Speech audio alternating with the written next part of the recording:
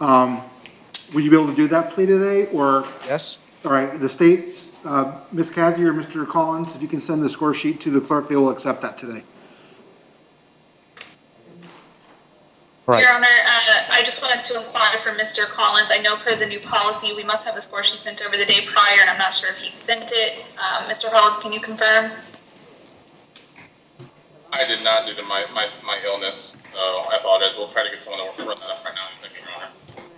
Yeah, I don't have any score sheets and I don't have any plea forms, I don't I have think. the plea form signed and everything, Your Honor. If, I don't have this, the state has not signed them, but they would be able to put on the record that the, I'm less worried about that issue. It's just the clerks will have to hold on to the paperwork before they can process it. We'll go ahead and accept the plea and get you on your way. all right. Do we have Rebecca Zapatier? Good morning, Your Honor. Good morning, Ms. Zapatier. We're going to place you under oath. Please raise your right hand. Do you solemnly swear or affirm that the testimony you're about to enter into this case is the truth, the whole truth, and nothing but the truth, so help you God? Yes, I do. Mr. Shields? Your Honor, all right, let's start off with the violation of probation in 2020 CF 767. She's going to be admitting to violation condition number 5, specifically that she violated probation by being arrested and committing new law offenses in 2020 CF 2575 and 2020 CF 3341. The state is willing to revoke and terminate probation. She would be adjudicated guilty, be sentenced to 16 months in the Department of Corrections. I have 153 days time served on that. That's to be concurrent to 2020 CF 2575 and 2020 CF 3341. Moving on to the new law offense in 2020 CF 2575. She would enter pleas of no contest as charged in count 1 to resisting officer with violence. Count 2, she'd be pleading no contest to possession of methamphetamine. She'd be entering a plea of no contest in count 3 to possession of drug paraphernalia. And she'd be entering a plea of no contest in count 4 to prostitution. The result of this case would be in count 1, she'd be adjudicated guilty, be sentenced to 16 months in the Department of Corrections with credit for the time served, to pay court costs, cost of prosecution, $250 regional conflict counsel lien. Count 2, the possession of methamphetamine, she'd plead no contest.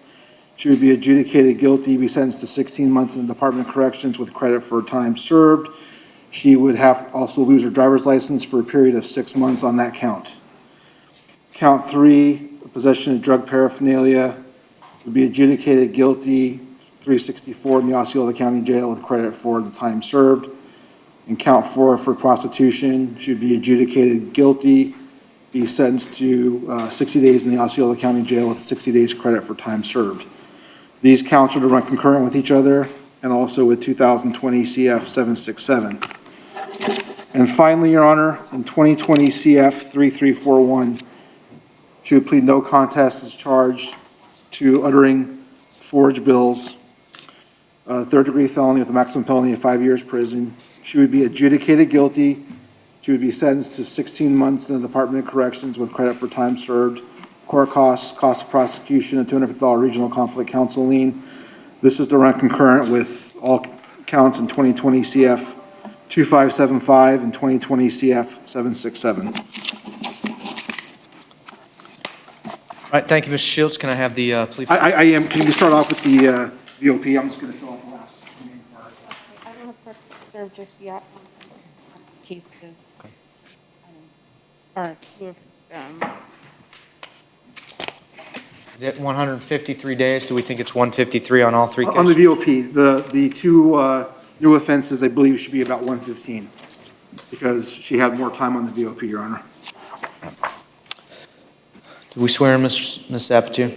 All right, thank you. Ms. Zapatier, I'm going to have 3 documents before the court. One's an admission that you violated probation in 2020 CF 767. The second is a plea form in 2020 CF 2575, entering a plea of no contest to 4 counts. And the third case is 2020 CF 3341, entering a plea of no contest to count 1. As to the allegations in the violation of probation in 2020 CF 767, do you wish to admit that you had violated probation in that case for the reasons alleged by your probation officer? Yes, I do. Thank you.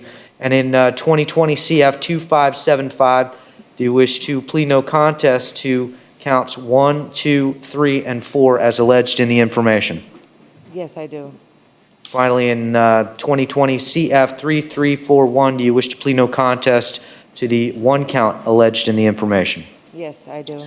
You understand as to the allegations in the violation of probation, you have a right to have a violation of probation hearing. At the hearing, the state of Florida will have to prove to the court, to me, by a preponderance of the evidence that you violated probation in a material and willful way. At that hearing, you could have had your own witnesses, you could have subpoenaed your witnesses, you could have participated in that hearing, had it recorded, and appealed any harmful error that occurred in that process. Do you understand you are giving up all of your hearing rights? Because if I accept this resolution, I'm going to go along with the agreement, we're not going to be having a hearing. Yes, I do. On the 2 new cases, do you understand that you have a right to have a jury trial? At the jury trial, the state of Florida would have to prove to a jury beyond and to the exclusion of every reasonable doubt you committed each element of every offense that you were charged with. At that trial, your attorney, Mr. Shields, would have been with you at trials. He would have cross-examined witnesses and examined evidence against you. You would have had a right to present your own witnesses and your own evidence if your witnesses had not wanted to come to court. You could have asked me to make them come to court with a subpoena. You could have testified at your trial, or you could have remained silent and not testified. That would have been your decision after you talked things over with your attorneys. And your jury would have been instructed not to consider that decision in any way in rendering a verdict. You would have had a right to have the trials recorded and appeal any error that occurred in that process. You understand you are giving up all of your trial rights because if the court accepts this resolution, I'm going to go along with these agreements. We're not going to be having trials in these matters. You understand all that? Yes, I do. Is anyone forcing you or pressuring you into making this decision?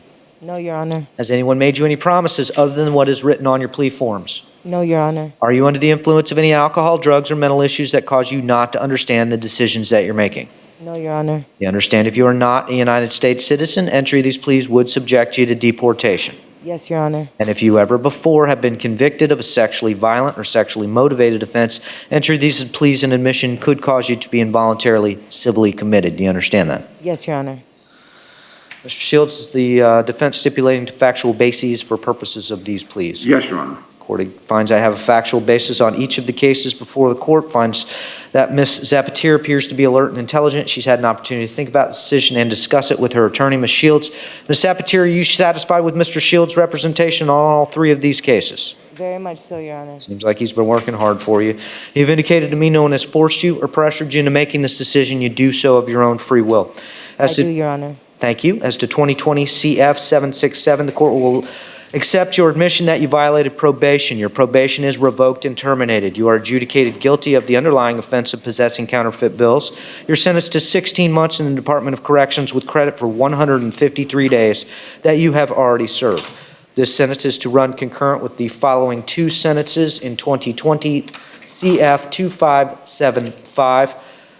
Court accepts your pleas of no contest to counts 1, 2, 3, and 4, resisting an officer with violence, possession of methamphetamine, possession of drug paraphernalia, and a violation of 796.072 subsection C.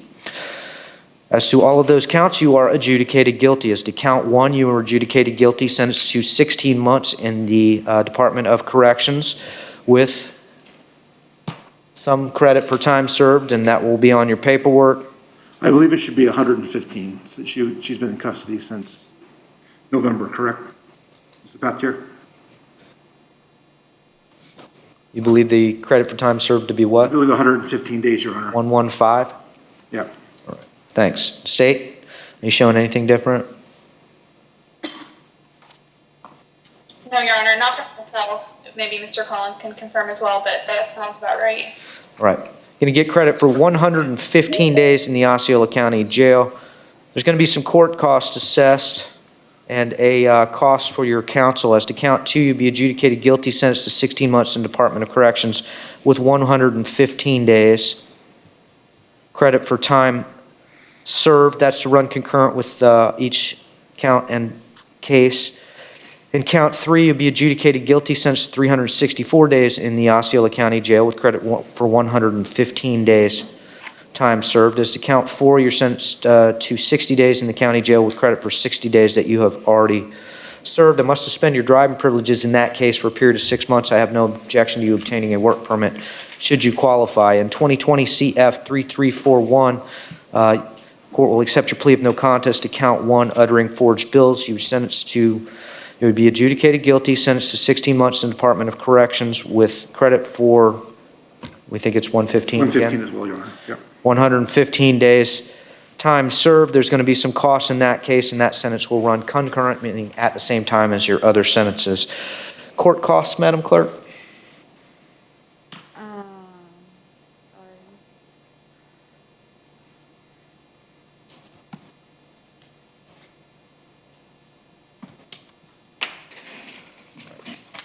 Your Honor, and I'm having one of my assistants run a score sheet up to you. Thank you very much.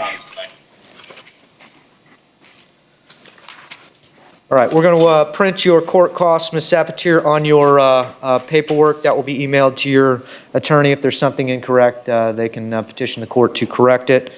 And you're going to have 30 days as to each case to appeal the judgment and sentence to the court. If you wish to do so, you must do it in writing. If you can't afford an attorney, one will be appointed for you. Thank you, Your Honor. Anything further, Mr. Shields? That's it, Your Honor, and thank you for doing this for me. Anything further, State? Nothing to say, Your Honor. All right, thanks. I'm going to admit the other private counsel.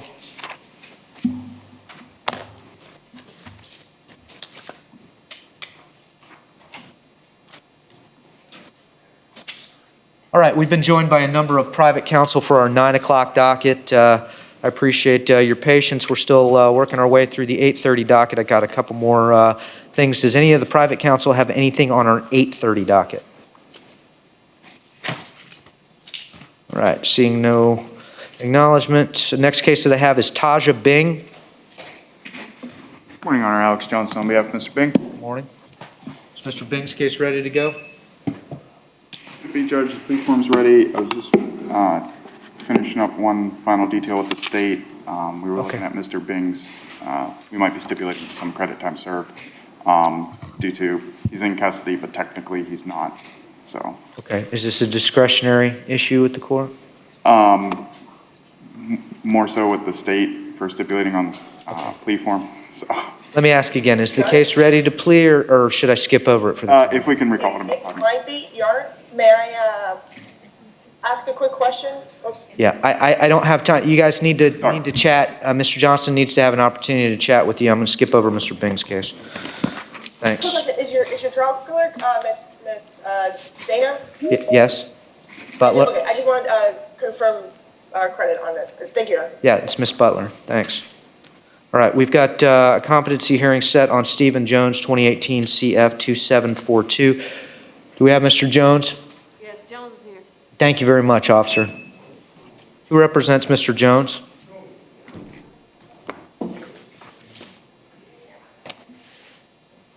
That's on behalf of Mr. Stephen Robert Jones. Thank you. CF 2742. All right, thank you.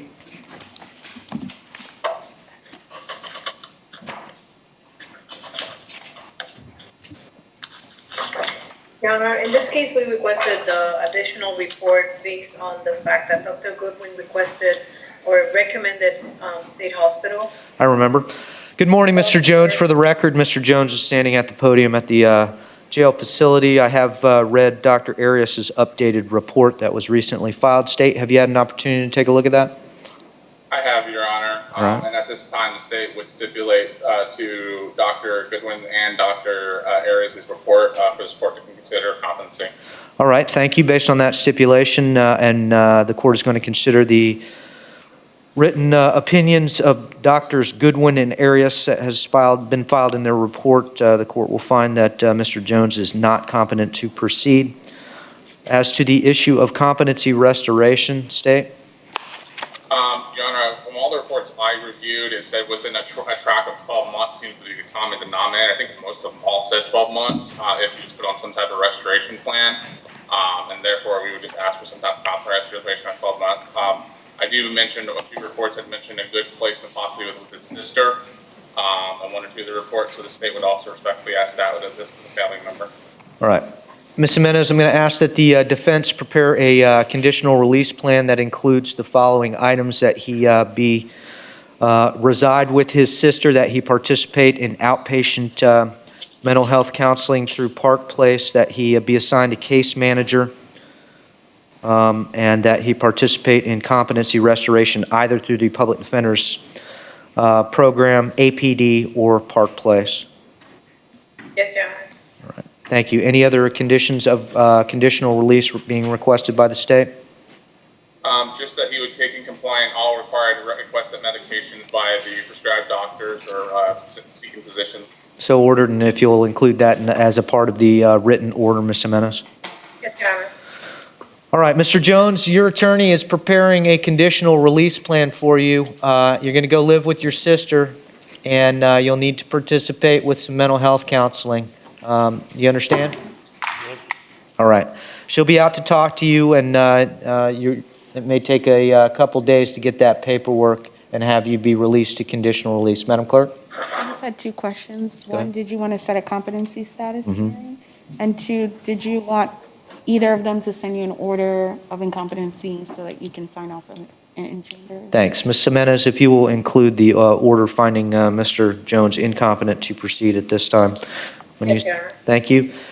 We're going to set Mr. Jones for a status hearing. It's going to be in April 26th. That's a Monday at 9 o'clock.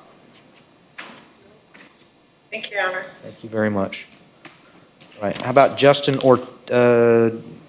did we call Justin Ortiz? Was that the one that we were circling back to? Yes, Your Honor. All right, thanks.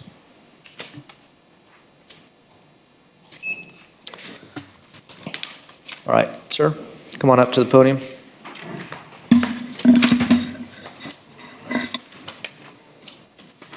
You want Justin Ortiz? Not at this time, thank you. All right, Mr. Sherman, have you had an opportunity to fill out our paperwork? Yes, sir. All right.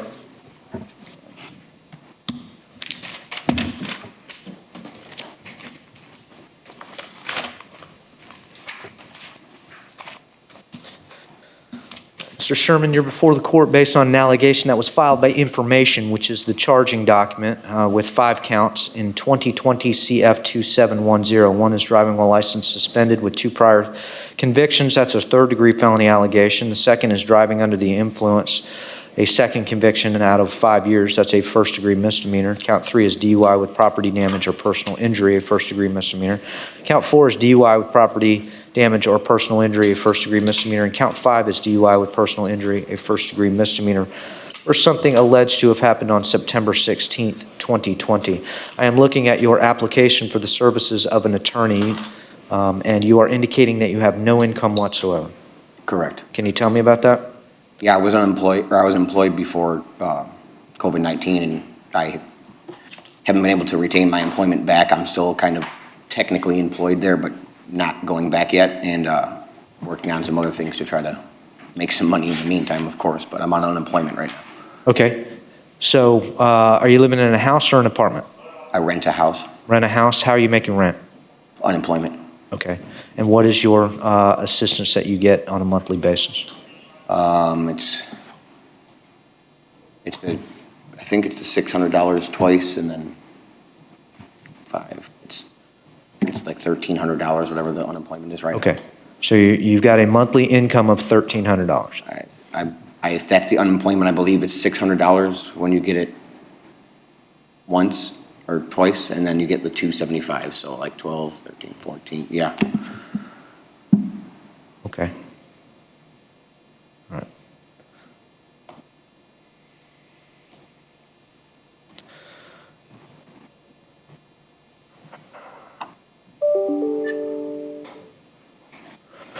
All right, based on your sworn responses, you do qualify for the services of the Public Defender's Office. I am going to appoint them to represent your interests. We're going to accept a plea of not guilty as to these variety of allegations today. And I'm going to set you a new set of court dates in the future. Your obligation is to make an appointment with your newly appointed attorney. We'll give you some contact information today. Sit down with them, and they'll let you know what the next steps are before the first set of court dates that you hear. Thank you, sir. Just have a seat, I'll get you the paperwork. Pretrial of March 24th, trial date of April 5th.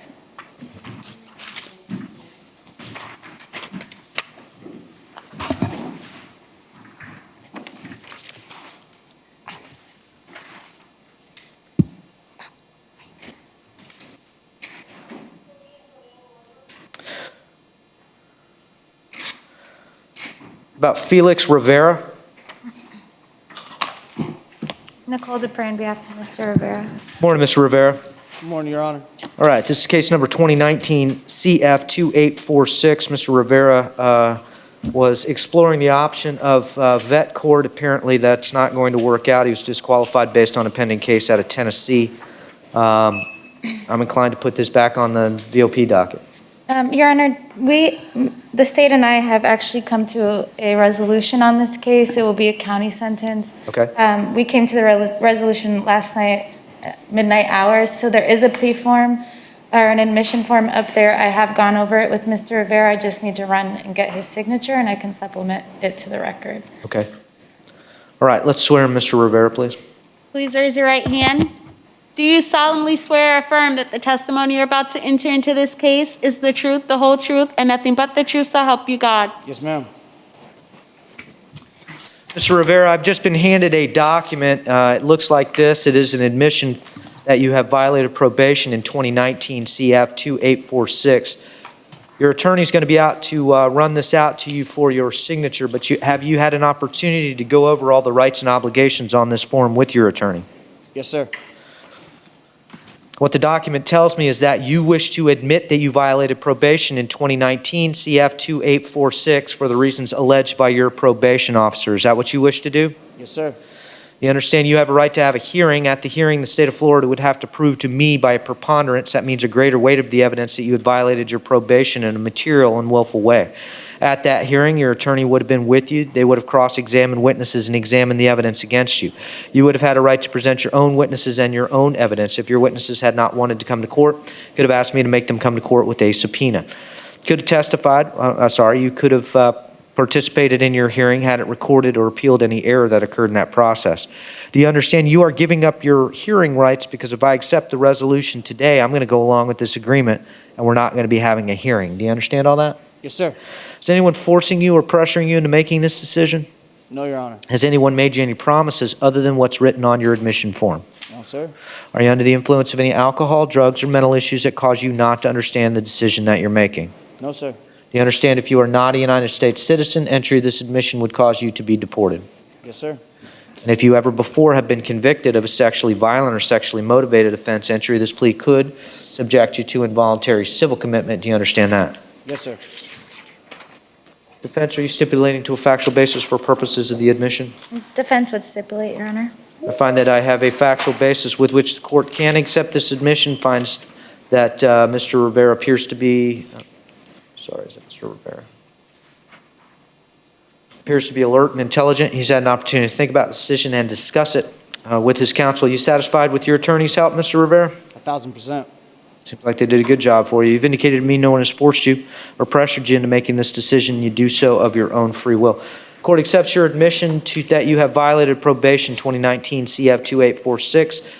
Your probation will be revoked and terminated. You are sentenced to 139 days in the Osceola County Jail with credit for the time that you have already served.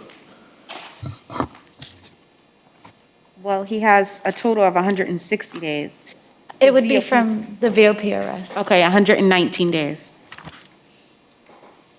Okay, so it's a 139-day sentence with credit for 119 days. It had a documentation on your admission form that you were attempt to enter a substance abuse program and complete the classes. I don't think you're going to have an opportunity to do that. You're not going to be there that long, but any costs that you owed are going to be paid to the clerk of the court collection program within a period of 12 months. As long as you're making little payments to them, they'll be fine. If you don't make your payments, they could suspend your driving privileges. Do you understand? Yes, sir. You're going to have 30 days from today's date to appeal the judgment and sentence of the court. If you wish to do so, you must do it in writing. If you can't afford an attorney, one will be appointed for you. Anything further from defense? Not from the defense. Anything further from the state? All right.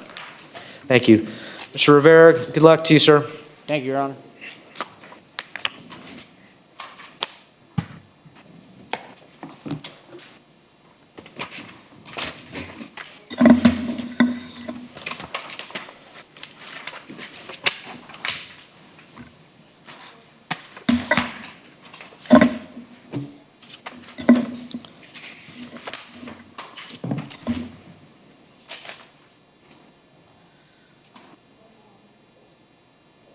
Thurston Thurebe. Nicole DePree on behalf of Mr. Thurebe. We can give him one if possible, due to his classification. Okay, we need to recall Mr. Thurebe. Your Honor, I believe we could handle the status without Mr. Thurebe. Does the defense wish to waive his appearance for purposes of today's hearing? Defense would waive, Your All Honor. right, thanks. I saw that there was a report that was contemplated. Have we got any results back? Your Honor, we were scheduled, Dr. Skaczynski arrived to my office, Mr. Thurebe was at the video in the jail, and the system went down, so we were unable to complete the evaluation, and it's being rescheduled. All right. Okay, we're not going to need Mr. Thurebe brought to the courtroom out at the jail. We're going to reset Mr. Thurebe's competency status date. How far out makes sense, Mr. Brown? I would ask at least 30 days. Let's do it on Wednesday, March 31st, 3/31 at 8:30.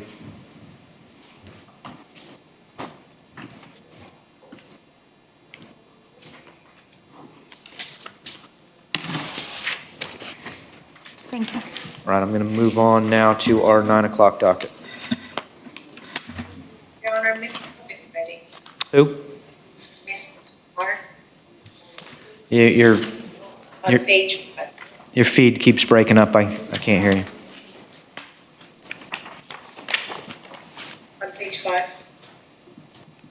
Ms. Snar? Yes. All right, thanks. Crystal Snar?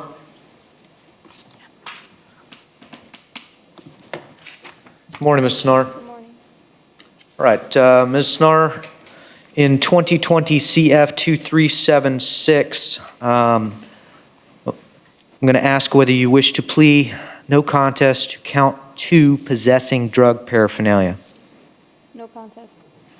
Do you understand that you have a right to have a hearing as to that misdemeanor allegation? At the hearing, at the trial, the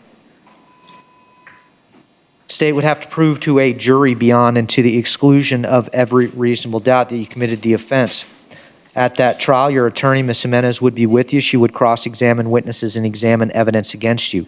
You would have a right to present your own witnesses and your own evidence. If your witnesses had not wanted to come to court, you could have asked me to make them come to court with a subpoena. You could have testified or remained silent and not testified. That would have been your decision after you talked things over with Ms. Jimenez, and your jury would have been instructed not to consider that decision in any way in rendering a verdict. You would have had a right to have the trial recorded and appeal any error that occurred in that process. Do you understand you are giving up all of your trial rights because if the court accepts this resolution, I'm going to go along with the state's offer, which is 20 days in the Osceola County Jail with credit for the 13 that you have already served, and we will not be having a trial in this matter. Do you understand that? Yes, Your Honor. Is anyone forcing you or pressuring you into making this decision? No, Your Honor. Has anyone made you any promises other than what we're talking about? Did we swear in, Ms. Snar? I don't think we did. Please raise your right hand. Do you solemnly swear or affirm that the testimony you're about to enter into this case is the truth, the whole truth, and nothing but the truth, so help you God? Yes, I do. Ms. Snar, all the recorded responses that you just gave me, are they true and correct? Yes, sir. Is anyone forcing you or pressuring you into making this decision? No. Has anyone made you any promises other than what we just talked about? No. Are you under the influence of any alcohol, drugs, or mental issues that cause you not to understand the decision that you're making? No. Do you understand if you're not a United States citizen, entry this plea would subject you to deportation? Yes. And if you ever before have been convicted of sexually violent or sexually motivated offense, entry these pleas could subject you to involuntary civil commitment. Do you understand that? Yes, I do. All right. Thanks. Ms. Jimenez, is the defense stipulating to a factual basis for purposes of the plea? For purposes of the plea. Thank you. Court accepts that stipulation, finds I have a factual basis with which the court can accept your plea. Find that you appear to be alert and intelligent, Ms. Snar. You've had an opportunity to think about the decision and discuss it with your attorney, Ms. Jimenez. Are you satisfied with Ms. Jimenez's help? Did you hear me? No. Can you repeat that? Are you satisfied with your attorney's help in this matter?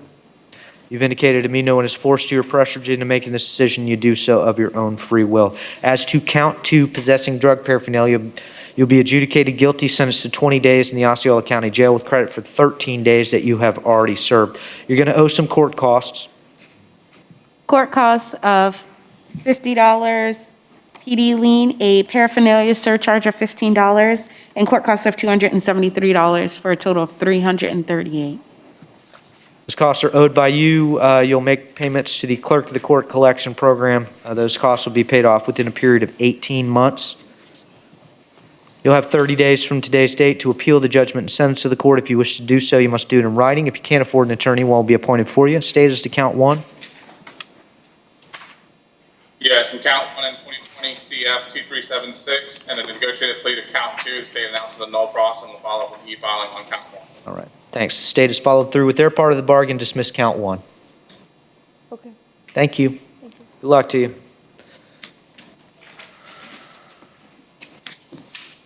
Thank you. All right. Thank you, Ms. Menace. All right. For the private counsel that are waiting, and we have private counsel in court as well on our 9 o'clock docket. Anybody ready to go? I'm ready, Your Honor. All right. Taylor. All right. You have Mr. Silver. That is correct. Is this a negotiated plea, Mr. Taylor? Your Honor, the VOP is a negotiated plea. The others are up to the court. We filed a motion for youthful offender. All right. Is this going to We be? talked about this. I remember. Is this going to be a lengthy discussion, Mr. Taylor?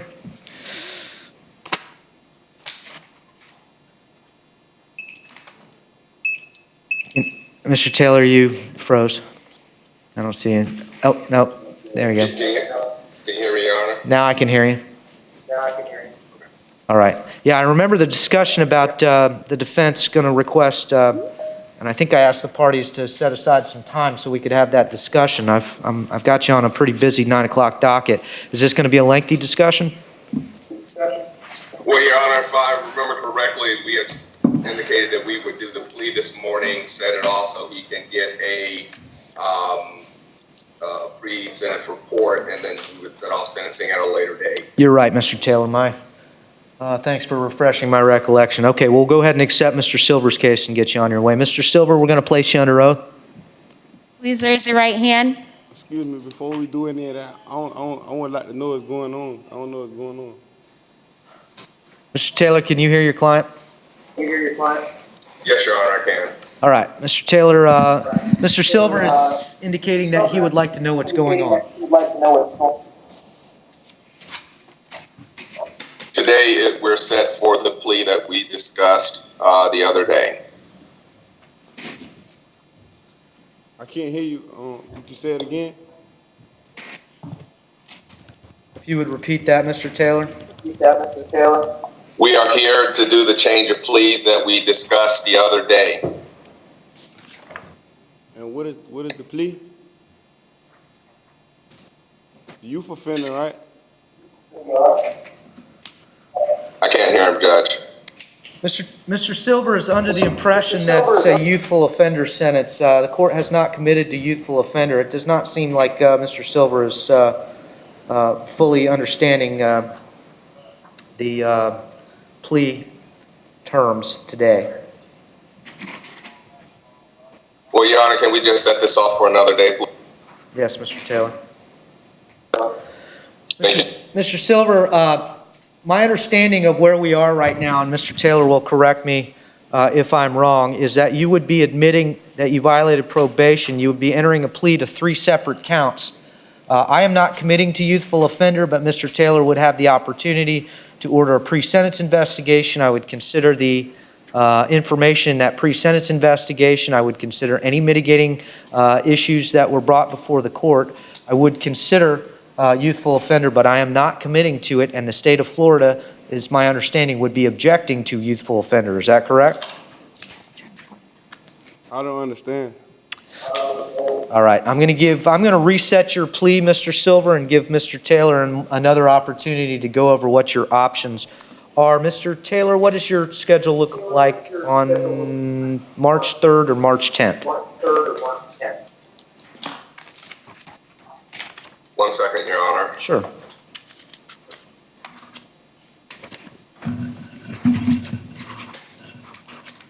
March 10th is fine, Judge.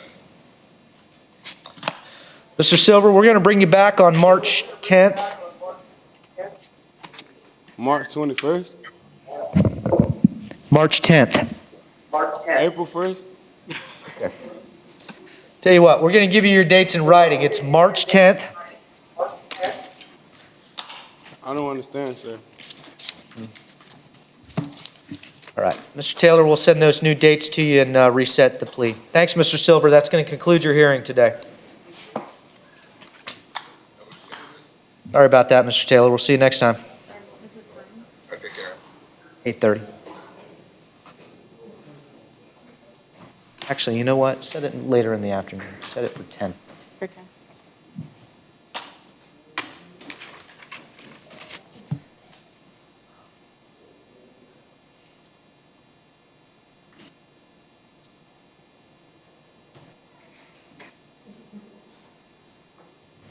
All right.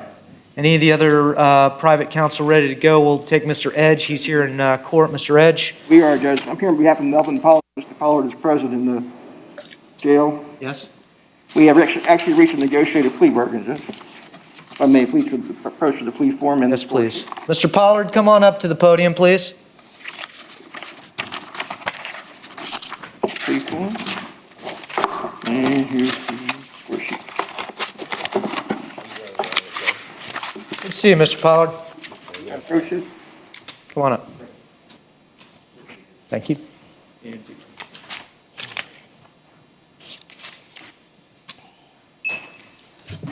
Mr. Pollard, we are going to place you under oath.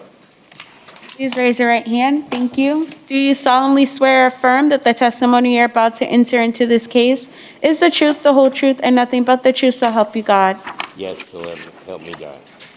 All right, thank you. Mr. Edge, your handwriting's about like mine. You're going to have to translate for me. I know, it's pretty bad, Judge. I apologize. Okay, Your Honor, with your permission, we're going to withdraw our previously entered plea of not guilty, enter plea of no contest to count 1, possession of firearm by a convicted felon. Count 2 will be null prost. Count 3 will be null prost. Count 4 will be, which is a misdemeanor driving license suspended. We're going to plead no contest to that. In count 1, the state has agreed to waive the 3-year mandatory minimum. There'll be no further incarceration. He's going to receive a credit time and service sentence, followed by 24 months of probation. And on probation, he's going to do the duelist fact class. He'll possess no weapons or firearms. He will not drive a car without a valid driver's license. No early termination probation. Fines and court costs. And in count 4, credit time served. All right. As charged in the information, is that a lawful sentence? Can the state waive a minimum mandatory? Yes, I believe they can, just like they can with drug mandatories. The court can't, but I believe the state can as far as a negotiated plea bargain. Yes, Your Honor, that's my understanding as well, at least under our new administration and guidance. I believe that we can, if needed, I can amend count 1 if Your Honor would prefer, but it's my understanding that the city can waive the min-man. I think there needs to be an amendment of the information. I don't think that that's lawful for them, once charged by information, to waive the minimum mandatory. We've done it before. I can't remember which court. I think that's a legal fiction because, Okay, everybody kind of shrugs and says nobody's going to appeal it, but I think it's going to require an amendment of the information. I'm happy to, if Ms. Cassie wants to orally amend and you want to waive any defects. Right, because I do want to get him out of jail today if possible. Understood. Right, yes. All right, what would there be an amendment of? Just removing the minimum mandatory firearm? Perhaps you could plead just to the simple possession of a firearm, Your Honor, not with the min-man. That'd be fine. Possession. Either that or carrying the concealed firearm. It was allegedly in his pocket, Judge, so that would qualify. Right. All right, that's up to the state, so let me know what the oral amendment will reflect. And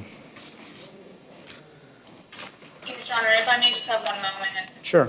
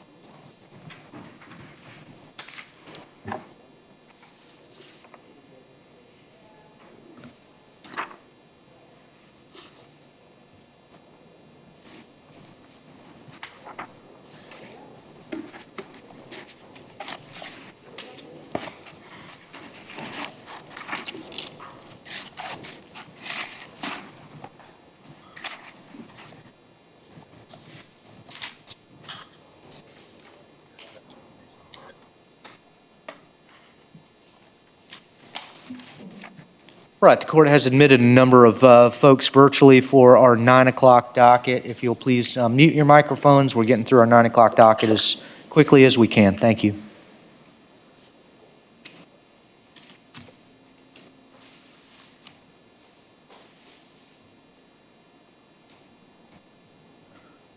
Just as a thought, count 2 is possession of ammunition by a convicted felon that does not carry a.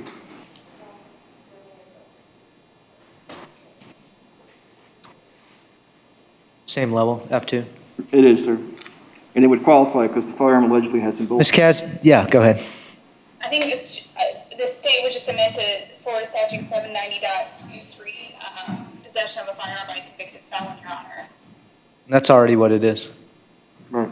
I think it's sub 2.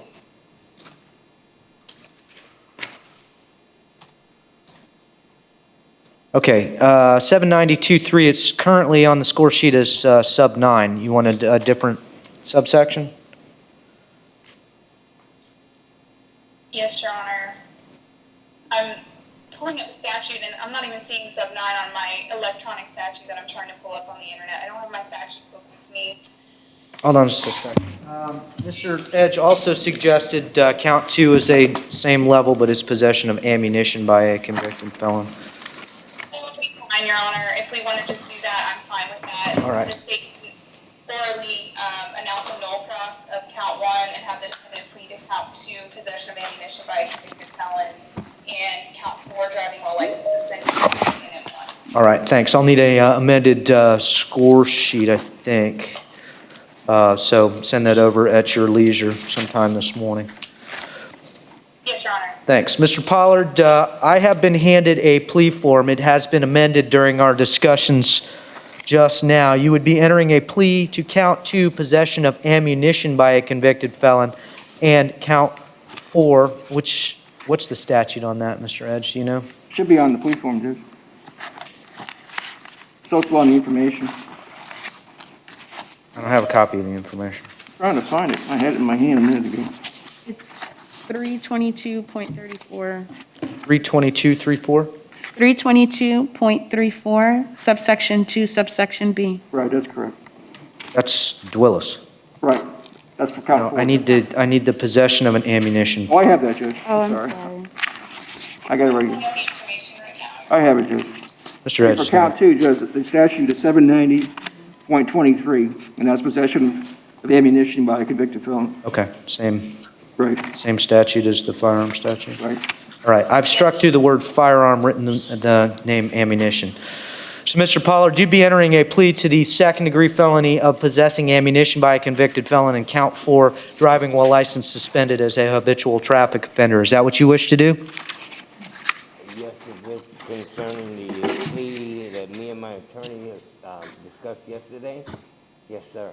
All right. So, yes, the sentence would be what you discussed with Mr. Edge. Yes, sir. All right. Thank you. You understand, as to those allegations, you have a right to have a jury trial, and at the jury trial, the state of Florida would have to prove to a jury beyond and to the exclusion of every reasonable doubt you committed each element of the offenses that you were charged with. Yes, sir. At that trial, is this also a VOP? No, sir. Okay. At that trial, Mr. Edge would have been with you. He would have cross-examined witnesses and examined the evidence against you. You would have had a right to present your own witnesses and your own evidence. If your witnesses had not wanted to come to court, you could have asked me to make them come to court with a subpoena. You could have testified or remained silent and not testified. That would have been your decision after you talked things over with Mr. Edge, and your jury would have been instructed not to consider that decision in any way in rendering a verdict. You would have had a right to have the trial recorded and appeal any error that occurred in that process. Do you understand you are giving up all of your trial rights because if the court accepts your pleas to count 2 and count 4, I'm going to go along with the agreement that has been worked out between you, the state, Mr. Edge, and Ms. Casey, and we are not going to be having a trial in this matter. Do you understand that? Yes, sir, I do. Okay. Do you understand that this contemplates probation if you later willfully and materially violate your probation by perhaps committing a new law offense, by doing something like driving without a valid driver's license? You will be right back here because you can be sentenced up to the maximum sentence, which in your case would be up to, looks like 16 years incarceration. Do you understand that? Yes, sir. Is anyone forcing you or pressuring you into making this decision? No, sir. Has anyone made you any promises other than what is written on your plea form? No, sir. Are you under the influence of any alcohol, drugs, or mental issues that cause you not to understand the decision that you're making? No, sir, not at all. Do you understand if you are not a United States citizen, entry of this plea would subject you to deportation? Yes, sir. And if you ever before have been convicted of a sexually violent or sexually motivated offense, entry of this plea could subject you to involuntary civil commitment. Do you understand that? I understand that. Your plea form has the set of initials MTP after each of the 26 paragraphs and a signature Melvin T. Pollard above the word defendant. Did you have a chance to initial and sign this document? Yes, I did, sir. Did you have enough time with Mr. Edge to go over this document, and did he answer all your questions? Yes, he did, sir. Are you satisfied with Mr. Edge's help in this matter? Yes, I am, sir. He's been working awful hard for you. Yes, sir, I do see that, and I appreciate that very, very much, sir. You've indicated to me no one has forced you or pressured you into making this decision, and you do so of your own free will. As to counts 2, which is the second-degree felony of possessing ammunition by a convicted felon, and count 4, driving while license suspended as a habitual traffic offender. Is that a first-degree misdemeanor, or is that a That's the first-degree misdemeanor, Judge. Count 4 you're talking about. Yes. The court will adjudicate you guilty. As to count 1, you're going to get credit for the time that you have already served in jail. Count 2, Count 2, sorry, 327 days. which is 327 days. That is to be followed by 24 months of supervised probation. As a condition of that probation, you are going to take the driver while license suspended fact class. You are to possess no weapons, definitely no firearms, Mr. Pollard. Yes, sir. You are not to drive a vehicle without a valid driver's license. The court will be objecting to any request to early terminate, but the law says that I must consider each and every request, but at each time the state will be objecting to any early termination. You will owe fines and court costs. Court costs of $418, a $100 cost of prosecution, $100 contract attorney lien, for a total of $618. I'm going to make that a condition of your 24 months of probation, so you have the whole 24 months to pay off those court costs. As to count 2, you're going to be adjudicated guilty and sentenced to the time that you have already served in the jail, 327 days. which is 327 days. As to both of those counts and this sentence, you have a right to appeal. If you wish to appeal, you must do it in writing. If you can't afford an attorney, one will be appointed for you. Ms. Cassie, announcements as to the other counts?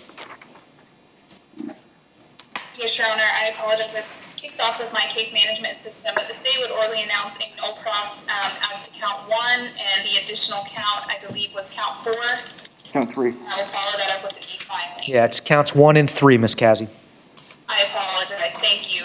The state would orally announce no process to counts 1 and 3, and I'll follow that up with an e-filing. Thank you, Your Honor. Thank you. Mr. Pollard, as to 2019 CF 2228, you will be released today. You need to report to a probation officer no later than tomorrow by 4 o'clock. Do you understand? Yes, sir. Judge, if I may, he's being held on a misdemeanor in front of Judge Arendas. He's arranging for bond. Okay. So theoretically, we don't know if the bondsman is going to be able to bond him out today or not.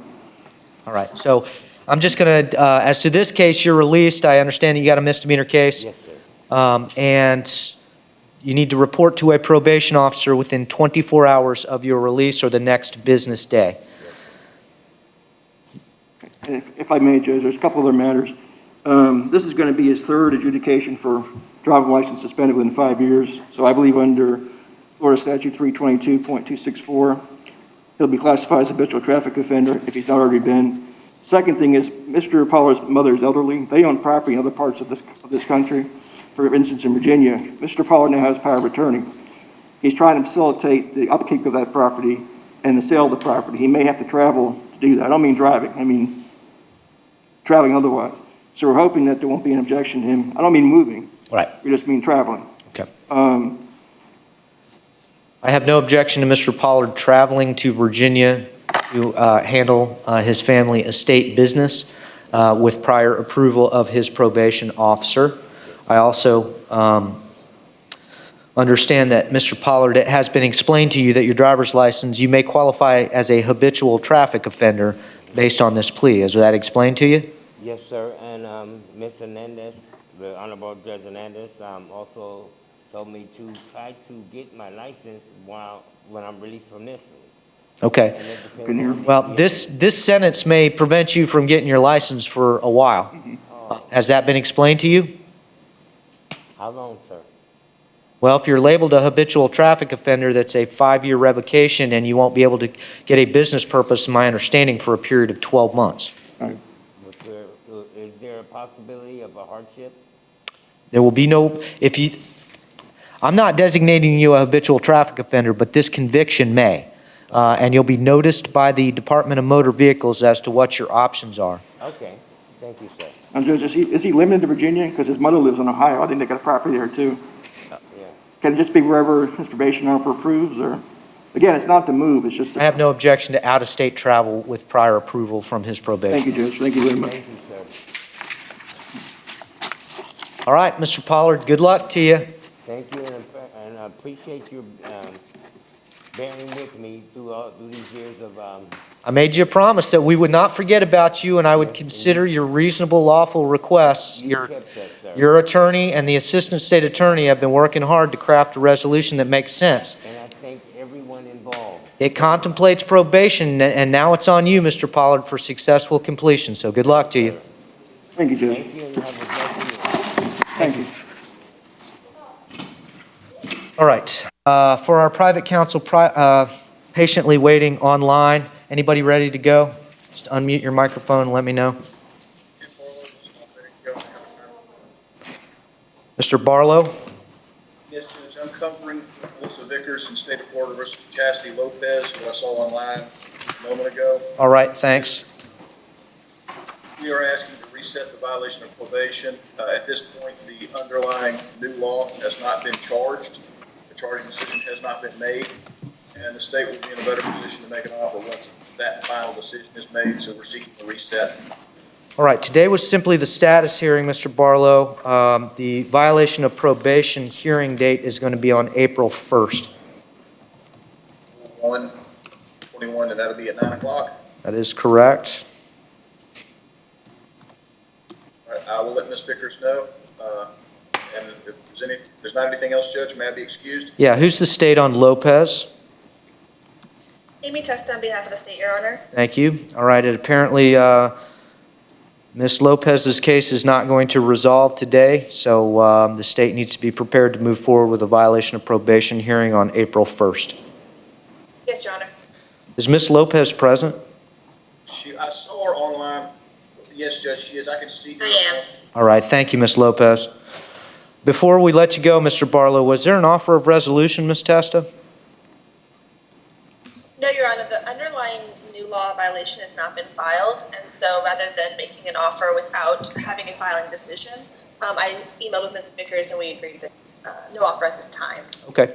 All right, it will remain on for a hearing 4/1 at 9 o'clock. Thanks, Mr. Barlow. Thank you, Judge. And Your Honor, Evan Self here. Mr. Self, good morning. Good morning, Your Honor. I have John Randolph. Similar situation to Mr. Barlow's client there. Mr. Randolph has an underlying new law violation, misdemeanor DUI. Right. We've just recently been provided some evidence, obviously, in that case. All right. Judge John Savage has reset that case for a pretrial in April to allow us to file some motions, which we anticipate will be heard prior to that pretrial. We're just requesting a rescheduling. I believe the violation of probation hearing is scheduled for tomorrow before Your Honor. Am I set for tomorrow? It is, Your Honor. It is. All right. The state was going to be asking for a continuance too, Your Honor, because I'm going to be adding additional witnesses based on his FDLA urine results. Came back positive. And I believe there's also an amended VOP that should be filed with the court as well. All right, thanks. We've got an amended VOP. Is your client here, Mr. Ursel? He is on video, Your Honor. All right. Mr. Randolph, can you hear me? Yes, sir. All right, thank you. Mr. Randolph, I am holding a amended violation of probation allegation. It is dated February 10th, 2021. Indicates a violation of condition 2, getting behind on court costs, a violation of condition 5. That was the new law offense that Mr. Self referenced, a violation of condition 7, which is using intoxicants to excess, a violation of condition 10, which is getting behind on your court costs. There are additional violations.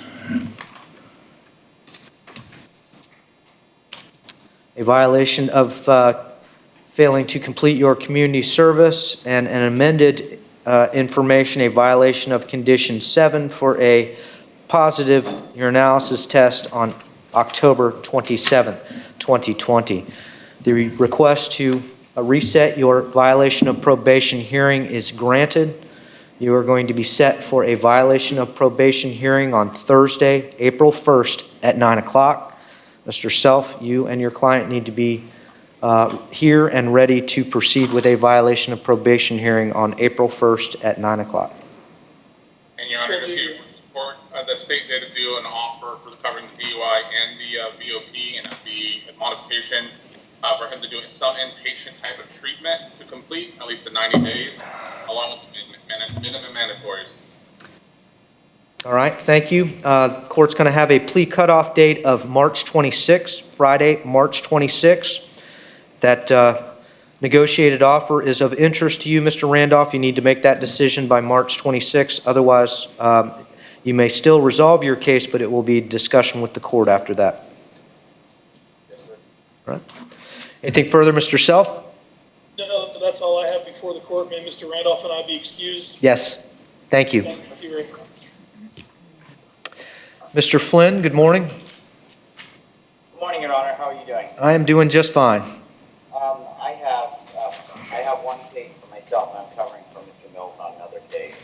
I think I see Mr. Mills on here, but Blaze Allright, yeah. I apologize to the court. All right. Your Honor, I've had... Hold on just a sec. Hold on just a sec, Mr. Flynn. Do we have Blaze Paryag?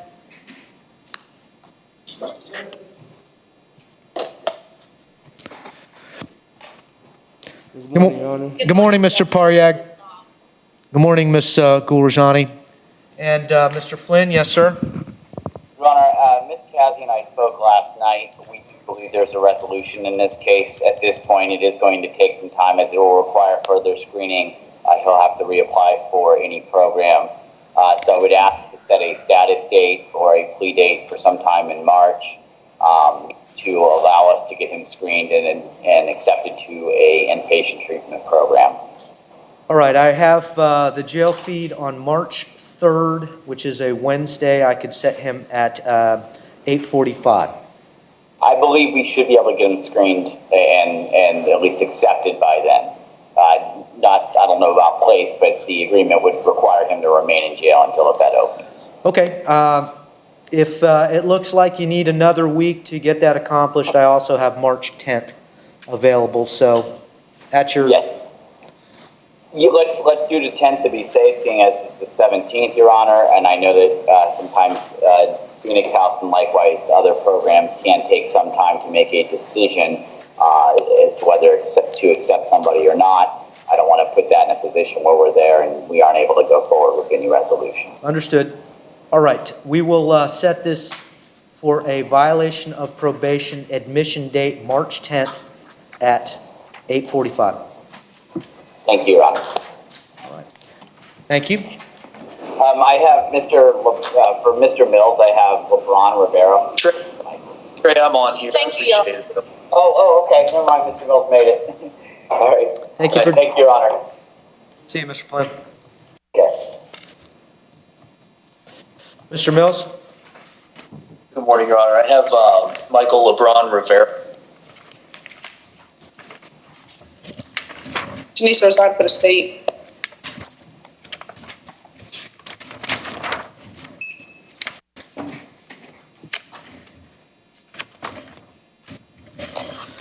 All right, thank you. This is 2018 CF 2458, Michael LeBron Rivera. Do we have Mr. Rivera? He's here. Can you see him in the gate or no? Is he back in the back? Right. Yeah, okay. Mr. LeBron Rivera, can you give me a wave if you can hear me? If you can give me 1 minute, I'll bring him up to the podium. Okay, yeah, I can't see him. We can hardly hear. I can't see him if he's on the left. Hold on just a sec, Mr. Mills. No problem, thank you. There's a notation, he might need an interpreter. Mr. Mills, does your client need an interpreter? I don't believe so, Your Honor.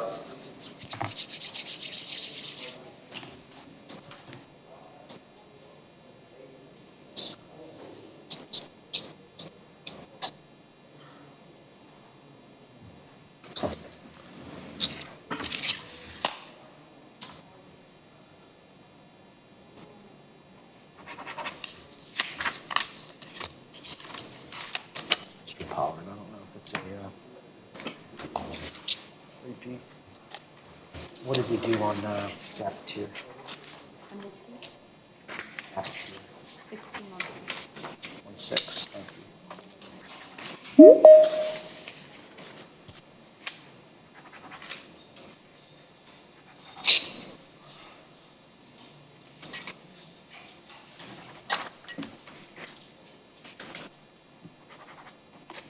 Okay, he's here. Thank you. All right, Mr. Mills? Yes, Your Honor. I'd like to leave this case set for the April date. I've got an offer from the state. I'm scheduled to meet with Mr. LeBron Rivera on Friday to discuss that and moving forward with his case. So that's where we're at with it. Who's the state, Ms. Rosado? Yes, Judge. What's the offer of resolution? 18 months DLC, revoke and terminate. All right, Mr. Mills, when do you anticipate going out? I'm set Friday, Judge. Set for Friday. Can I give you a status date on March 3rd to find out where we are? Yes, sir. And could I inquire, not having the docket there, I don't know if there's a docket there with the current time served on it? 113 days total, VOP time of 23. 113 with 23 VOP days. Oh. All right, so we will set a violation of probation hearing for April 1st, and we're going to do a admission status date of March 3rd, 3/3, and we'll do that at 9 o'clock. Mr. Mills, you can appear remotely if that's helpful. Thank you, Judge. I appreciate it. All right, Mr. LeBron Rivera, Mr. Mills is going to be out to talk to you this week, and then we're going to bring you back in a couple weeks to see where we're at. And your violation of probation hearing is set for April 1st. Thank you, Judge. May I be excused? Of course. All right. Let's see. Got some folks. I think we had Mr. Melendez. Mr. Melendez, good morning. Good morning, Your Honor. Thanks. Alberto Melendez for the defense. Thanks for your patience, Mr. Melendez. Your client's name, please? Jonathan Suarez Fonseca, case number 2019 CF 4130.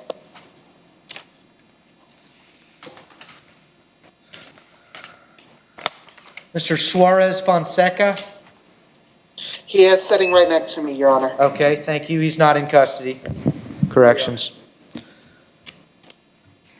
All right, thank you. Mr. Suarez Fonseca is here on a violation of probation status hearing 2019 CF 4130. Ms. Cassie, is this one yours? Yes, it is, Your Honor. All right. Is there an offer of resolution? Yes, Your Honor. I did extend an offer of resolution to include an adjudication of guilt. The defendant did previously receive a withhold. I would reinstate him to probation with the condition that he must register and or comply as a convicted felon within 30 days of accepting this offer. And then additionally, there would be an additional 75 community service hours for him to complete and all other terms and conditions previously imposed. Mr. Melendez, have you had an opportunity to go over that offer with your client? I just reviewed that offer with my client, Your Honor. However, at this time, we would be asking for some continuance on this case. There, as you know, there's a new law violation, case number 2020 MM 3065. I've not been able to resolve this particular matter yet, and I'm hoping to find a resolution on that case prior to resolving or accepting a resolution on this case. Give me just a moment.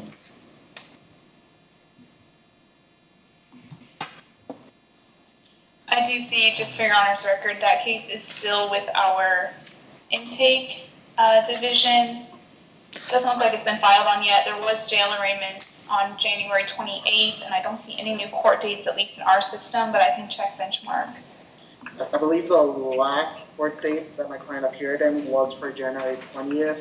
It is my understanding that that is actually where he was arrested for KPF on this case.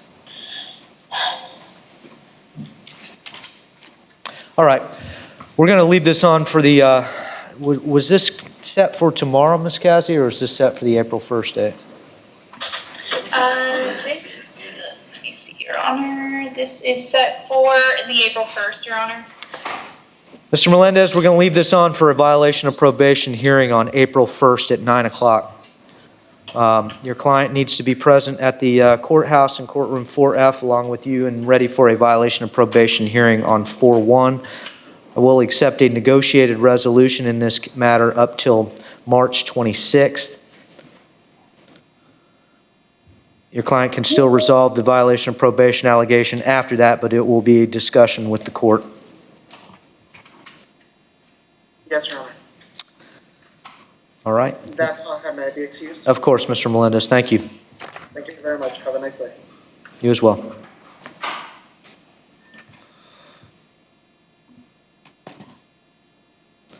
All right, I have a number. I see Mr. Seibel, and I have a telephone number. The telephone number is 818-0263. Can you identify yourself for us, please? Robert Bailey. Thank you, Mr. Bailey.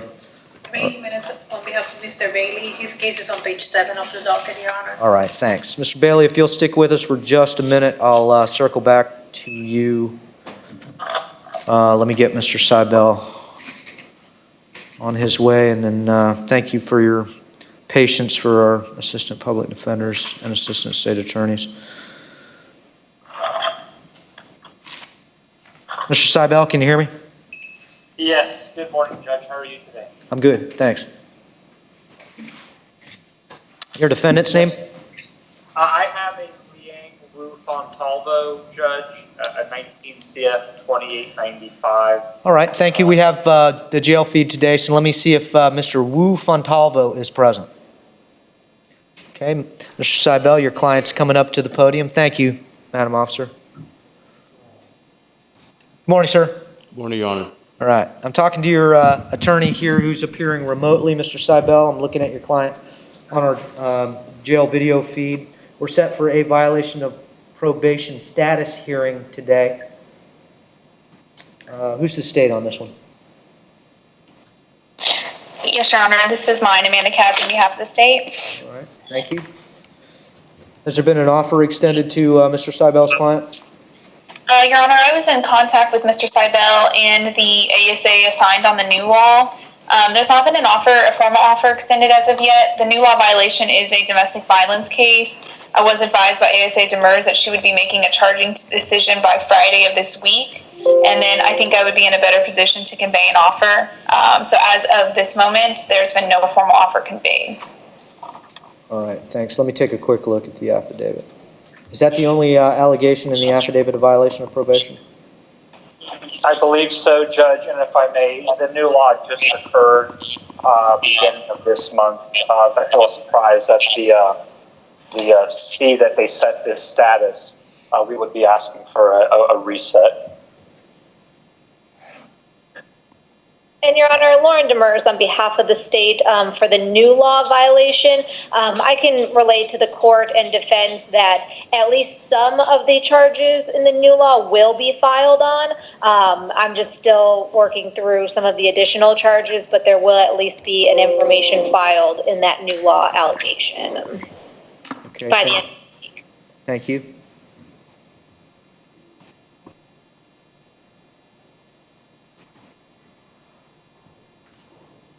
Yeah, I see the violation of probation allegation on 2-2. You guys got set pretty quick. I'm inclined to give this a new status date. That would be a violation of probation status date in March.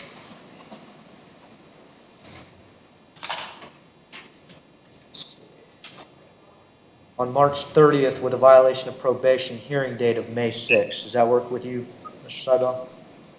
That should, Judge, if I may just have one moment. Yes, Judge, that's fine. State?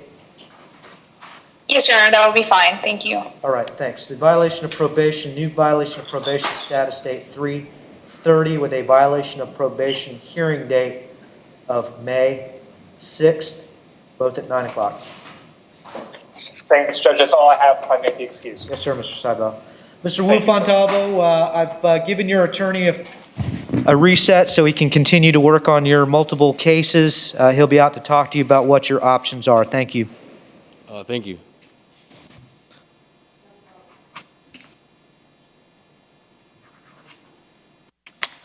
All right, that was the last of the private counsel that I saw on our jail, on our feed. Any other private counsel present remotely? Seeing none, we're going to work our way ourselves through the docket. I have, take a minute.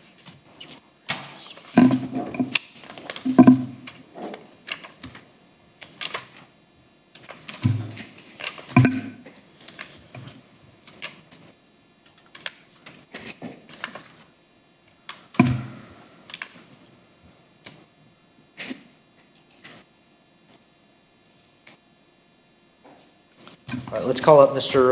Rodriguez. Moises Rodriguez.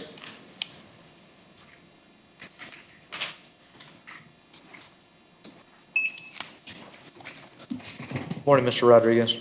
All right, Mr. Rodriguez, you're here on a violation of probation status date along with a determination of counsel date. I have taken a look at your application for the services of the Public Defender's Office. You are indicating to me that you have no income whatsoever. Can you talk to me about that? Yeah, I have so much to pay. I'm still paying off my bond, and I have. Okay, how are you paying off your bond? My wife, she paid half of it, so we still have to like pay weekly, and it's difficult because she's pregnant too as well. So I'm doing my best to get myself a new job and everything. I hear what you're saying, but you're telling me that you have no income whatsoever. Nobody has no income. So how are you getting money to exist? No, she works. My woman works, but we don't get paid too much. Gotcha. Do you live in a house or an apartment? An apartment. Okay. And is she paying all the rent? Yes, her school does. And what's the rental amount? 11? What's the rent amount? The rent was like 9, almost 1,000. Okay. All right. She's paying all of that. And she's buying all the food. The food is difficult. I try to trying to get like food stamps or whatever. Try to, I had a job. I couldn't. It was too far from me. Understood. It was just too much. She was getting sick too. Lately I've been, going through a lot. It's personal, Okay.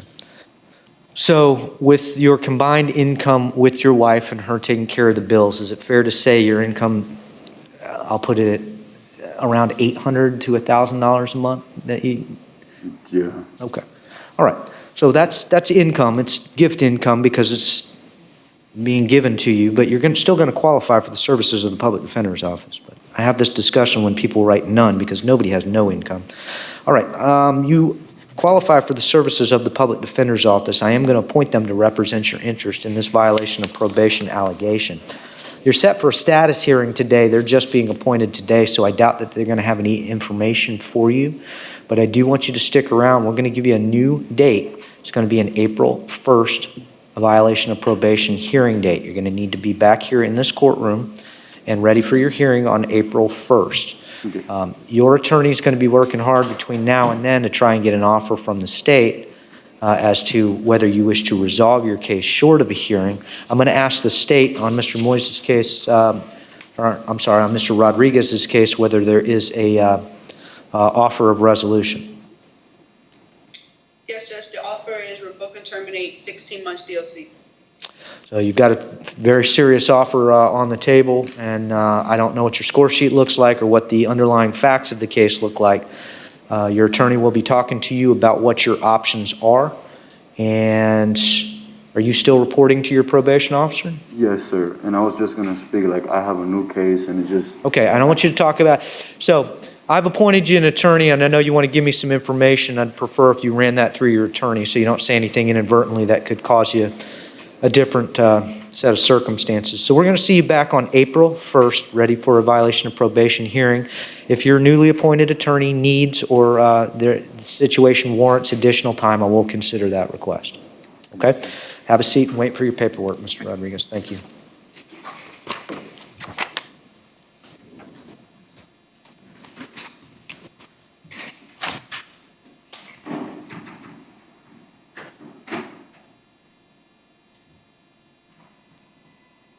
Ms. Rosado, any witness issues you know about regarding that 4-1 date? Not as of yet, Judge. All right, thank you. Okay. Mr. Prey, shall we circle back to some of the plea resolutions on our 8:30 docket? Yes, Your Honor. I'm ready to move forward with the Ortiz case, if you'd like to call that. Justin Ortiz.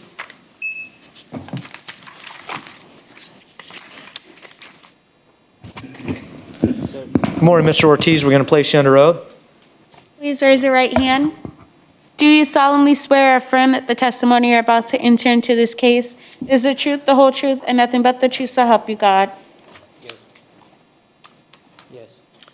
Mr. Ortiz, I've been handed a plea form. It's a 4-page document. It looks like this. It has a set of initials after each of the 26 paragraphs that look like a J and an O. And at the end of the document, there is the signature by the word defendant that says Justin Ortiz. Did you have a chance to initial and sign this document? Yes. What your initials and your signature tell me is that you've had enough time to take a look at this document, you've read it, you've understood it, you've gone over it with your attorney, Mr. Prey. Is that correct? Yes. It also tells me that you wish to enter a plea of no contest to 1 count of battery on juvenile facility staff. Is that what you wish to do? Did you say yes? Yes. I can't really. Do you understand you have a right to have a jury trial as to that allegation? At the jury trial, the state of Florida would have to prove to a jury beyond and to the exclusion of every reasonable doubt you committed each element of the offense that you were charged with. At that trial, your attorney would be present with you, would cross-examine witnesses and examine evidence against you. You would have had a right to present your own witnesses and your own evidence. If your witnesses had not wanted to come to court, you could have asked me to make them come to court with a subpoena. You could have testified or remained silent and not testified. That would have been your decision after you talked things over with your attorney, and your jury would have been instructed not to consider that decision in any way in rendering a verdict. You would have had a right to have the trial recorded and appeal any error that occurred in that process. Do you understand you are giving up all of your trial rights because if the court accepts this resolution, I will go along with the recommended sentence and we will not be having a trial? You understand all those things?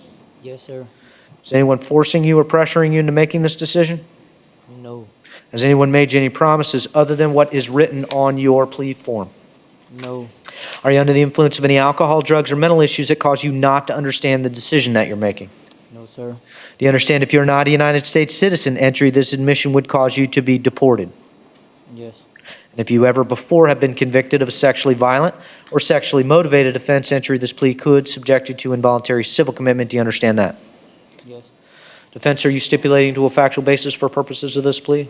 Yes, defense would stipulate for the plea, Your Honor. Thank you. Court accepts a stipulation that I have a factual basis with which the court can accept this plea. I find that Mr. Ortiz appears to be alert and intelligent. He's had an opportunity to think about the decision and discuss it with Ms. Dupre. His attorney, are you satisfied with Ms. Dupre's help?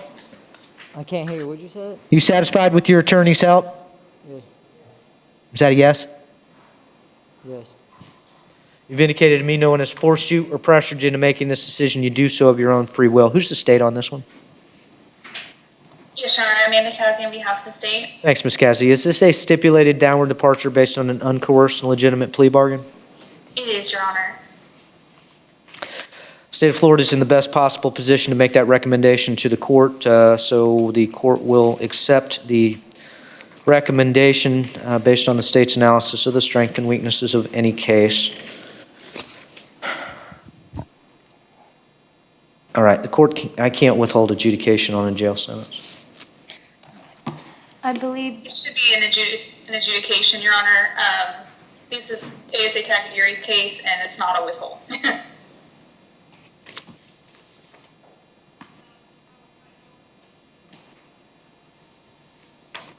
sorry, one moment, Your Honor. Sure.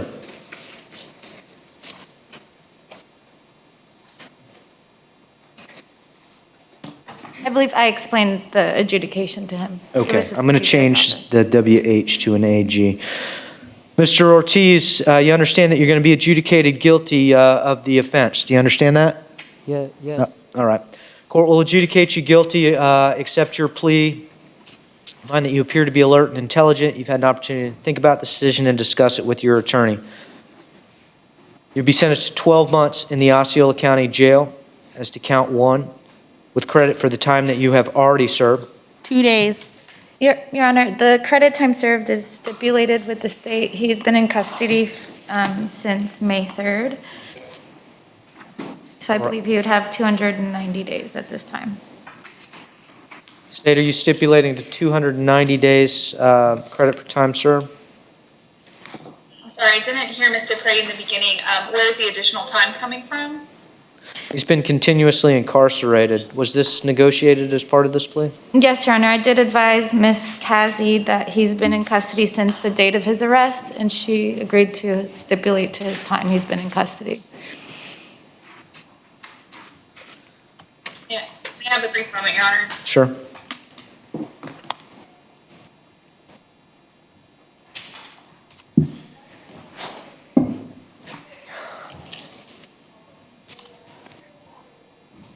Thank God.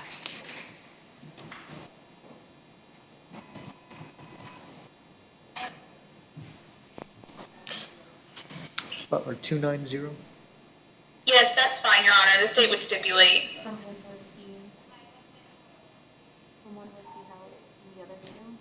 Oh, yeah, don't. We've got credit for less. Okay, so the requested time served, which is stipulated, is 290? Correct, Your Honor. You get credit for the 290 days that you have already served. This sentence is to run concurrently, meaning at the same time as your Lake County sentence. Has he been sentenced in Lake County? He has to 11 months and 29 days. All right. As to this case, Mr. Ortiz, you have the right to appeal the judgment and sentence of the court. If you wish to do so, you must do it in writing. Can't afford an attorney, won't be appointed for you. You're going to owe court costs. You're going to pay that to the clerk of the court collection program within a period of 18 months. Madam Clerk, those court costs, please. Court costs of 418 days, a 201 battery surcharge, $100 cost of prosecution, $100 PD lien, a total of $819. So you owe $819. You need to pay those off within a period of 18 months to the clerk of the court here in Osceola County. If you don't pay and they can't find you, they could suspend your driving privileges. Do you understand? Yes. Anything further from defense? Nothing from the defense. Ms. Cassie, anything further from the state? No, Your Honor. That will complete our sentencing hearing. Good luck, Mr. Ortiz. Yes, I got something to say. You said I'll have to sign a plea deal in Lake County, right? I don't know anything that's going on in your Lake County case. Justin, you already signed your plea in Lake County. That's what I'm saying. Yeah, you're fine. He was just asking. So you said it's $800 and what? Court costs. 800 and what, 19? I'll double check. We'll find it one more time. Hold on. $819. All right. I'm done? You're done. You can sit All down. good. The next case, Mr. Bray? The next case I have is Mr. James Davis. Sorry, Your Honor. It's on page 8. There is an admission form signed by me. I did go over it with Mr. Davis, and I'll be getting his signature along with Mr. Rivera's today. James Davis? Yes, Your Honor. Morning, Mr. Davis. We're going to place you under oath. Please raise your right hand. Do you solemnly swear or affirm that the testimony you're about to enter into this case is the truth, the whole truth, and nothing but the truth, so help you God? Yes. Be right with you, Mr. Davis. What did we do on Felix Rivera? Mr. Rivera.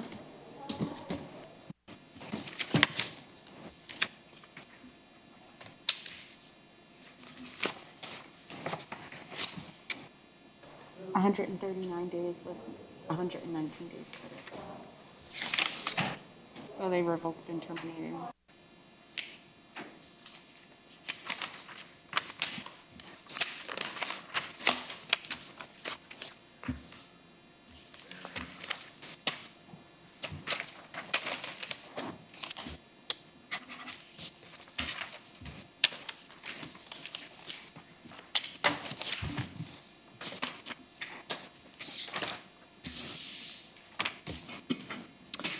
Mr. Davis, I'm holding your admission form in 2018 CF 837. Looks like this document, front and back, and on the back page, it's not signed, but your attorney has represented that they've gone over it with you. Is that correct? Yes, Your Honor.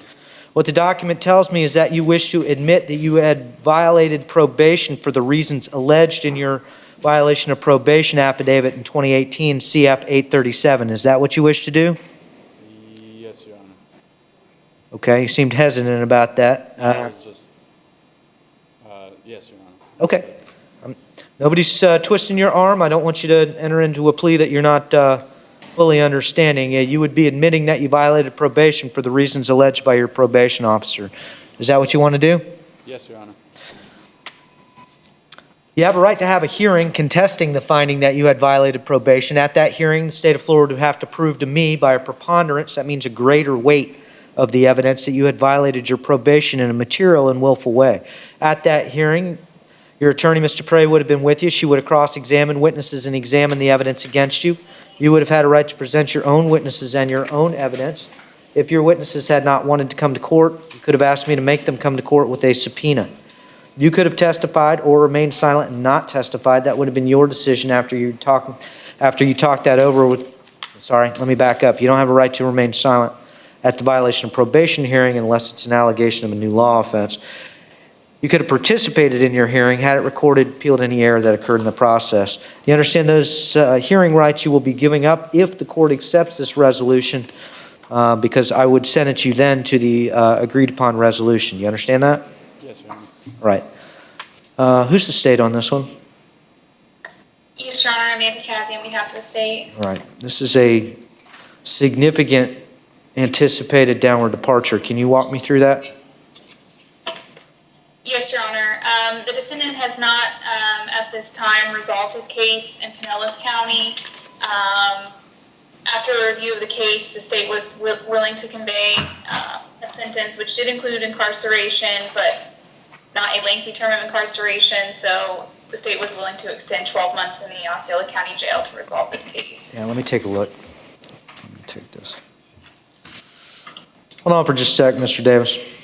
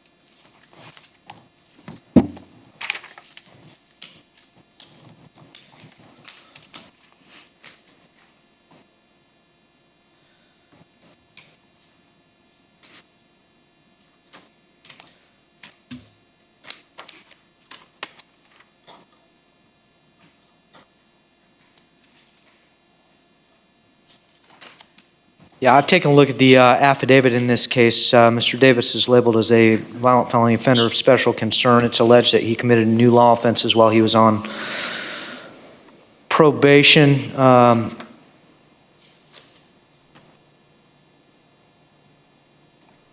These are crimes, the new crimes are substance misuse related and driving related. However, he's currently scoring a significant amount of time.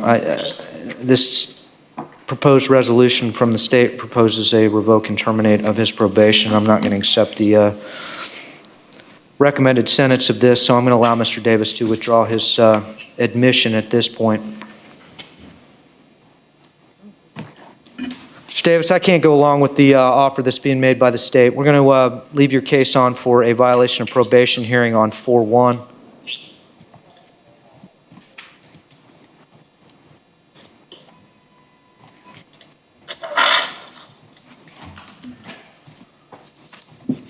And I'll allow you to withdraw your admission. We'll reinstate the denial as to the allegations of probation in 2018 CF 837. Attorneys may have to go back to the drawing board on that one, but or you can choose to resolve the case with the court. Thank you. Mr. Davis, I'll call you later. Thank you, Your Honor.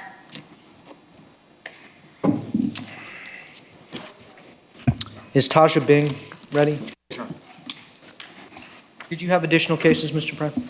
I do, just status hearings later. Just the statuses? Yes. All right, thanks. Let me get Ms. Taja Bing. I apologize for the delay, Your Honor. No problem.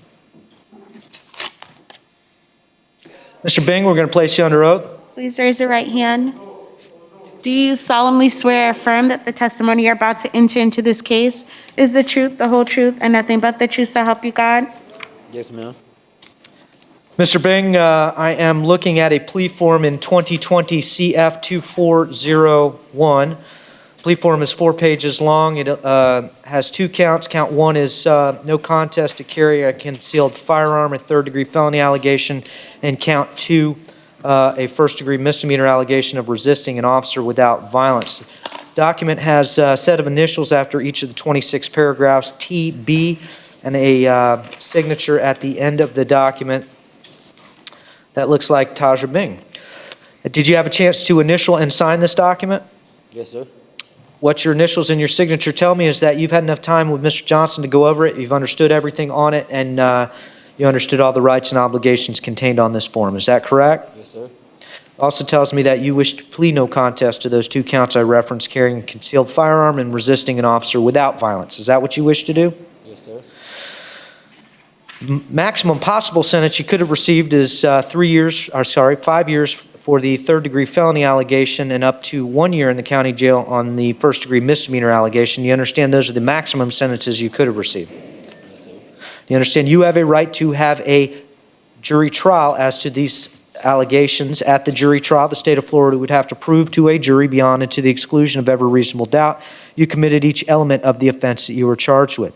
At that trial, your attorney would have been with you, would have cross-examined witnesses and examined the evidence against you. You would have had a right to present your own witnesses and your own evidence. If your witnesses had not wanted to come to court, you could have asked me to make them come to court with a subpoena. You could have testified or remained silent and not testified. That would have been your decision after you talked things over with your attorney. And your jury would have been instructed not to consider that decision in any way in rendering a verdict. You would have had a right to have that trial recorded and appeal any error that occurred in that process.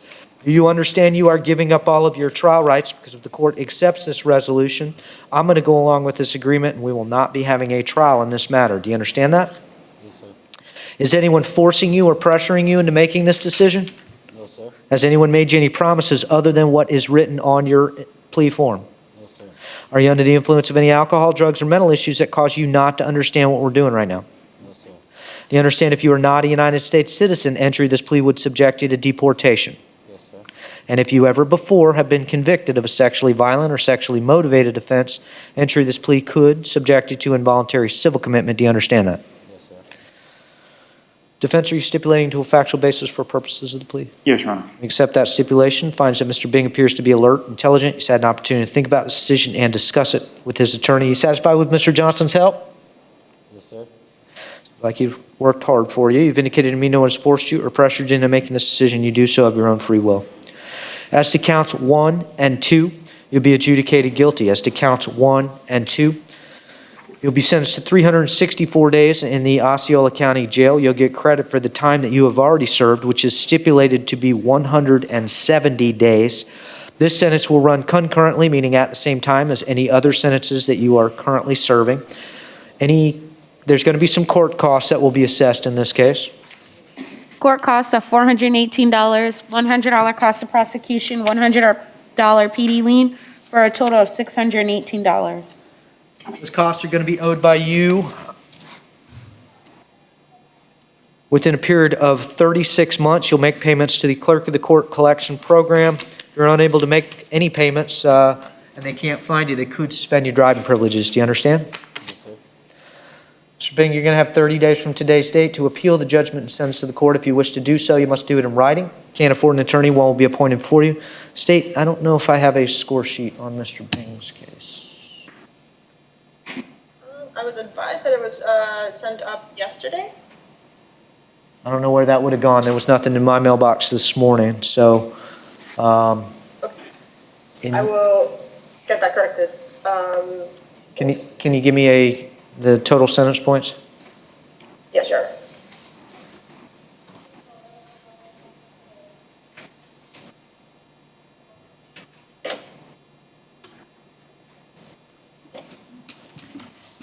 Apologies for the VPN is being a little slow.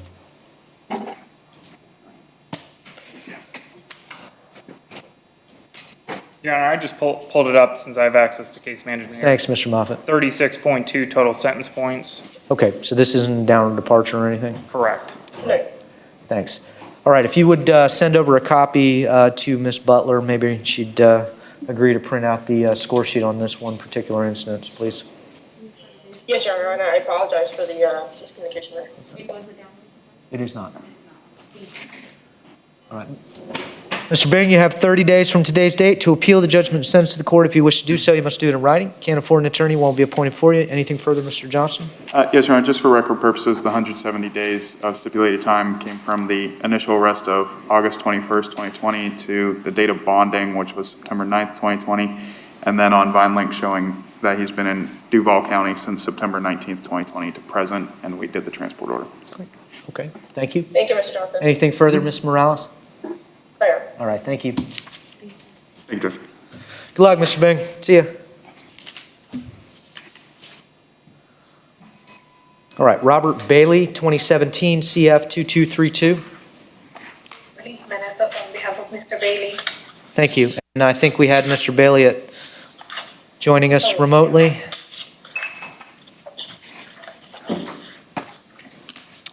His number finished on 6-3.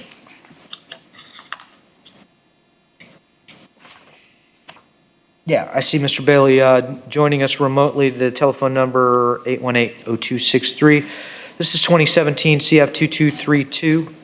The allegations being he got behind on some costs and community service hours. Ms. Testa, is this one yours?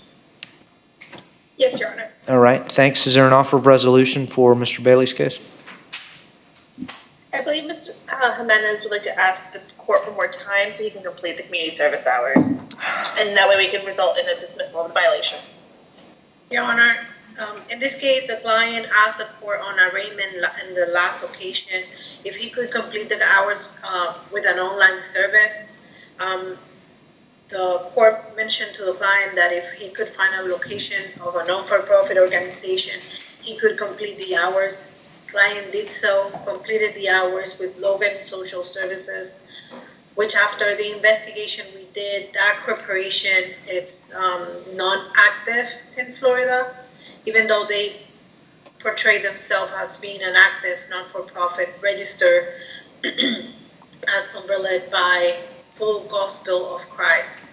That also is not a corporation recognized in Florida as an active corporation. When I have the discussion with my client, I mentioned all the information that I got. And the client started doing the community service hours all over again. At this time, he has 26 out of 50 hours of community service. The agreement with the state is that if the client finishes and completes the in-person community service hours, the state will be willing to recommend a dismissal of the violation, not adjudicating the client. And this is what we're asking the court to have more time so he can complete the hours of community service. All right, thank you. We're set for a violation of probation hearing on 4/1. Is that, if the recommendation is a dismissal prior to 4/1, I would most likely follow that recommendation. Sure. Thank you. And Your Honor, sorry, just to clarify, Ms. Menace, my records show that he was ordered 100 community service hours, not 50. Oh, okay, no problem. So it's probably a month and a half that he has to finish up his community service hours. If the recommendation comes from the state to dismiss, then I will consider that recommendation. We're going to leave this on for a violation of probation hearing date of April 1st, 4/1 at 9 o'clock. If there's no recommendation of dismissal or he's not done with the terms and sanctions of his probation, he needs to be present on 4/1 at the courtroom 4F of the courthouse and ready for a violation of probation hearing. Yes, Your Honor. Mr. Bailey, did you hear all that? Yes, I do. All right, good luck to you, Mr. Bailey. Thanks. We'll see you back on April 1st. Thanks, Your Honor. Thanks, Your Honor. Chris Bryant. Yes, give me 1 second. Evelyn Jimenez on behalf of Mr. Bryan, Your Honor. All right, thanks. Apparently, Mr. Bryant. For finishing up 7-7. Yep.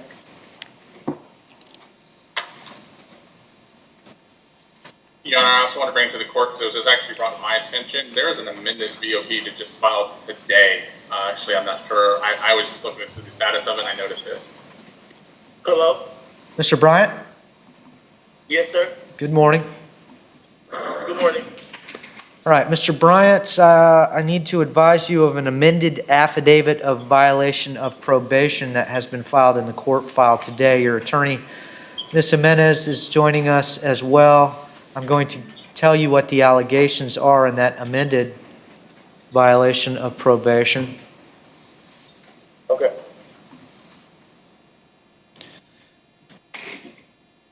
And it is a violation of Condition 5. It is allegedly a positive urine test that was obtained on February 4th, 2021, and confirmed on 2/12, or allegedly confirmed by the lab. That is in addition to the previous, and a violation of Condition 9, which is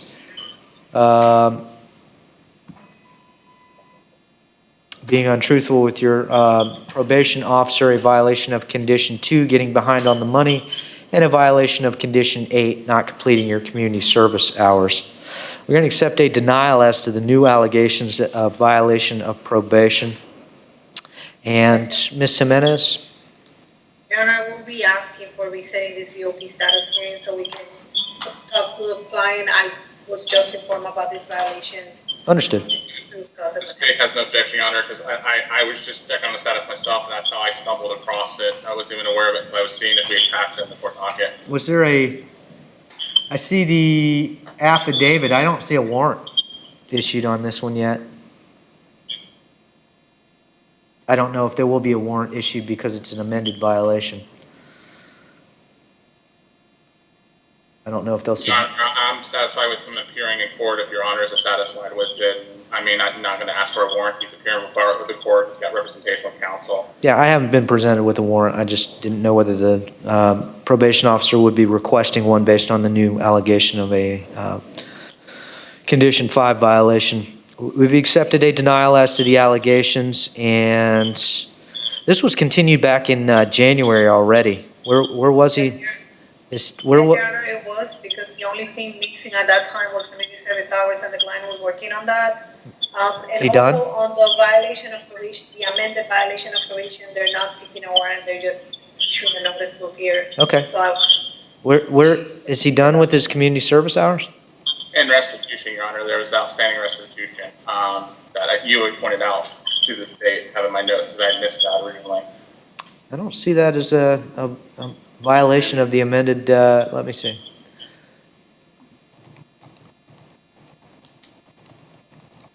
It's not included in the amended affidavit, so I don't know whether that's continuing to be an issue or not. No, Mr. Bryant, please, refrain from speaking. Mr. Bryant, you're represented by counsel. Ms. Jimenez is going to call you and let you know what's going on. I'm going to give you a new violation of probation status date. That's going to be on March 30th. Your violation of probation hearing is going to be on May 4th. Okay. I'm sorry, May 6th. Thank you, Your Honor. Motion to continue the status hearing is granted based on the filing of an amended information on the day of this status hearing. Our next status hearing, 3:30 at 9 o'clock with a violation of probation hearing May 6th at 9. All right, you may want to reach out to Ms. Jimenez, Mr. Bryant, and feel free to disconnect at this point. Thank you. Yes, sir. Jose Castro Gonzalez. 3 minutes on behalf of Mr. Jose Castro Gonzalez, Your Honor. Mr. Castro Gonzalez, good morning. Good morning. Ms. Jimenez, I'm looking at your client who is on our jail feed this morning. Your Honor, in this case, the defense filed a motion to compel. The discovery was requested back in January 19. Still hasn't been received by this office. We don't even have a state attorney. We understand that it's a statewide state attorney. So the defense will be asking for an order granting our motion to compel. And that will be our request, Your Honor. All right, this is a allegation of a new law offense out of Orange County, correct? Yes, Your Honor. Who is the assistant state attorney on this one? Yeah, this was statewide. I didn't know if we had someone on for statewide prosecution. I don't know why they would be noticed for the violation of probation status.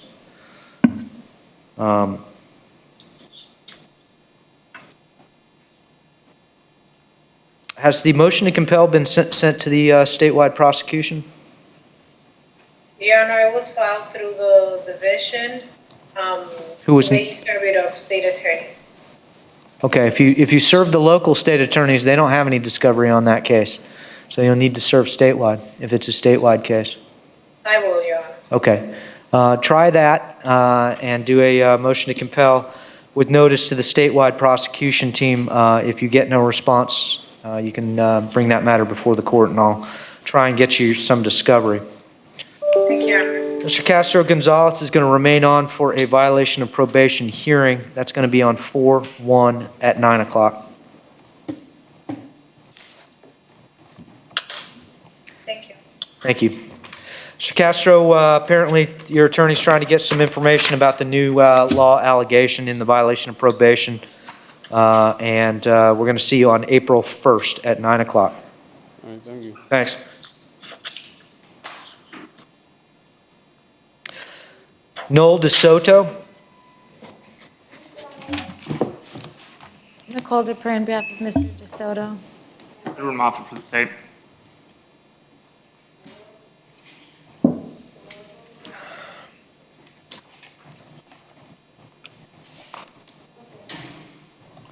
Morning, Mr. DeSoto. Good morning, Your Honor. All right, Mr. DeSoto is here before the court. I noted a previous violation in July. The allegations are a GPS allegation or an out-of-place allegation. Ms. Dupre? Yes, Your Honor. I believe Mr. DeSoto will be a VOP hearing. All right, thank you. Mr. Moffett, I assume the score sheet is indicating a fairly healthy Department of Corrections sentence? It is, Your Honor. All right, thanks. Is the state ready for a violation of probation hearing on April 1st? Yes, Your Honor. Mr. DeSoto, your attorney has requested a hearing. The state of Florida will have the obligation of proving to the court by a preponderance, that means a greater weight of the evidence, that your alleged violation is both material and willful and occurred. We are going to have that hearing on April 1st at 9 o'clock, and we'll bring you back then. We'll bring you physically to the courtroom for that hearing. Your Honor, may I address the court, please? You in the court? Yeah, you're welcome to talk to me. I think your attorney will probably advise you not to talk about the facts. This is not about this Okay. matter. Yes, sir. For 2 weeks, it's been really weighing on me.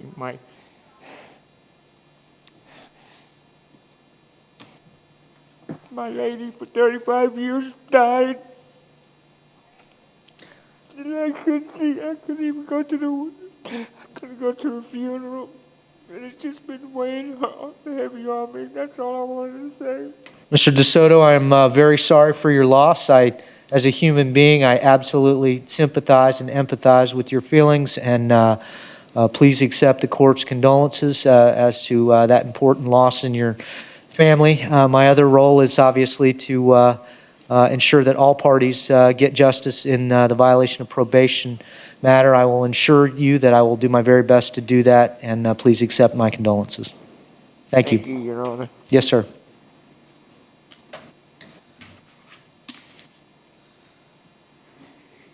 Arthur Etheridge? I'm sorry, Madam Officer, I didn't hear you. We have to unlock him out the gate. He's coming up. Okay, no problem. 10 seconds. No problem. Thanks for your help. Nicole Dupre on behalf of Mr. Etheridge.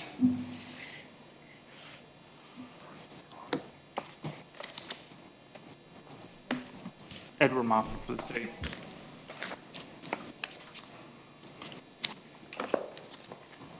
Good morning, Mr. Etheridge. Good morning. Mr. Etheridge, I am here with your attorney, Mr. Prey, here in court. We are here on a violation of probation status, date in 2014 CF 3321. The allegations being that you got behind on your court costs, that you got behind on cost of supervision, and that there was some electronic monitoring violations alleged. Ms. Dupre? Yes, Your Honor. The state and I have discussed this case. I believe he will have a recommendation this morning. All right, thank you. Mr. Moffett? Yes, Your Honor. The state is going to recommend a dismissal of the violation of probation. The allegations are twofold. One, are financial issues regarding failing to pay on time. The second one is for Mr. Etheridge going to the Holopaw Rec Center for approximately 11 minutes for a Christmas dinner. Considering all these factors, the state is going to recommend a dismissal of the violation and that he be reinstated with all original conditions. Thank you. Mr. Etheridge, the state of Florida has reviewed your case and indicated to the court that they do not believe that they can prove that any alleged violations were material and willful. As such, they are recommending a dismissal as to the allegations of violation of probation. Pursuant to your classification as a violent felony offender of special concern, before any dismissal, the court must comply with the statutory requirements and conduct a danger hearing. I'm going to ask the state of Florida whether they have any additional information to provide the court to make that determination. Mr. Moffett? The state is not going to present any evidence for the court to consider in that matter. Thank you. Based on the state of Florida representing that they have no evidence to support a finding that you are a danger to the community, court is going to find that the evidence is insufficient to make that finding and you are not a danger to the community. So you will be, the violation of probation allegation against you is dismissed. You are still on probation, Mr. Etheridge.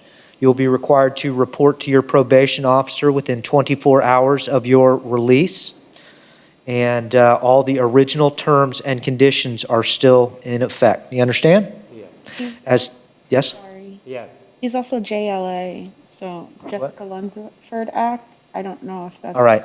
I believe, he was on an electronic monitoring, so I believe that the probation department pursuant to Jessica Lunsford Act will need to come and outfit you with a GPS monitoring unit prior to your release. After that is accomplished, you shall be released on this case back to probation. All right. Thank you. That will complete our hearings today. Good luck to you, Mr. Etheridge. All right. Thank you, Ms. Butler.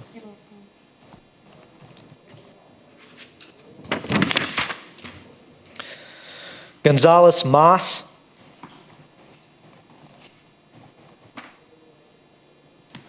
Randy Jimenez on behalf of Mr. Gonzalez. Good morning, Mr. Gonzalez Mas. Mr. Gonzalez Mas, I'm looking at your attorney, Ms. Jimenez, on my computer screen along with the Assistant State Attorney. We're here for a violation of probation status date. I understand that there is a new law offense. Is that in front of us, Mr. Collins? It is, Your Honor. All right. It's kind of a continuation of his new laws. I believe it was kind of spoke about in the original amendment, but I don't think it was clarified. Sorry, I couldn't understand Mr. Collins. If I you'll was repeat saying what you said, about Mr. Collins. The amended new law, it was talked about in the original amendment, but I don't think it was clarified, so the PO filed a new amendment stating about it. It's the theft of the firearm case, Ms. Mendez.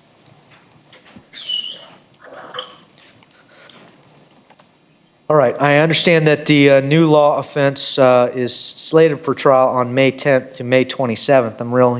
I don't know what the state's position is on this. I don't want to leapfrog the cases respective to each other. Mr. Collins, what is the state's request?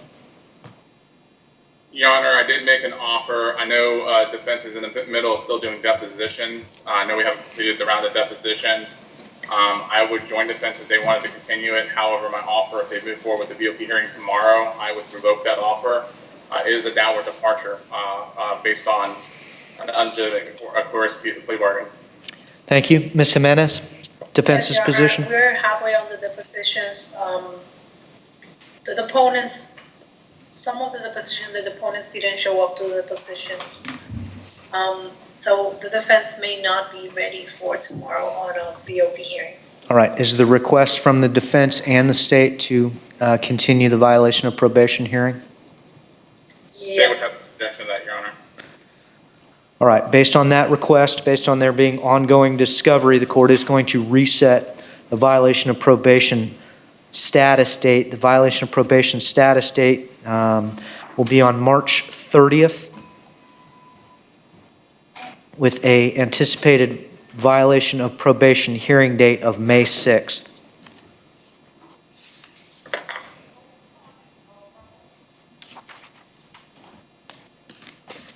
Anything additional from the state? Nothing to state, Your Honor. Ms. Jimenez? Nothing else, Your Honor. Mr. Gonzalez Mas, your attorney continues to work on your issues before this court and on your violation of probation allegation. We're going to bring you back for a status hearing on March 30th and anticipate that should it be necessary to have a hearing in your case, that's going to occur on or around May 6th. Thank you.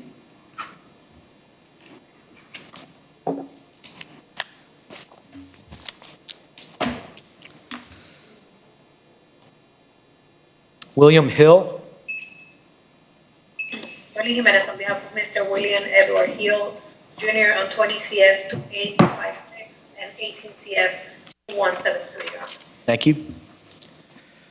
Morning, Mr. Hill. Good morning, sir. Mr. Hill, I'm looking at your attorney, Ms. Jimenez, on my computer screen along with the Assistant State Attorney assigned to your two cases, 2020 CF 2856 and 2018 CF 2172. One's a new law offense in front of me, and the second is a violation of probation allegation. We're here for a pretrial on the new case and a violation of probation status on the old case. Ms. Jimenez, can you give me some guidance as to where we are on Mr. Hill's cases?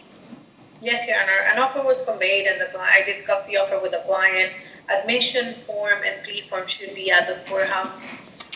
The offer for resolution on the 18 CF 2172 is admit the violation, 6 months Osceola County Jail and court cost.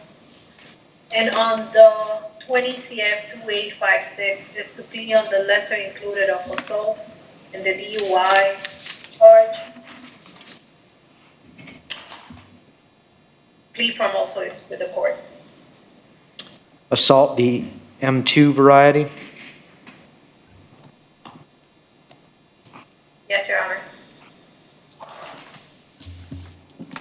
I believe Ms. Morales has the new law violation in the 20 CF. I do, Your Honor. All right, thank you. Would the lesser included offenses to count one be assault, a second-degree misdemeanor? Yes, Your Honor. All right, thank you. The microphone was acting up. Taja Bing, what did we do in Bing? Thanks.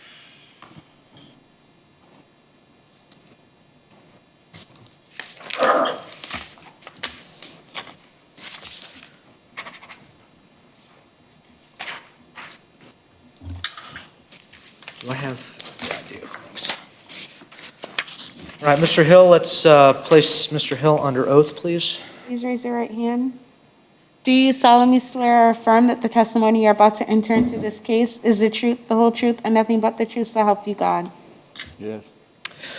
Mr. Hill, I have a plea form in your new case, 2020 CF 2856, and I have an admission that you violated probation form in 2018 CF 2172. Both the forms look like this. They both have a signature on the back that appears to say William Hill.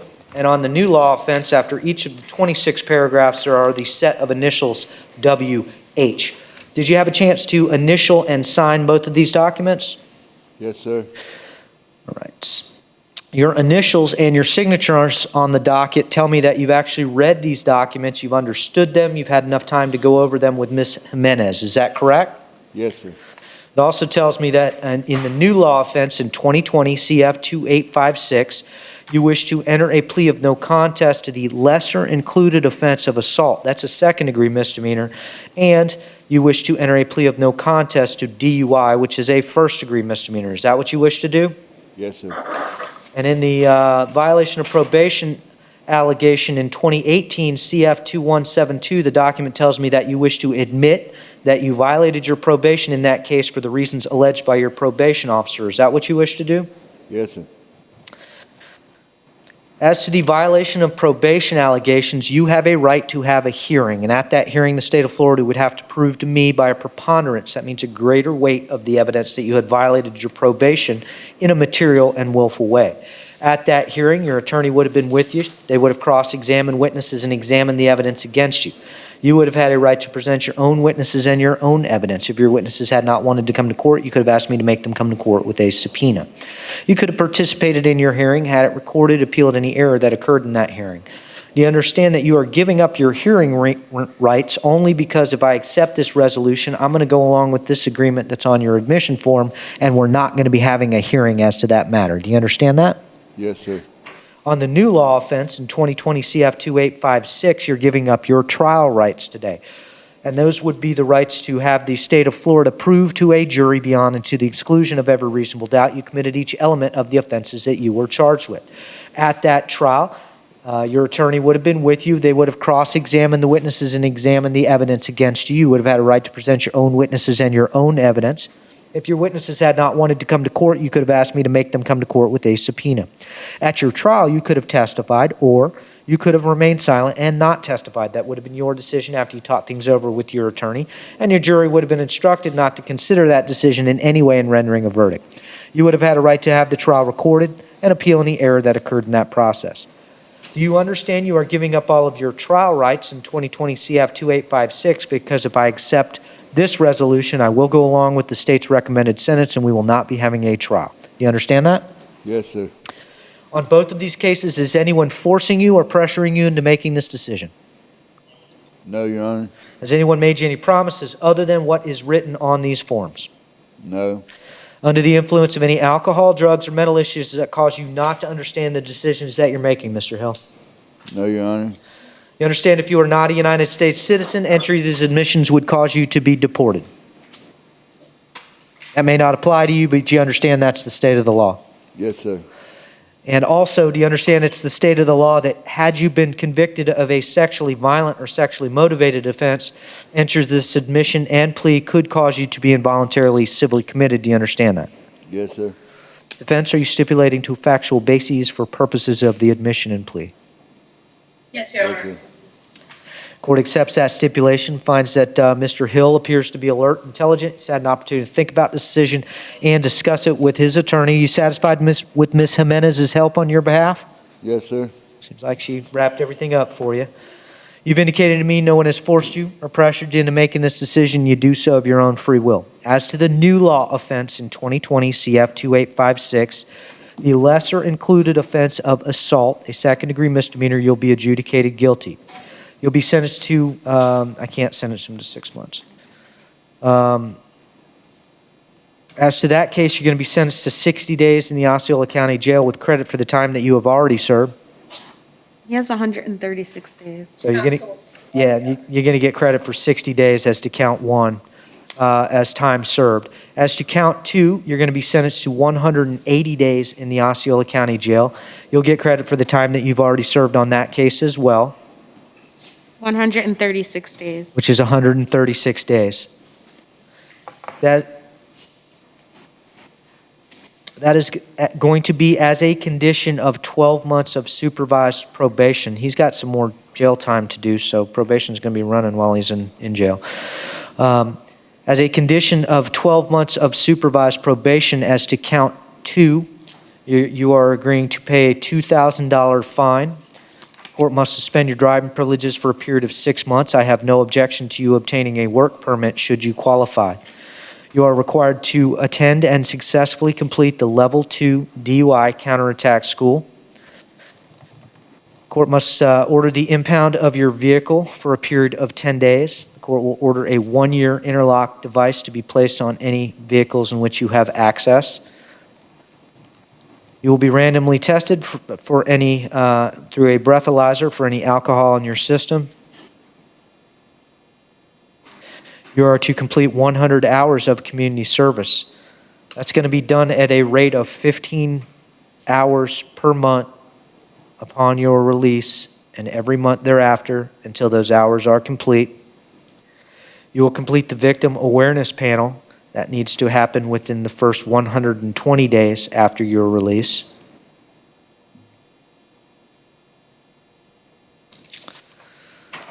There will be court costs assessed along with the fine on 2020 CF 2856, and Madam Clerk's going to announce those now.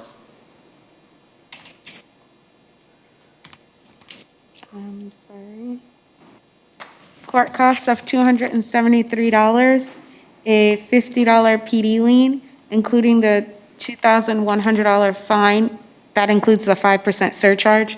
That grand total is $2,423.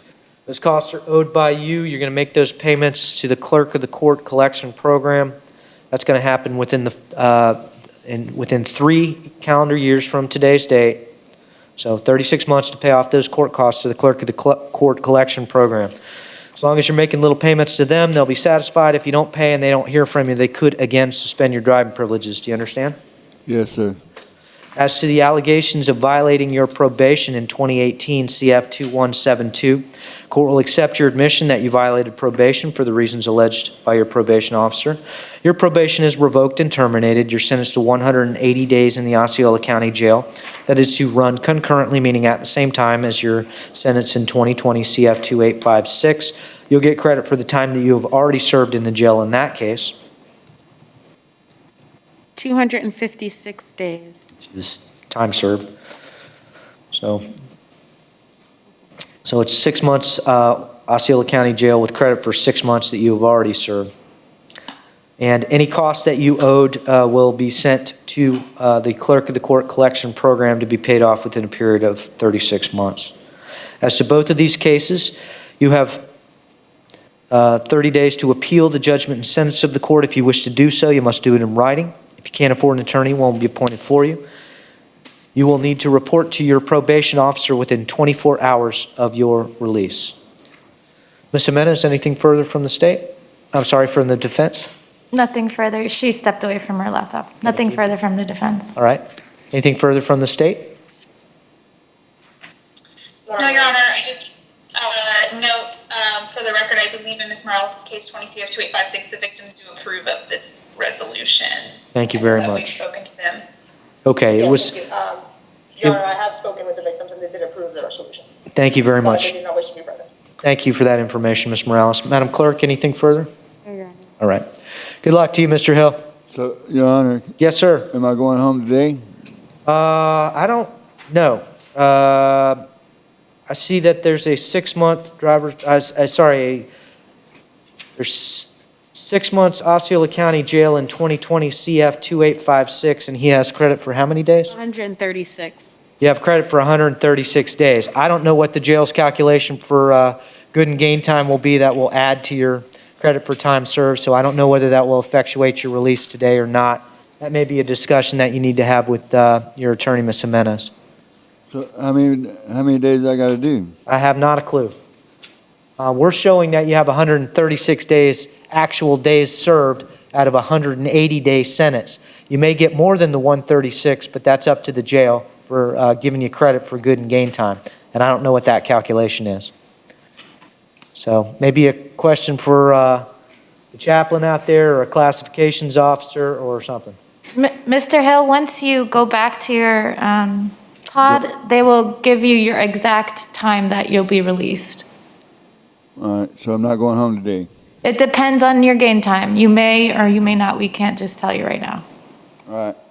Thank you. All right. Good luck to you. Good luck to you, Mr. Hill. All right, thanks. Yes, sir. I have a score sheet. Mr. Morales, Ms. Kazzy, I'm going to need a score sheet. What? He signed it already. Oh, okay, never mind. I signed it. We have it. Oh, nope. Sorry, give me Mr. B. Okay, that wasn't, I don't have Mr. Hill's score sheet, so I'm going to need a score sheet on Mr. Hill. Okay, Your Honor, that should have been included in the packet, but we'll have one for you to send. Don't, let me take a look. Wait. Let me take a look and see if it, I had Mr. Silver's stuff.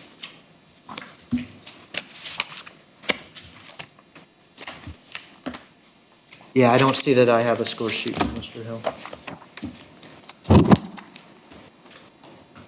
We'll have that taken care of, Your Honor. Appreciate it.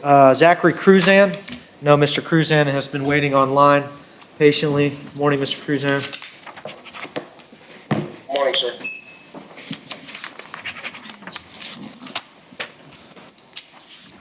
All right, Mr. Cruzan is before the court on a violation of probation status. Date, I see that Mr. Cruzan is alleged to have gotten behind on some money and some community service hours. Ms. Dupre? Your Honor, Evelyn Jimenez, I was able to make it back. All right, thanks, Ms. Yes, Mr. President.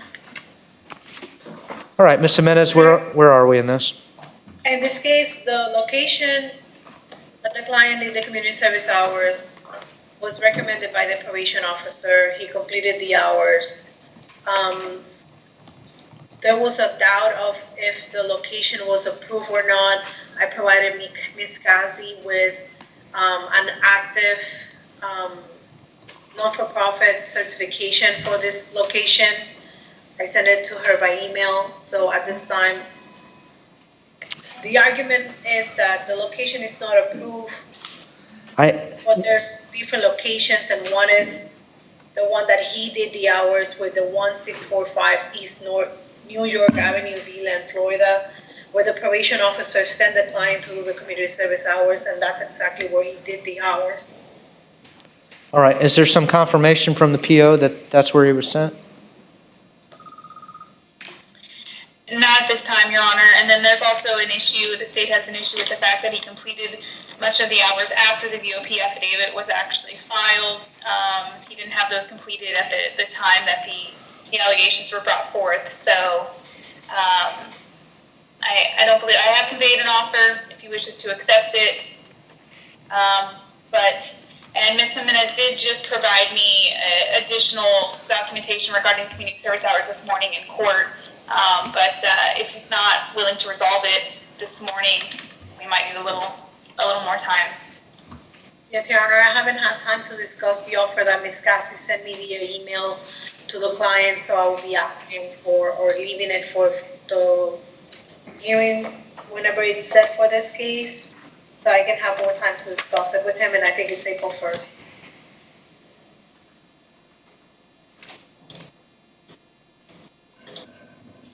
All right, this has been pending since the end of last year. It's money and community service hours. I don't understand why we're not ready to do anything today. It's going to remain on, when is this violation of probation hearing set? 4-1. It's set on the April 1st violation of probation hearing date. It's going to remain on for 4-1 for hearing. I'll accept a negotiated resolution up until March 26th. After that, Mr. Cruzan can still resolve his case, but it will be a discussion with the court.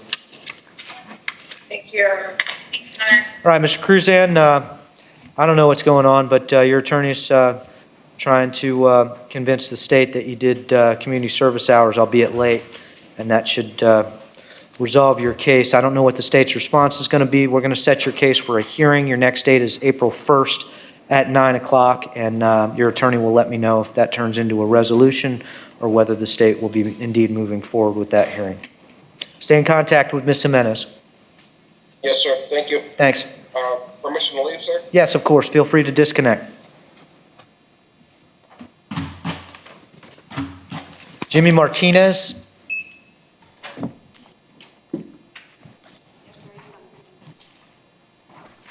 Morning, Mr. Martinez. Good day to you, sir. Lauren Demers on behalf of the state.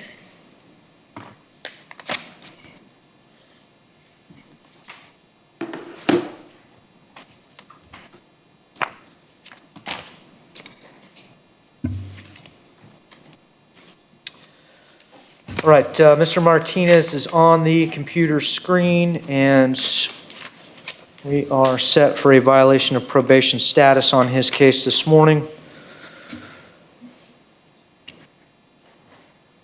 Who's the Assistant Public Defender? It's Ms. Jimenez's case, Your Honor. All right, I do not see her in our virtual lobby anymore.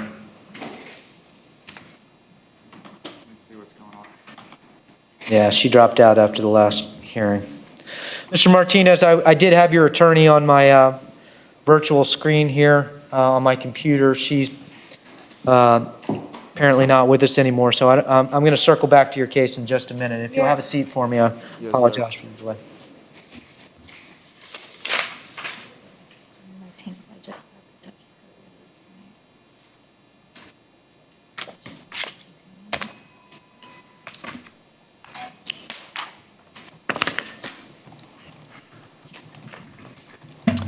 Nieves Maldonado. Good morning, Your Honor. Alex Johnson on behalf of Mr. Nieves Maldonado. At this time, according to VineLink, he's currently in custody of Seminole County Jail. He has pending new laws out in Seminole County that the state informed me would be filed in an amended violation of probation, and he's set for a docket sounding out there on March 3rd. Okay. I'd just be asking if we could reset this status, that way we can see what's going on. Who's the state on Nieves Maldonado? Justin Cost of the state, Your Honor, I apologize. No worries. The request is to continue the violation of probation status date to our next date on March 30th with a potential violation of probation hearing date of May 6th. What was the reason for the continuance? I apologize, I didn't hear that. Mr. Nieves Maldonado is in custody in Seminole County. Okay. No objection from the state, Your Honor. I do know he's facing two new laws out there. I thought it was Polk County. It looks like it's Polk is the jail's name in Seminole County. Got it. Yeah. All right, looks like he's in Seminole County, so we're going to grant the defense's request for a new violation of probation status date on 3/30 with a potential violation of probation hearing date May 6th. Mr. Collins, I'll need a transport order for our March 30th date. Your Honor, I'll get it to you by the end of the day. Thanks. Serafin Oliveros. Alex Johnson on behalf of Mr. Oliveros. Amanda Kaz, on behalf of the state. I believe there should be an admission.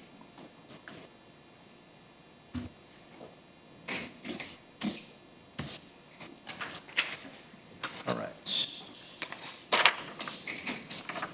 I'm not seeing a score sheet on Mr. Oliveris' case, Ms. Kazim. He was originally sentenced to Mr. Honor, that should have been sent over as well. I'm not sure what happened, so I'll have that taken care of right now.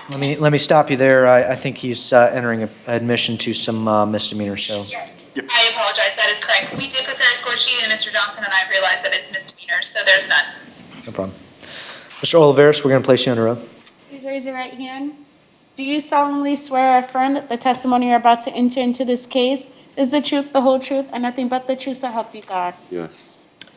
Put your hand down, Mr. Oliveris. Good morning. I have an admission form. Looks like this document. It's front and back, and on the back page, there's a signature by my finger. Can you tell me if that's your signature, sir? Yes.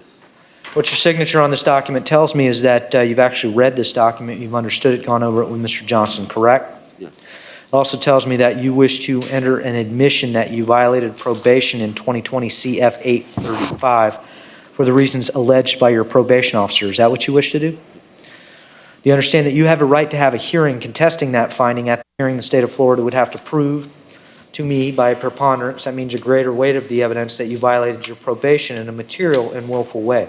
At that hearing, the state of Florida would present witnesses and evidence. Mr. Johnson would be with you. He'd be cross-examining those witnesses and examining the evidence against you. You would have a right to present your own witnesses and your own evidence. If your witnesses had not wanted to come to court, you could have asked me to make them come to court with a subpoena. You could have you could have participated in your hearing, had it recorded, appealed any error that occurred in that process. You understand you are giving up all of your hearing rights because if the court accepts this admission, I'm going to go along with this agreement and we will not be having a hearing in this matter. Do you understand that? Yes. Is anyone forcing you or pressuring you into making this decision? No. Has anyone made you any promises other than what is written on your admission form? No. Are you under the influence of any alcohol, drugs, or mental issues that cause you not to understand the decision that you're making? No, sir. You understand if you're not a United States citizen, entry this admission would cause you to be deported. Yes. And if you ever before have been convicted of a sexually violent or sexually motivated offense, entry this admission could cause you to be involuntarily civilly committed. Do you understand that? Yes, sir. Defense, are you stipulating to a factual basis for purposes of the admission? Yes, Your Honor. Court's going to find that Mr. Oliveris appears to be alert, intelligent, that the court has a factual basis with which the court can accept this plea. You satisfied with the services of your attorney, Mr. Oliveris? Yes, I'm sorry. You've indicated to me no one has forced you or pressured you into making this decision, and you do so of your own free will. Let me look at the underlying case real quick.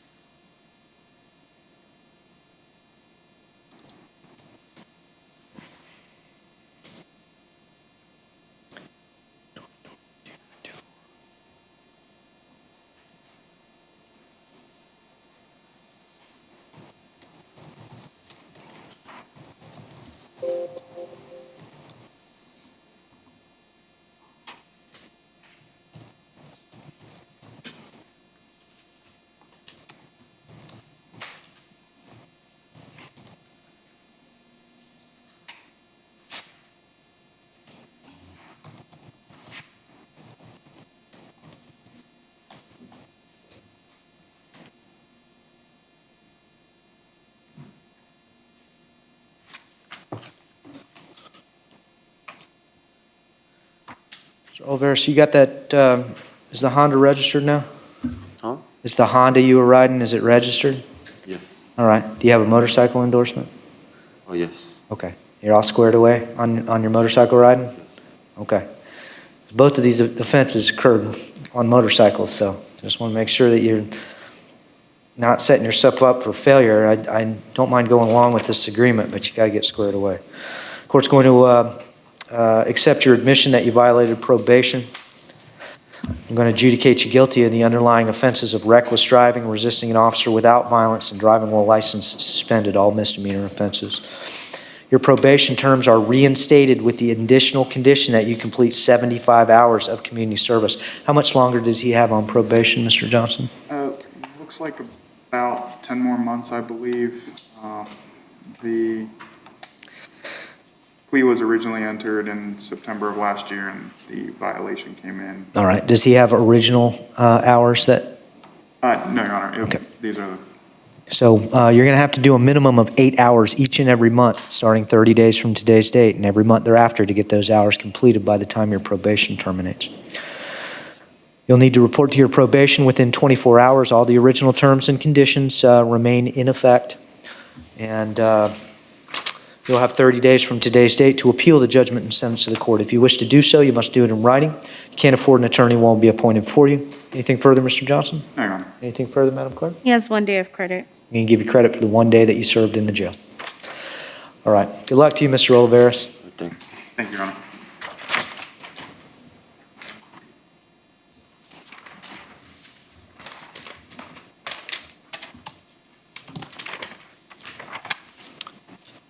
Do we have Ms. Jimenez back, or is somebody covering for Ms. Jimenez? I believe she should be back, Your Honor. I don't see her in the meeting or waiting.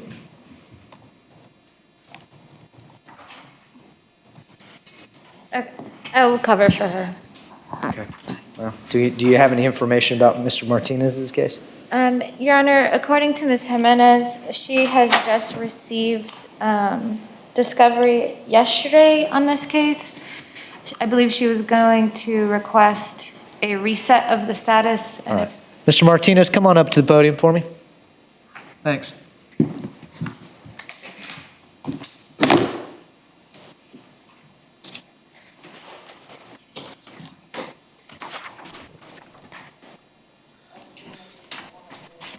All right, Mr. Martinez, you are here before the court based on the second amended affidavit of violation of probation.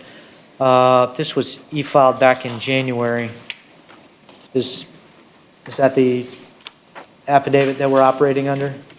Has he been arraigned on that? Yes, Your Honor. Okay. All right, the allegations are the Polk County offense and getting behind on court costs, getting behind on cost of supervision, and not drug testing and not doing the batter's intervention program. The request from the defense? Yes, Your Honor. According to his case file, discovery was just added yesterday on 2/16.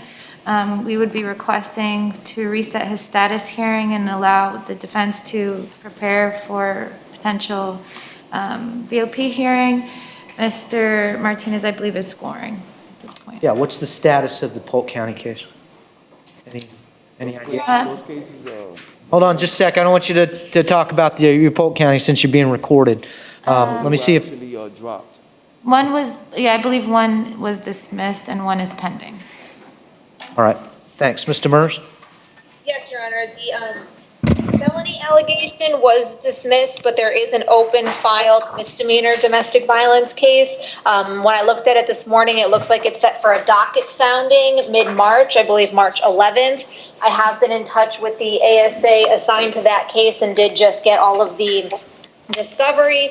Had to wade through a bunch of documents and sent that over yesterday to defense after I got their demand. And there was numerous things, police reports, photos, 911 calls that were all just relayed. So I have no objection to continuing out the VOP status just to give defense time to review those.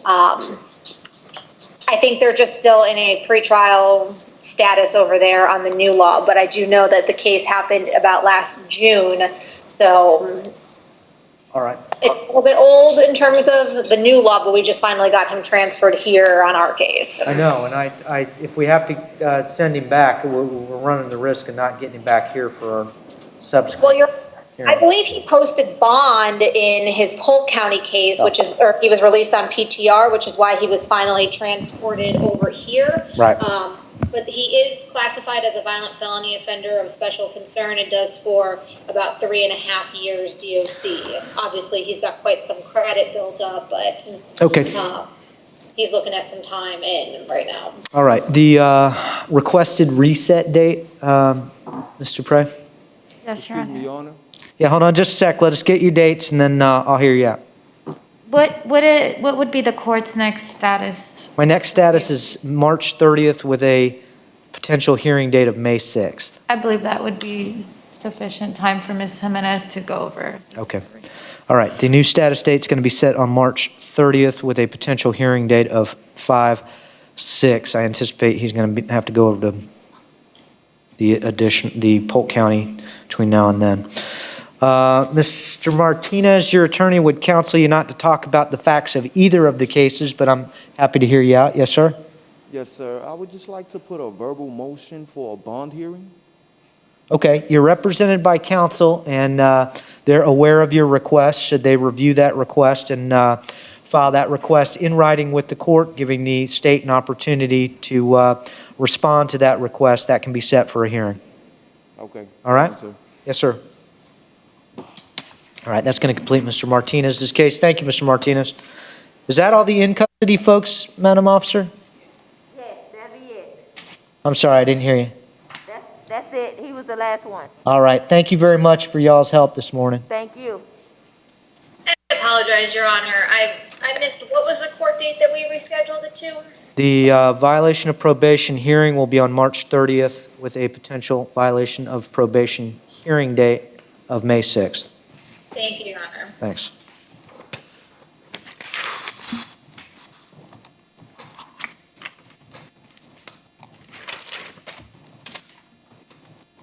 What did we do on Mr. Serrano Montanez's case? Amanda Kazi on behalf of the state. I don't believe it's been addressed yet. All right, thanks. Yes, Judge, this is my case. Do we know where Mr. Serrano Montanez is? He's right here in court. All right, thank you. Good morning, Mr. Serrano Montanez. And Judge, is this the last case that you have? I think it might be.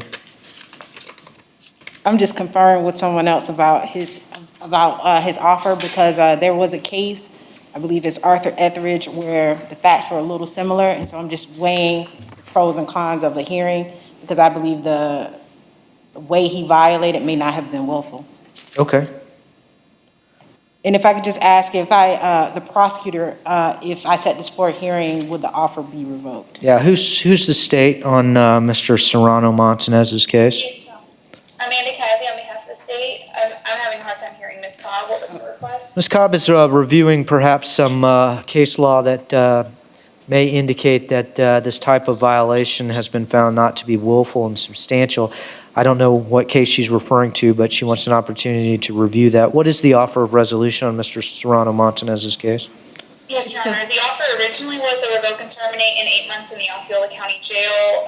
Ms. Cobb reached out to me and we were speaking back and forth, and I was willing to reinstate the defendant with an additional 3 months of community control. She stated he might have some difficulty with some incarceration due to his family issue.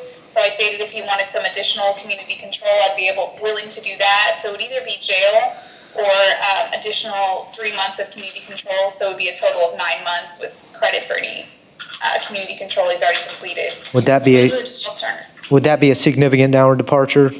Yes. Yes, Your Honor. That is a significant downward departure. I can give you the exact 1 moment. So with the VOP, 123 total sentence points, 71.25 months, bottom of the guidelines, Your Honor. Is that downward departure based on this being a comparatively de minimis allegation of violation? Yes, that's correct. I was weighing what the violation was, and then that was my reasoning for the downward departure. Thank you. Defendant did just plea, so there was some concerns with that. We just saw him here in November, so. All right, Ms. Cobb, what is the defense's position? Judge, I just want to know if I set it for a hearing to get some more information, would the prosecutor revoke the offer? I believe this case will resolve. I just want to make sure if I can get some more information, would the offer be better?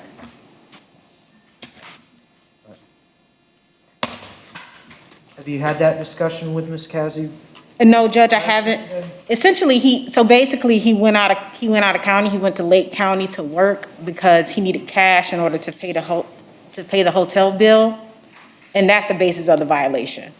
And so, Ms. Kazi has been very generous and has given me a great offer, but I just wanted to know that if I got some more information to her, or if I set this case for another hearing, would she revoke the offer that has been extended? Okay, that sounds like a discussion between you and Ms. Kazi. Ms. Kazi, can you hear Ms. Cobb's question? I would request a plea cutoff because obviously there are witnesses that would need to be brought in.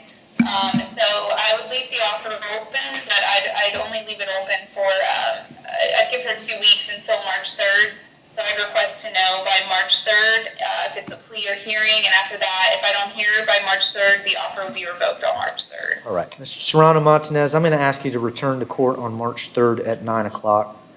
And either we're going to be resolving your violation of probation allegations on that date, or I'll be setting the matter for a violation of probation hearing.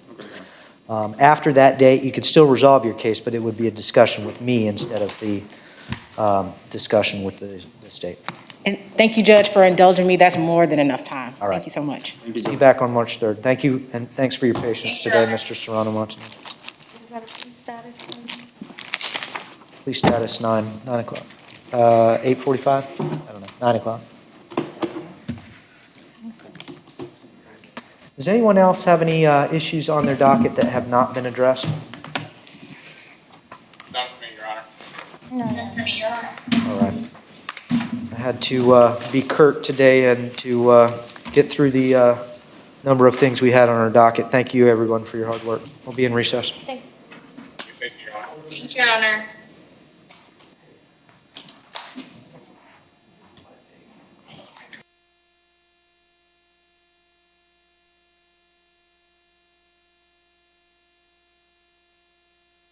We are glad to have her in any capacity that we can have her. Yes. Okay. One moment.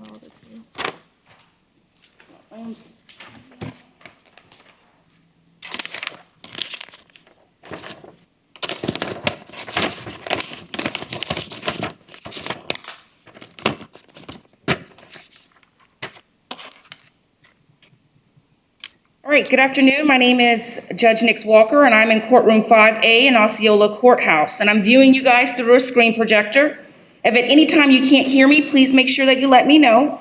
State or pretrial release, please let me know of any information on any defendant that's in the court that I should be aware of prior to setting or denying any bond. Corporal, what is your name? What is the security at the jail's name today? Would it be Hill? Ms. Hill, would that be you, or the corporal? Wilmot? Officer Jackson. Officer Jackson, thank you very much for assisting us today. Everyone, I hope you listened to the video and you're aware of the purpose of IAs or your initial appearance today. It is the policy of this state that persons committing serious crimes or offenses posing a threat to the safety of the community or the integrity of the judicial process or failing to appear at trial be detained upon arrest. However, persons found to meet specified criteria shall be released under certain conditions until proceedings are concluded and an adjudication has been determined. Attorneys, can you please announce your names for the record? Yes, Your Honor. Vidya Boudin for the state. Good afternoon, Mrs. Boudin. Jeray Reed on behalf of the Public Defender's Office. Can you repeat your name, please? Jeray Reed. Reed? Yes, R-E-I-D. Thank you very much, Attorney Reed. And can we please announce for the record the pretrial release officer? Good morning. Good afternoon, Your Honor. Pat Hill on behalf of PTR. Good afternoon, Officer Hill. We're going to call the first case, which is case number 2021 MM0365, Rafael Pedrosa Morales.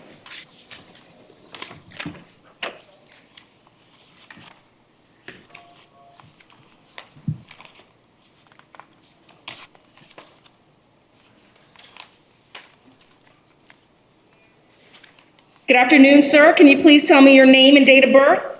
Rafael Pedrosa Morales, 52121. Do you need a Spanish interpreter today? Yes, I need it. One moment, please.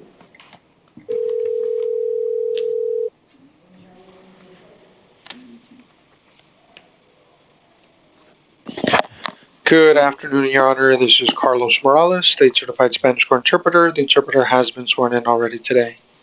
Good afternoon, Interpreter Morales. We do have today from the jail feed, Rafael Pedrosa Morales, case number 2021 MM0365.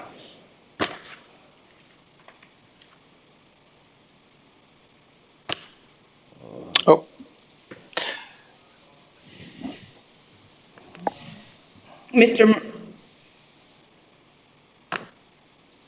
I've asked him for his name and date of birth. Buenas tardes, señor.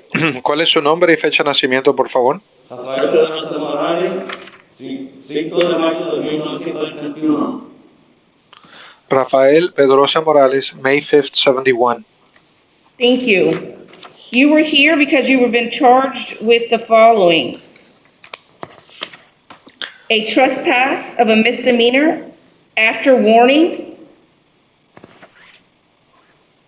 Usted ha comparecido el día de hoy porque se le acusa de entrada ilícita como delito menor después de ser advertido.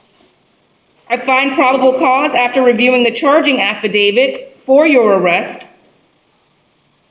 Determino que existe motivo fundado después de haber leído la affidavit de arresto. Based on the affidavit, I'm going to appoint you to the Public Defender's Office. Basado en esa affidavit voy a nombrarle a los defensores públicos. Attorney Reed, who is standing next to you, will be the attorney that you will be contacting. Y el abogado que está al lado suyo, parado al lado suyo, que es el abogado Reed, es el abogado. Pretrial Officer Heel, can I have some history, please? Yes, Your Honor. He has 17 priors dating back to 2009, multiple failures to appears. He is currently out on ROR status, Osceola case 21MM263, which is a trespass charge, same location. Judge Arendas is presiding over that case, and he does not qualify for PTR. Okay, thank you very much. I'm going to state. Yes, Your Honor. Nothing further to add, Your Honor. Thank you. At this time, I'm going to give a bond of $250. I do for the case 2021 MM365. However, I am going to, sorry. No, I'm sorry, Honor. I thought you had paused. Bueno, en el caso 21MM365 voy a asignarle una fianza de $350. I do not want you, the conditions of that would be not to return to the scene of the offense or residence. Y como condición de dicha fianza es que le está prohibido regresar al lugar de los hechos. And actually, and I will release him on his own recognizance on that. As far as case 21MM263, I'm going to revoke your bond on that case. En lo que tiene que ver con el número de causa 21MM263, voy a revocarle la fianza en ese caso. Madam Clerk, dates? On demand, but just for the record, so you're ROR him on the 365 case? Correct. And not setting a bond of $250 then? Not setting the bond of $250. I'm going to ROR him on the 2021 MM0365, but revoke his bond that he was already out on ROR for 21 MM263. Okay. Next court date on demand. Thank you. Bien, entonces en el número de causa 21MM365 se le va a permitir salir bajo palabra, no se le está asignando una fianza de $250. Y en el número de causa 21MM263 se le revoca la fianza que tenía en ese caso y la próxima vista todavía no se ha determinado la fecha. Okay. Ok, Thank you. Good luck. gracias. Gracias, es todo, que le vaya bien. Next case, 21 CF381. That is Mr. Jerry Acevedo.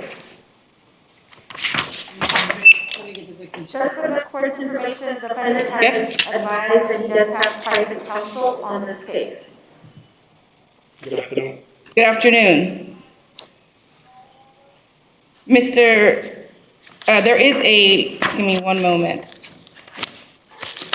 Mr. Acevedo, I can do two things. I can wait, I can call my JA and let them know that you are here, and I can have a hearing set next week for counsel determination in your case if you haven't bonded out, and I'll just provisionally appoint the public defender's office for you today.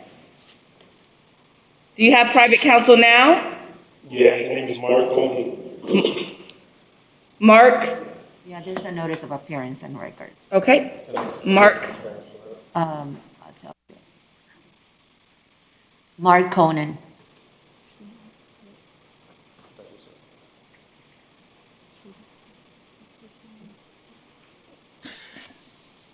Your Honor, I'm So sorry you to can- interrupt for the interpreter's benefit. Yes, you are. I'm sorry, Interpreter Morales, I apologize for that. You can be released. Your Honor, we do have one additional that needs the interpreter. Yes, I'll call him then. Or is it okay if I call him then? Okay.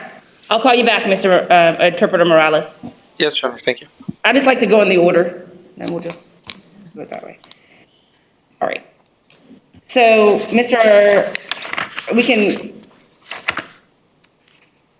your attorney's not here, so I can do two things. Let me see if he's in the afternoon docket here. Give me one moment.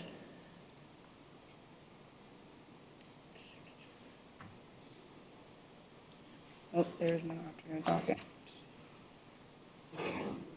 I'm going to provisionally appoint you to the public defender's office for this limited purpose of representing you at the initial appearance, but you said you did file one. Yeah, he did. Okay, so you do have an attorney. They have filed a notice of appearance for you. Okay, so you were charged with the following.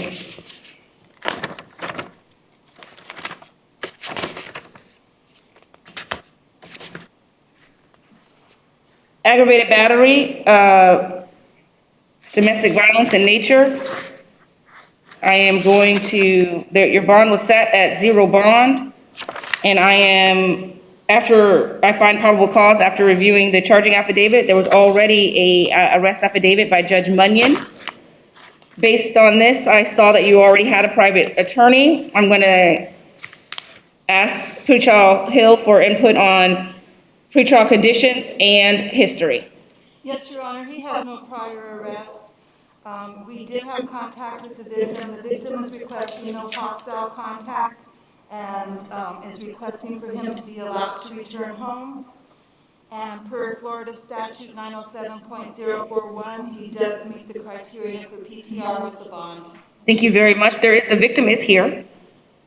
Thank you. The girlfriend, which is Elizabeth Gonzalez, you can stand up, ma'am.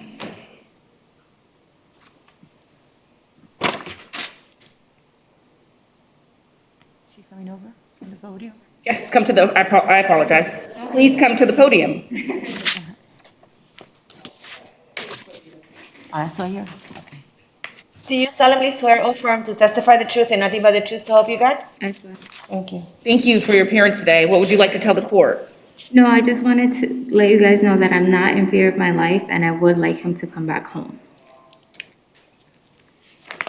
State? Yes, Your Honor. The state is requesting no contact and we'd also like to take testimony from the victim. You may proceed. Is there a reason why you want to have contact? As stated before, we've never had an issue. This is the first time that this has happened, and we do have a child together. And I do feel like I'm not in fear of my life. I don't feel like he will harm me or my son in the future. Was your child present? No, he wasn't. Do you feel that you can call law enforcement or get someone to help if this does arise again? Yes. Did you call 911? I did not. Okay. Thank you, Your Honor. No further questions. Defense? Although the defense does have private attorneys who are provisionally appointed, defense is just requesting that the alleged victim's wishes be met and there is no hostile contact, and the defendant is allowed to return to the residence. Thank you. Anything else you would like to tell us today? No, ma'am, I think that'll be it. Okay, Mrs. Gonzalez, thank you very much for your appearance today. Thank you. Okay, I am going to set bond today at $1,000. I'm going to have the pretrial conditions be the following. 1, no hostile contact or violent contact with the victim, who in this case is Mrs. Elizabeth Gonzalez. You may return one time to law enforcement to retrieve your things.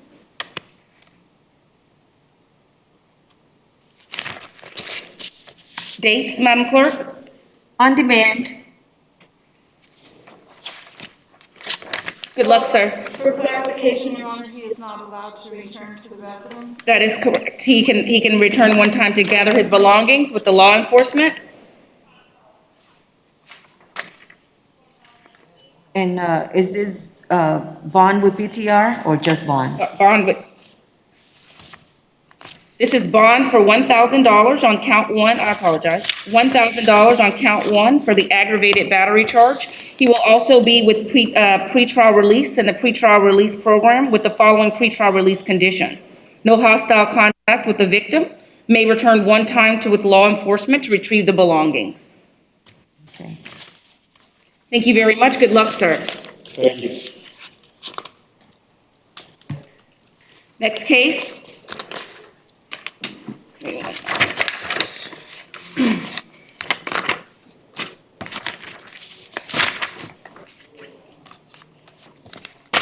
Next case is 19MM 4095, Kevin Camacho Mercado.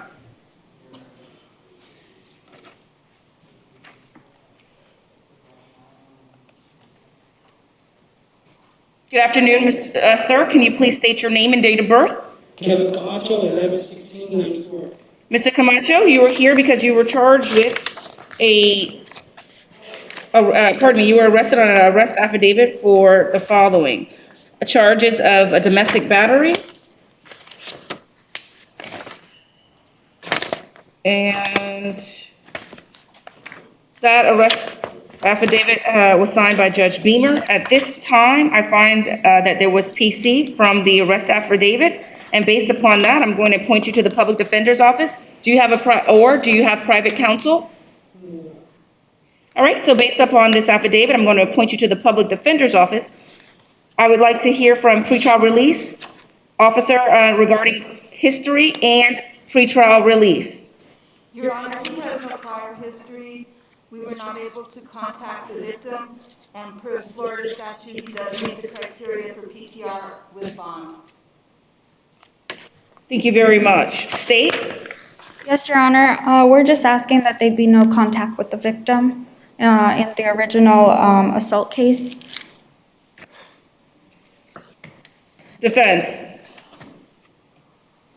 Defense is asking for a reasonable bond and PTR conditions. Thank you. At this time, I'm going to have on count 1, which is the simple battery, domestic violence. I'm going to have the bond at $1,000. They will be with pretrial release program, and then the pretrial release conditions are as follows. No contact whatsoever with the victim. Do you live with the victim, Mr. Mercado? No, ma'am. Maintain separate residence. Next case.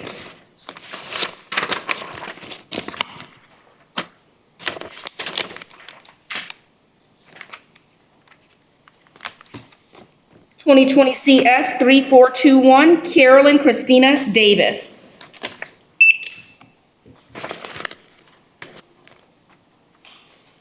Good afternoon, ma'am. Can you state your name and date of birth? Carolyn Christina Davis, 10188. Ms. Davis, you are here because you were charged with failure to appear on a written promise. This has been for a bench warrant with Judge Tom Young.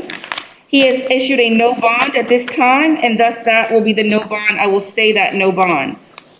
Based on this, I will appoint you to the Public Defender's Office. Madam Clerk, do we have any dates? February 22nd at 8:45 a.m. Thank you, ma'am. Next case.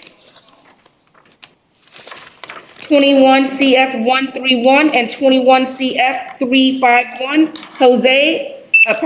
Joseph Jesus.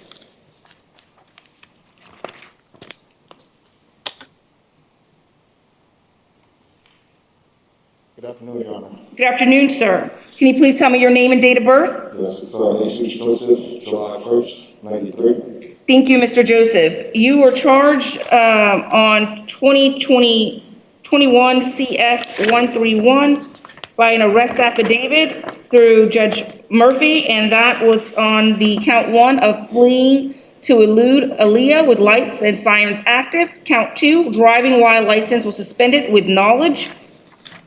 In case number 21 CF 3518, you were charged with count 1, burglary of an unoccupied dwelling. Count 2, criminal mischief of $1,000 or more. On 21 CF 131, there was already probable cause issued by Judge Murphy, and I reviewed the charging affidavit and found PC as well.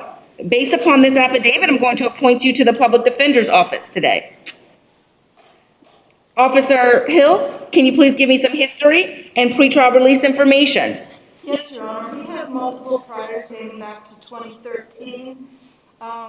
He currently has an open Polk County criminal traffic case, so he would not qualify for PTR at this time. Do we know that traffic case number? Yes, it's 20 CT 7469. It was not arrest, it was a notice to appear for damage and injury knowingly driving with license suspended. Thank you very much. State? Nothing to add, Your Honor. So on the following, I will count 1 of fleeing to elude Aaliyah with lights and sirens active on case number 21 CF 131. I will find $1,500 bond. For count 2, driving with license suspended with knowledge, Judge Michael Murphy has already issued a bond on that at $500, and I will keep the bond that he has issued. The conditions that I have for that case are the following: no driving without a valid driver's license. The next case, 21 CF 351B, it looks like here, are the following. Count 1, burglary of an unoccupied dwelling. Count 2, criminal mischief of $1,000 or more.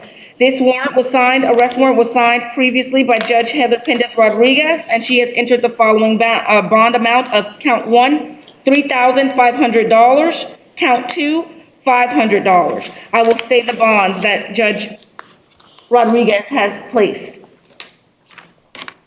Dates, Madam Clerk?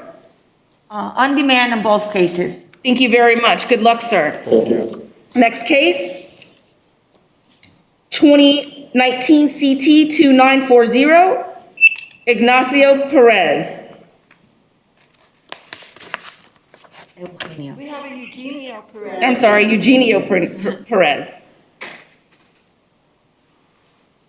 Good afternoon, Your Honor. Good afternoon, Mr. Perez. Can you please tell me your name and date of birth? Eugenio Perez, 1981, ma'am. You were charged today with failure to appear in a written promise, and that was with Judge Judge Christina Arendes. At that time, she has found PC, probable cause, and based upon this, I'm going to appoint you to the Public Defender's Office. Bond will be set at 0, bond will be maintained at 0. Dates, Madam Clerk? Next court date, February 25th at 8:05 a.m. Thank you. Good luck, sir.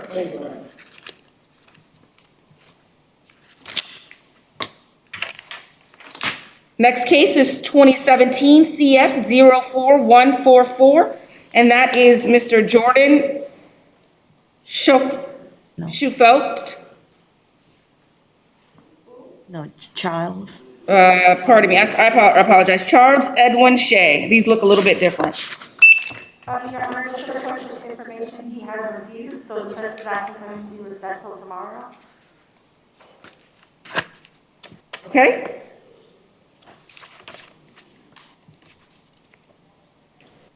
And you have two cases. And there's two cases, 2018 CF 3505, also Edward Shea, Charles Edward Shea. That case will also be reset till tomorrow.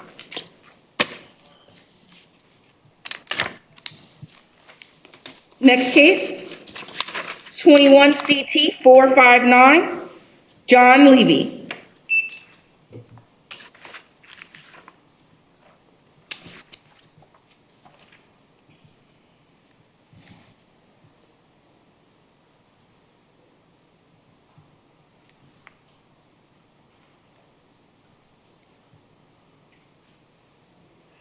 Good afternoon, sir.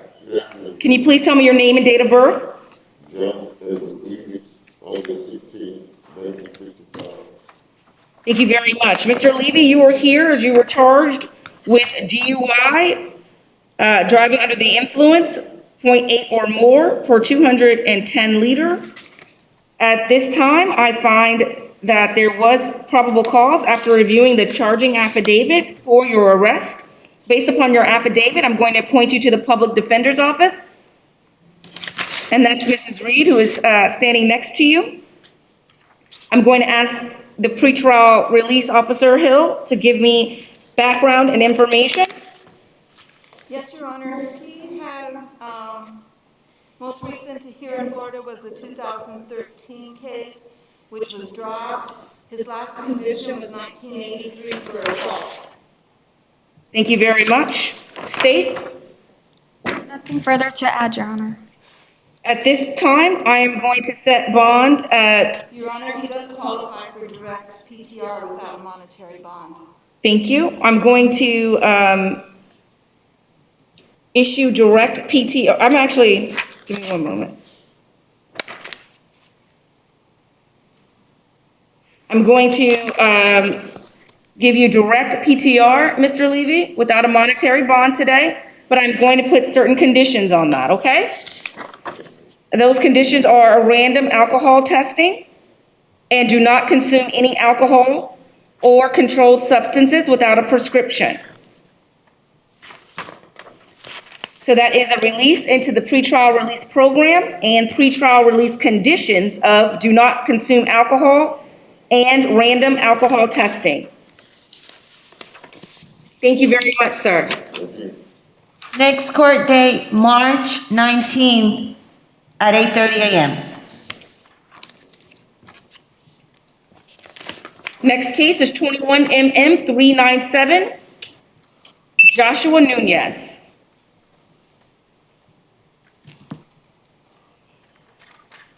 Good afternoon, Your Honor. Good afternoon. Can you please state your name and date of birth? Joshua Nunez, November 9, 1998.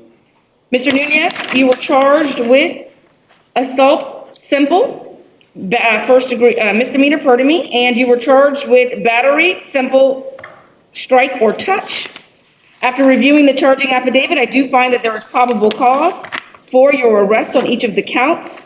Based upon your affidavit, I will appoint you to the Public Defender's Office unless you have private counsel. I will go ahead and appoint you to the Public Defender's Office, and that attorney is Attorney Reed, who is standing next to you. The pretrial release officer, Hill, can you please give me some information for this defendant? Yes, Your Honor, he has no prior history. We were not able to make contact with the alleged victim, and per Florida statute 407.014, he does meet the criteria for PTR with bond. Thank you. State? Yes, Your Honor, the state just requests no contact with the victim. Thank you. I will set a bond for the following.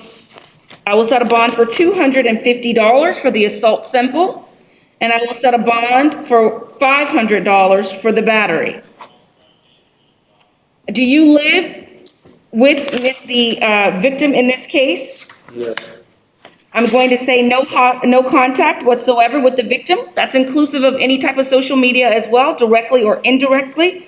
I'm also going to have you return one time with law enforcement to retrieve your belongings. Dates, please. On demand. Good luck, sir.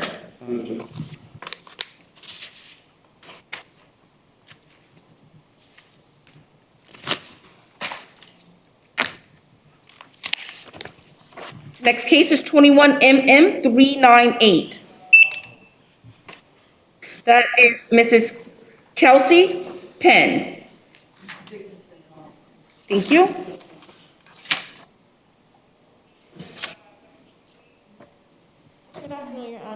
Good afternoon. Give us one moment.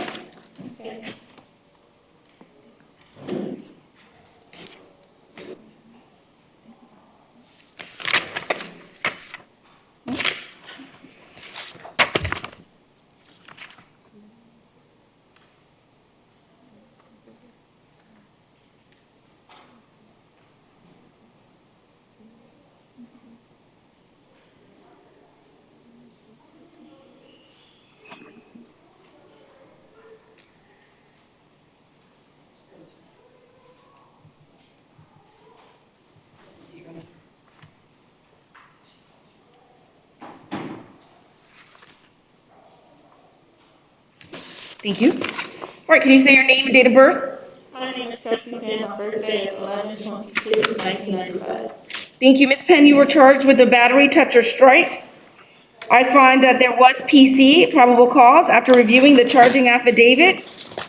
Based upon this, I will point you to the public defender's office, or if you have private counsel, you can let me know now. No, I'm not charged cancel. Therefore, I'm going to point you to the public defender's office. That Attorney Reed is standing next to you. There is a victim here in the case, and I will have him speak. Please approach the podium, sir. Good afternoon. What would you like to say regarding this case? Well, regarding Your the name, case, please? my name is Let me Lauren swear you in. Corbin. Do you solemnly swear or affirm to testify the truth and nothing but the truth to help you God? Yes. Thank you. My name is Lauren Corbin. As it relates to the case, I never want to suppress charges or anything, but we're from Chicago, and according to Florida law, she had to be taken from the premises. So like I said, I never wanted to charge her with anything, and I still don't. My goal is just to get her back home, and then we can go our separate ways then. When you say go your separate ways? Go our separate ways when we get back to Chicago. Okay, and are you asking for no contact with the victim as of right now? I'm not asking for no contact because With the defendant, Mrs. Penn? as I said, just right now because of, like I said, we're here. She came with me, and I want to make sure that she gets back home. Once we get back, me and her as adults will have a conversation, and we can go from there. But I don't want any paperwork saying that she's not allowed to see me, I'm not allowed to see her. Thank you very much. Mrs. Hill, from pretrial release, can you please give me some information? Yes, Your Honor, she has no prior history, and she does qualify per Florida statute for PTR with bond. Thank you very much. State? Yes, Your Honor, state is just requesting no contact. Thank you. At this time, I've already appointed the public defender's office to you, and I'm going to go ahead and set bond for $1,000. Pardon me. I'm going to set bond for $500. I am going to allow you into the pretrial release program with the following pretrial release conditions. No hostile contact with the victim. You may retrieve one time with law enforcement to the hotel or to wherever you're staying at to retrieve your belongings. Okay. Dates, Madam Clerk? On demand. Thank you. Good luck. Thank you. Next case is 21MM399. That is Jody Perron.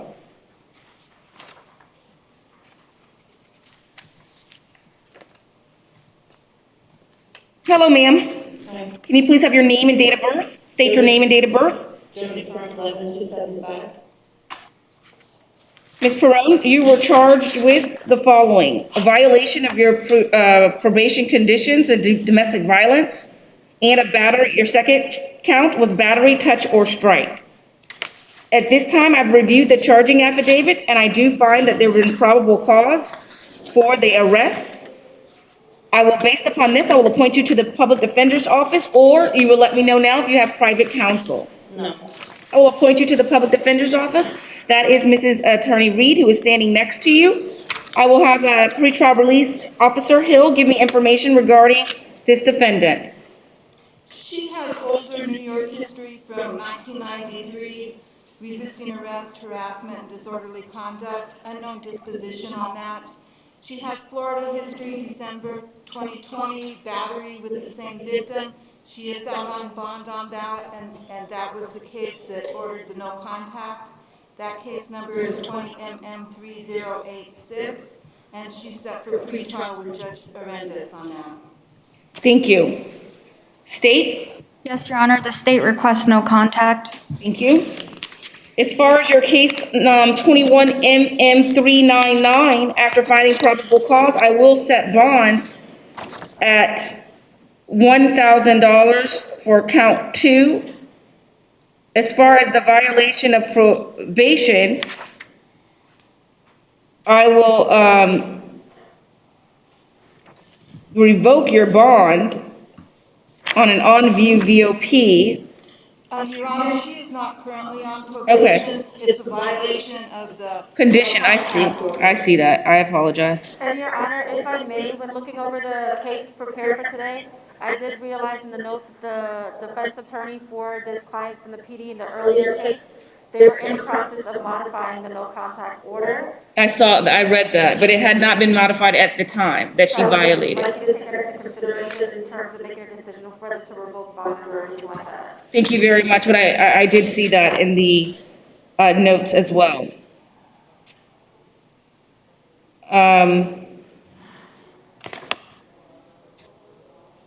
I am going to, for a violation on count 1, enter bond at $500. On count 2, battery, touch, or strike, $1,000. And that's for case 21MM399. As far as with the following conditions: no contact with the victim whatsoever. As far as case number 20MM3086, I'm going to revoke that bond and allow you to see Judge Arendas. Thank you. Good luck. Next case, Brenton Lamar Quincy Doe. Just for the court's information, he too has refused to come to the initial appearance today, so you guys just asking for him to be reset till tomorrow. We'll be reset till tomorrow.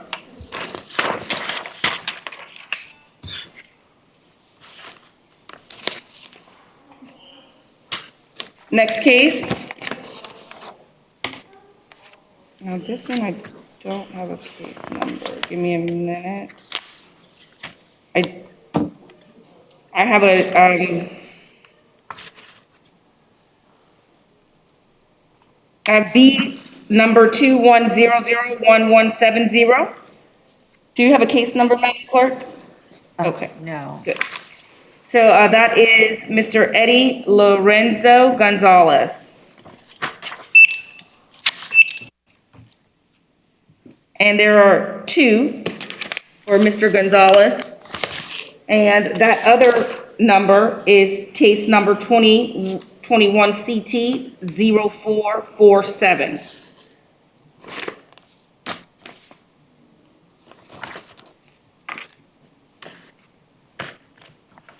All right, Mr. Gonzalez? Yes. Thank you. Can you please state your name and date of birth? Anthony Alonso Gonzalez, February 2nd, 1992. Do you need a Spanish interpreter? Yes.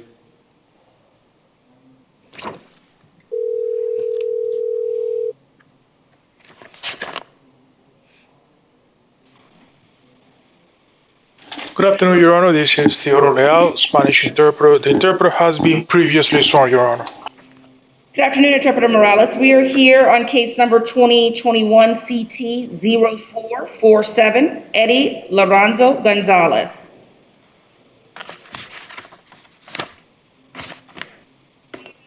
One moment, Your Honor. Okay.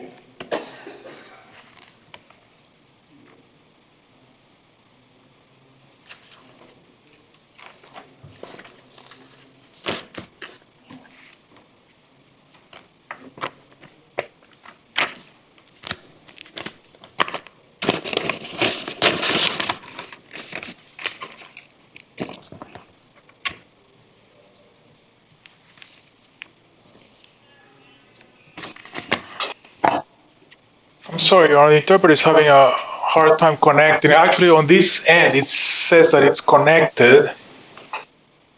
This person is in jail? See, Your Honor, sorry about that. The interpreter thought the person was at the podium. There's no visual yet. Sorry about that. And that is for two cases, B number 21001170 and then 2021 CT 0447.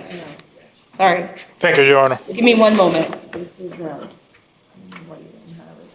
These are what the two things are. Yeah, these are the case numbers. 21 CF 461 and 21 CT 447. So I said the CT 447, this is the one that goes on top of that, thank you. So for the 21 CT 0447, and then the second case number is 2021 CF 0461. Thank you, Your Honor. Okay. Thank you. All right, you can, I'm asking him his name and date of birth. Señor, me va a dar su nombre, apellido y luego la fecha de nacimiento. Eddie Alonso González, febrero 23 del 92. No, I need these. These are something I made. Eddie Ranzo Gonzalez, February the 23rd of 1992. Thank you. And you were charged with, on 21 CT 0447, you were charged with driving with a license suspended with knowledge. En el caso 2170447 se le acusa de conducir con una licencia suspendida a sabiendas. After reviewing the charging affidavit, I find that there is probable cause for your arrest. Después de revisar el escrito de arresto, veo que hay indicios de culpabilidad que justifican su arresto. Based upon this affidavit, I appointed you to the Public Defender's Office unless you have private counsel. Y basándome en este affidavit escrito, le estoy designando a usted un defensor público, al menos que usted quiera tener un defensor privado. Do you have private counsel? ¿Usted tiene abogado privado? No. Based upon this, I'm going to appoint you to the Public Defender's Office, and that's Attorney Reed, who is standing next to you. Entonces, basando en esto, le estoy designando a usted un abogado público, la abogada Reed, que está ahí parada al lado suyo. On case number 21 CF 461, you are charged with, possession of a controlled substance without a prescription, a third-degree felony, and a possession of use of drug paraphernalia, first-degree misdemeanor. Y en el caso 21-461, se le está acusando de tener usted sustancias reguladas, es un delito de 13 grado, y también tener artículos para uso de droga, eso es un delito menor de 13 grado. I find that there's probable cause for your arrest. Determino que hay indicios de culpa que justifican este arresto. Based on this, I'll appoint you to the Public Defender's Office at this time from both cases. Basado en esto, voy a designarle defensor público para que atienda ambos casos. Pretrial release officer Hill, can you give me some information on regarding this defendant? Con información sobre el acusado, oficial de libertad provisional Hill.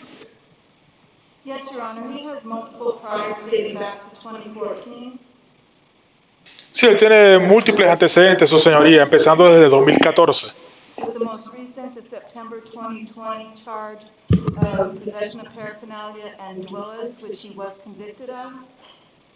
Y también de septiembre de 2020 también tenía la acusación de tener artículos para el uso de drogas y manejar con licencia suspendida, de lo cual él recibió una pena. That case is out of Polk County and he currently is on probation for that case, 20 CF 006800. Y de hecho, él estaba bajo régimen de prueba en el condado de Polk y el caso es 20 CF 06800.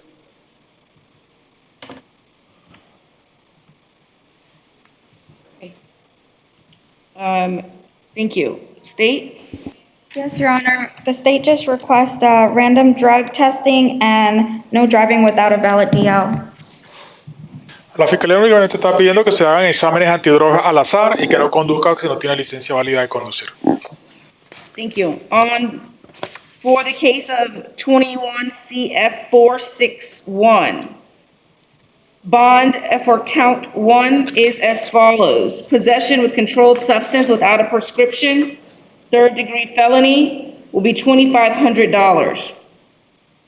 Entonces, en cuanto a la fianza, el primer cargo de tenencia de sustancias prohibidas, que es un delito de tercer grado, se le otorga fianza de $2,500. Possession with a drug paraphernalia, first-degree misdemeanor, $500. Y tenencia de artículos para droga, que es un delito menor de primer grado, son $500.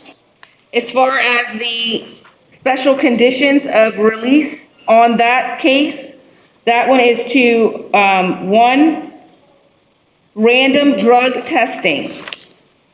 En cuanto a las condiciones de libertad, también tiene que hacerse un examen de droga, pero se le hará al azar, sin aviso.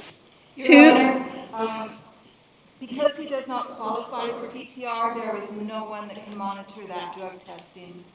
Nadie que pueda monitorear ese examen de droga porque él no califica para la libertad provisional. Bien. You can submit,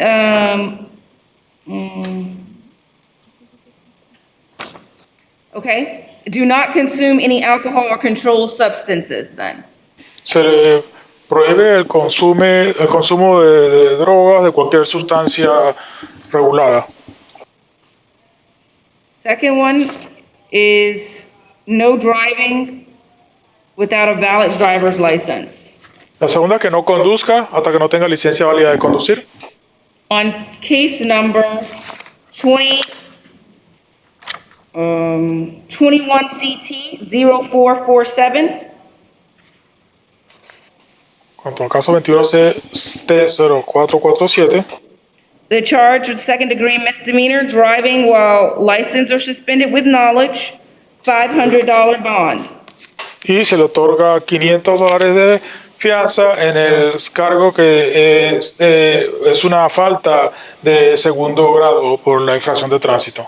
The following conditions of special release are Las condiciones especiales de libertad son no driving without a valid driver's license. no manejar si no tiene licencia válida de conducir, And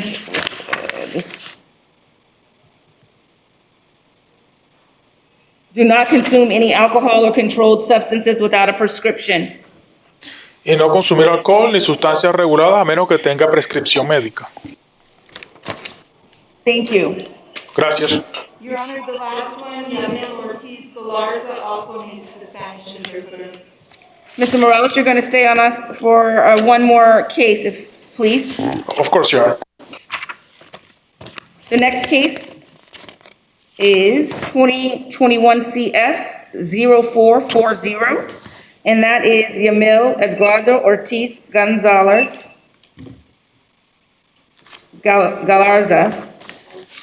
And then the second case, which is 2021 CT 0431, Yamil Edgardo Ortiz Galarza. Sir, can you please state your name and date of birth?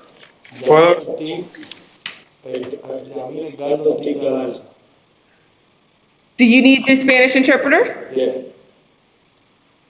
Okay. You were charged with the following. Se le acusa de lo siguiente. In case number 2021 CF 0440, El caso 21 CF0440, count 1, grand theft, cargo número 1, hurto mayor, third degree felony, delito de tercer grado. count 2, battery, La agresión 2 es agresión física, touch or strike, first degree misdemeanor. tocar o golpear es una falta de primer grado.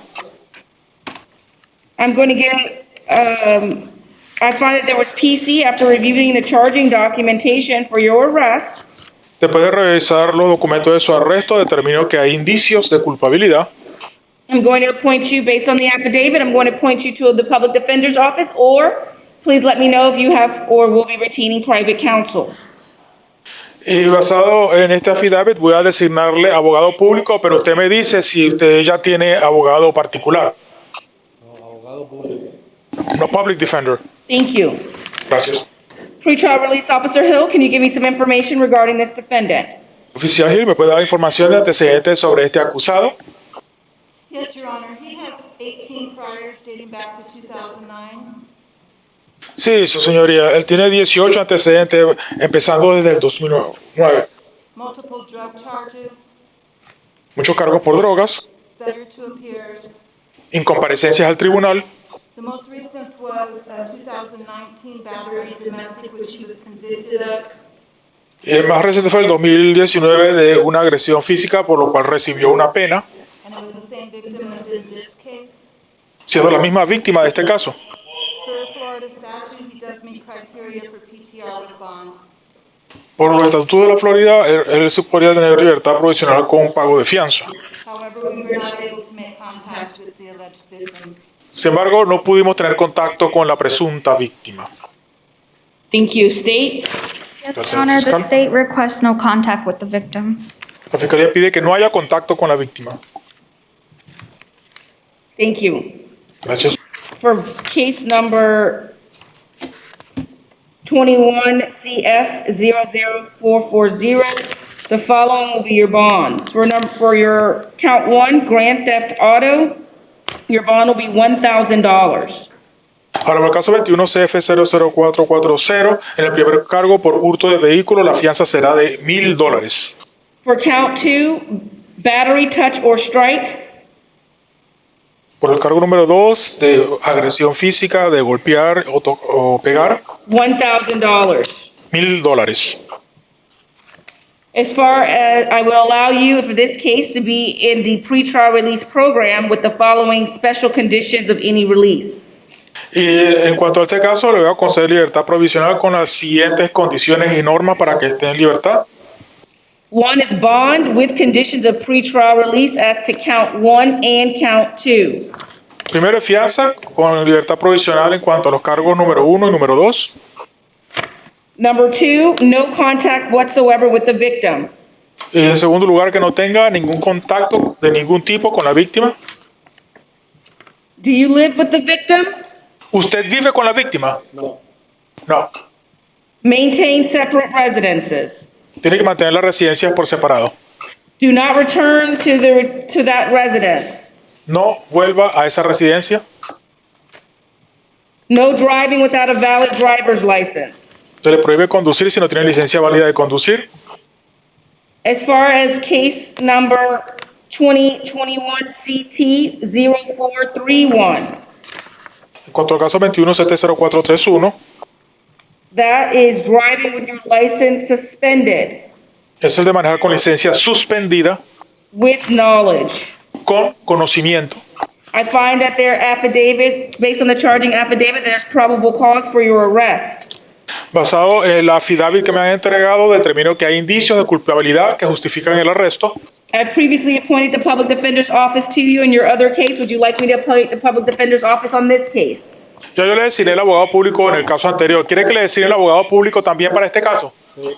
Yes. In this case, I will also I will set bond in this case at $500. En este caso que también voy a concederle fianza de $500. The bond with conditions of pretrial, special conditions of your release are bond with conditions of pretrial release as to count 1. Y en cuanto al cargo 1, se le otorgará un pago de la fianza y se le concederá la libertad provisional con ciertas normas. And no driving without a valid driver's license. Y no conducir si no tiene licencia válida de conducir. Good luck. Dates, Madam Clerk? Secretaria, fechas futuras. On case 21 CF 440, it's on demand. En el caso de CF 440 será cuando se le avise que tiene que comparecer. For 21 CT 431, next court date is February 25th, if still in jail, or March 12 at 11 a.m. if released. Las próximas fechas serán las siguientes. Si está todavía en la cárcel, por el caso 21 CT 431, será el 25 de febrero. Y si ya ha salido de la cárcel, entonces le tocará comparecer el 12 de marzo a las 11 a.m. Good luck. Officer Jack, do you see anybody else in there that we missed? ¿Alguien más? Thank you. Thank you, Interpreter Morales. Have a wonderful day. You do, Your Honor. Thank you very much. Thank you very much, pretrial release Officer Hill. Thank you, State. Thank you, Defense. Thank you, Your Honor.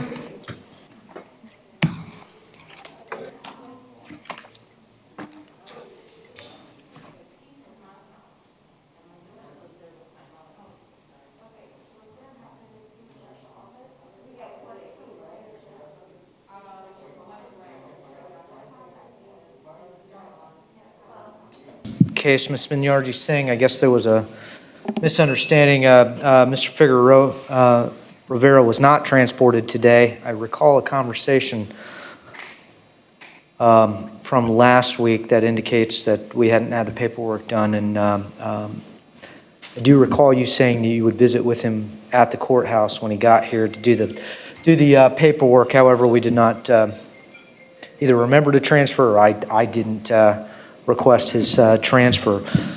My proposed solution is we can move forward with the plea today. He can read a plea form out at the jail. He can sign that plea form. We can, that will be brought over to the courthouse. It will be filed contemporaneous with the plea form that we filed today. If you are comfortable with that solution, we can accommodate the plea today and save you another trip out to Osceola County. If not, I'm going to need to reset this for next Wednesday. Versus us resetting it, Judge, would Your Honor consider releasing him on bond to have him come to my office to fill out the plea form, and then we can reset it to next Wednesday? What is the anticipated plea agreement? This is a case where the state has offered 4 years of probation with an adjudication. We asked the court if they would, because his first time, he has no prior convictions. We asked the court if we pled to the bench. The court indicated that it may give less than the 4 years, so we were going to plead to the bench. I had a conversation with the prosecutor subsequent to that, asked them if they would no pros the misdemeanor that he has as well, and the state indicated if we pled to what the state offered, they would no pros the misdemeanor. So I just wanted to be able to convey that to him. All right, he's been in custody, and that was based on some concerns from the victim. I'd be uncomfortable with releasing him not being on supervision. So we can move forward with the plea remotely, and he can just sign the document. We can have all the discussions. You'll be able to have communications with him, and if you need private communications, we can accommodate that through a phone line. Or we can reset. It's the best I can offer you. Would be next Wednesday. If Your Honor doesn't mind, if I could have just a conversation with him, maybe for a minute or two? Sure. And then just to relay what's happening? Yeah, of course. Okay. All Can we call out to the jail facility? Do we have Mr. Figueroa Rivera present? Is there a translator by chance that would be able to, no? Yeah, I don't think that we're going to be able to translate your attorney-client discussions. Understood. And that, we wouldn't have been able to accommodate that Yeah. here, even if he was. Understood. Do you have any ability to communicate with Mr. Figueroa Rivera? I can just, I've been using a translator with, his parents, obviously, when he's been in jail. I guess if there's a translator on the line, I can just ask him right now if he'd rather reset it so that we can meet in person, or if he'd rather proceed today with the plea.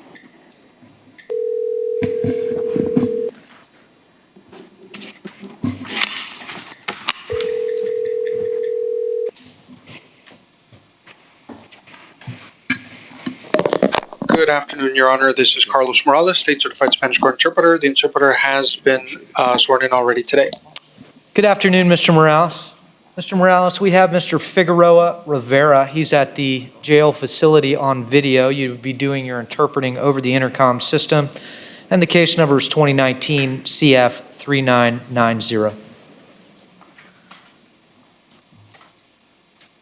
Yes, Your Honor.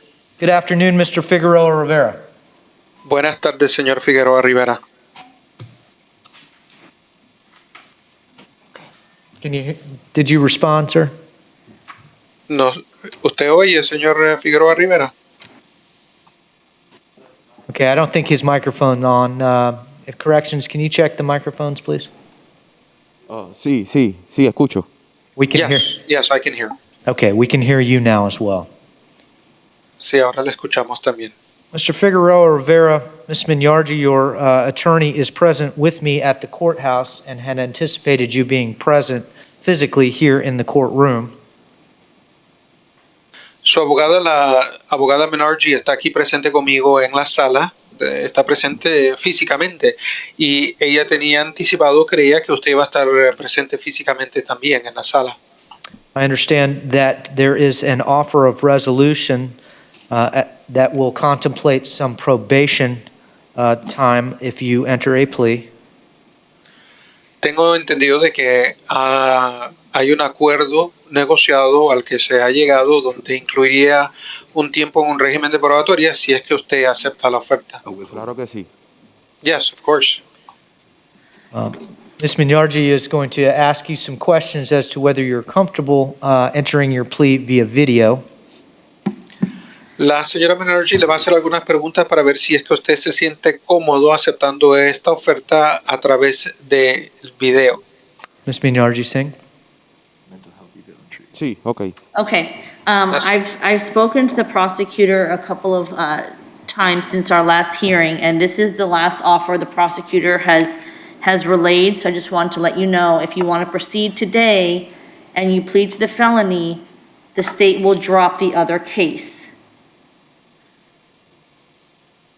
Bueno, entonces ya he hablado con la fiscalía algunas veces, varias veces, y desde la última vez, esta es la última oferta o la más reciente que han presentado. Y si usted decide aceptarlo para resolver su caso el día de hoy, entonces lo que han dicho es que si usted se declara o acepta la oferta al delito mayor, ellos desestimarían o tumbarían el otro caso. The offer for the felony that the state is offering is a withhold adjudication, which means you will not be convicted of a felony. La oferta para resolver el caso de delito mayor es que se suspenda el fallo formal de culpabilidad, lo que quiere decir que no tendría o no tendría una condena en sus antecedentes como condenado por un delito mayor. 4 years of supervised probation. 4 años en régimen de probatoria. If you successfully complete 2 years, you can apply for early termination after 2 years. Ahora, si usted cumple satisfactoriamente con 2 años de ese régimen de probatoria, usted podría solicitar o pedir que se le ponga fin antes de tiempo al régimen de probatoria después de 2 años. Sí, acepto la oferta. Yes, I'll take the offer. Okay, you will also have to do an anger management course. You will have to do mental evaluation and treatment if recommended. You will have to do random urinalysis, and you will have to do substance abuse evaluation and treatment if recommended, and have no contact with Angela Bermudez. 100 hours of community service, court costs, and cost of prosecution. That is the full resolution to the case. And counsel, I'm sorry, no contact with who? Angela Bermudez, she is the alleged victim in the case. Okay, thank you. Además de eso, también tendría que tomar un curso para aprender a controlar el temperamento. También tendría que someterse a una evaluación mental y cumplir con cualquier tratamiento si le recomiendan tratamiento. También tendría que hacerse análisis de orina al azar, una evaluación por abuso de sustancias con cualquier tratamiento recomendado. Le estaría prohibido el contacto con la víctima o la supuesta víctima, en este caso Ángela Bermúdez. 100 horas de servicio comunitario, pagar costos judiciales y costes por el enjuiciamiento. Esos son todos los términos y condiciones para resolver el caso. You can also not return to the victim's residence located at 2317 Santa Ana Street in Kissimmee 34743. Además, le estaría prohibido regresar a la residencia de la víctima, donde la dirección es el 2317 de Santa Ana, en Kissimmee, Florida, 34743. Sí. Okay, Yes. now with all that being said, you would like to proceed and resolve the case, plea to the felony case today, correct? Entonces, habiendo dicho todo eso, explicado todo eso, escuchado todo eso, ¿desea usted aceptar esa oferta de declararse el delito mayor para resolver el caso? Sí. Do you need any more time to speak to me about this case or the resolution? ¿Necesita usted más tiempo para consultar conmigo, ya sea sobre el caso o sobre la oferta? No. No. Está bien la oferta. The offer is good. Okay, Your Honor, based on our conversation, the defendant would like to plea. All right, thank you. I see a Melanie Carvajal who is joining us remotely. Is she involved in this case? That is the victim advocate who's joining us today for this case. All right, thank you. The victim is Angela Bermudez. Is she on there, I Judge? do not see Ms. Bermudez. Let me admit the victim advocate. Good afternoon, Madam Victim Advocate. Hi, how are you? I'm excellent. Have you had any, do you know if the alleged victim in this case will be joining us for the plea and sentencing? Yes, I believe so. Can I run and ask someone really quick? Sure, because I don't see anyone who is waiting in our virtual waiting room. Okay, 1 second. All right, thank you. Judge, we did have contact with her within the last few hours. She knew about this and did want to be present. Did not. She did want to be present. All right, thank you. We're accepting the state's offers. All right, it sounds like we'll be able to accomplish this plea this afternoon. Ms. Minyarji Singh, do I have a plea form with the terms and conditions of the plea? I can get that to you right now, Judge. Okay. Got a score sheet and... Do you need to fill that out, Ms. Minyarji Singh? I didn't know how we were going to proceed today, but just take 1 minute just to fill it out, please. Okay. Mr. Morales, we're going to let you go for the time being. We'll give back a call to the interpreters when the case is ready to move forward. Yes, Your Honor. Thank you. Thank you for your help. Mr. Figueroa Rivera? Oh. Sí, le oigo. Okay. Yes, I'm listening. Sorry, Mr. Morales. Mr. Figueroa Rivera, we're going to fill out some paperwork here. I will call your case in just a few moments. Señor Figueroa Rivera, tenemos que rellenar algunos documentos, así que vamos a hacer eso primero y después vamos a llamar su caso unos minutos más tarde. Thank you, sir. All right, thank you. Mr. Morales, thanks. Feel free to disconnect. Okay, thank you. All right, while Ms. Minyarji Singh fills out that plea form, any other case ready to go? Yes, Your Honor. We have 3 cases together. The first one I had on the docket was Terrence Mack's case. Thanks. 20 CF 2952. Mr. Mack? You can have a seat, and Mr. Mack can come on up to the podium. Mr. Mack, good afternoon. We're going to place you under oath. Please raise your right hand. Do you solemnly swear or affirm that the testimony you're about to enter into this case is the truth, the whole truth, and nothing but the truth, so help you God? Yes. All right. And are you covering, Mr. Nolly? Yes, Judge. Peter Donnelly for the state. Thank you, Mr. Nolly.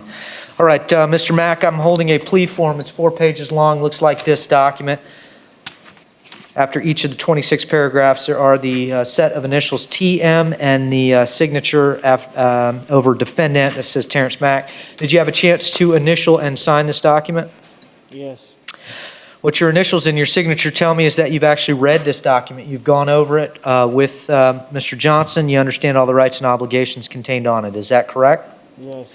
It also tells me that you wish to enter a plea of no contest to 1 count of petty theft with 2 prior theft convictions. Is that what you wish to do? Pardon? Do you wish to enter a plea of no contest to 1 count of petty theft with 2 prior theft convictions, which is a 3rd-degree felony allegation? Yes.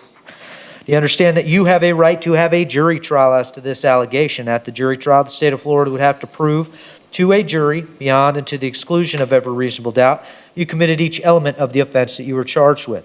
At that trial, Mr. Johnson would have been with you. He would have cross-examined the witnesses and examined the evidence against you.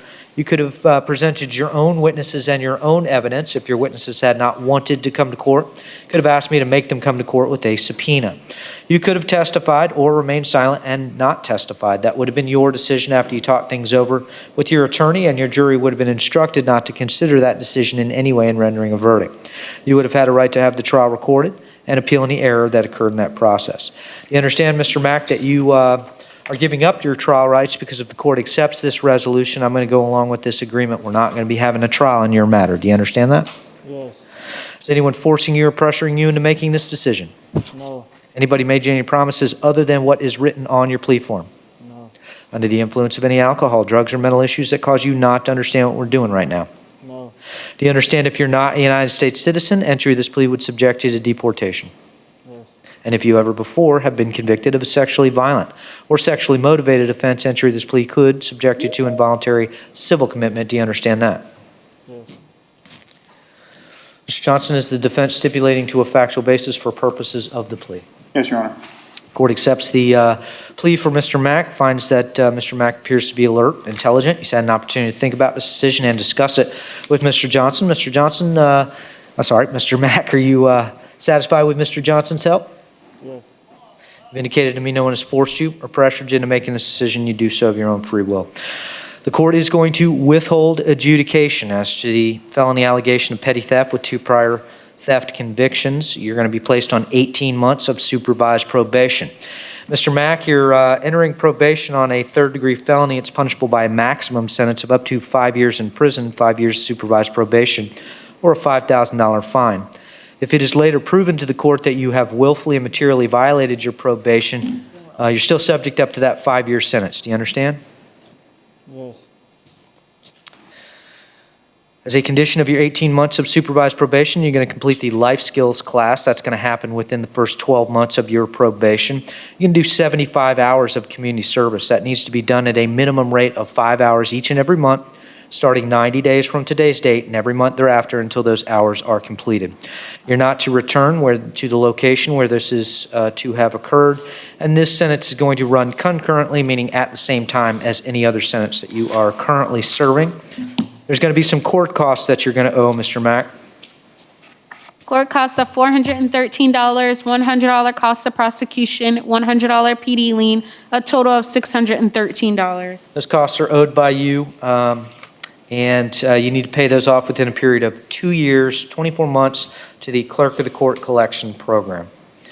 If you're making little payments, that will be fine with the collections. If you are not making any payments and they can't find you, Mr. Mack, they could suspend your driving privileges. Do you understand? Yes. You're going to have 30 days to appeal. If you wish to appeal the judgment and sentence, you must do it in writing. If you can't afford an attorney, one will be appointed for you. Mr. Johnson, anything further from defense? Just one other request was to have 48 hours to report to probation. It's concurrent to a probation out of Seminole County, and he was ordered up there to report by 11 a.m. the next day. So I was going to be asking if we could give him 48 hours so that tomorrow he can do 11 a.m., check in at Seminole, come back down here, check in here. State, any objection? No objection from the state judge. Mr. Mack, we'll give you 48 hours so you can check into your 2 separate probation officers and hopefully be able to combine those into one And he has 43 days of credit. supervision. We'll give you credit for the 43 days that you have already served. Good luck to you, Mr. Mack. Thanks. Thank you. Thank you, Judge. Your Honor, as a matter of just sort of speeding things along, if the COs could give the other gentleman the Spanish plea form, which is going to be over by the door, it would probably speed things along for your other plea. All right. Thank you. That's on Mr. Rowe. Yes, Your Honor. If I could have the corrections, if you could provide Mr. Figueroa Rivero with a plea form in Spanish so he can review that. Therefore, we'll do it. Thank you very much, Madam Correction Officer. A chance to read that. I will call you next. Ms. Minyarji Singh.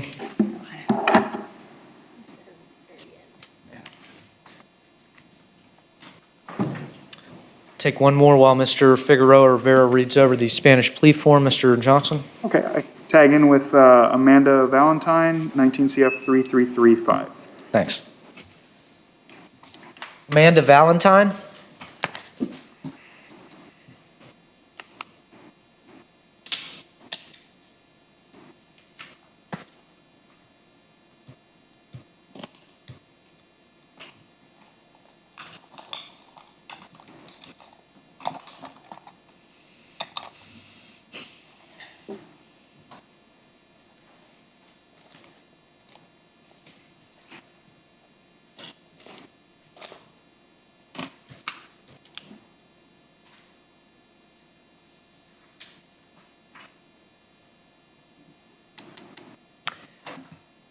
Madam, if I could have Amanda Valentine?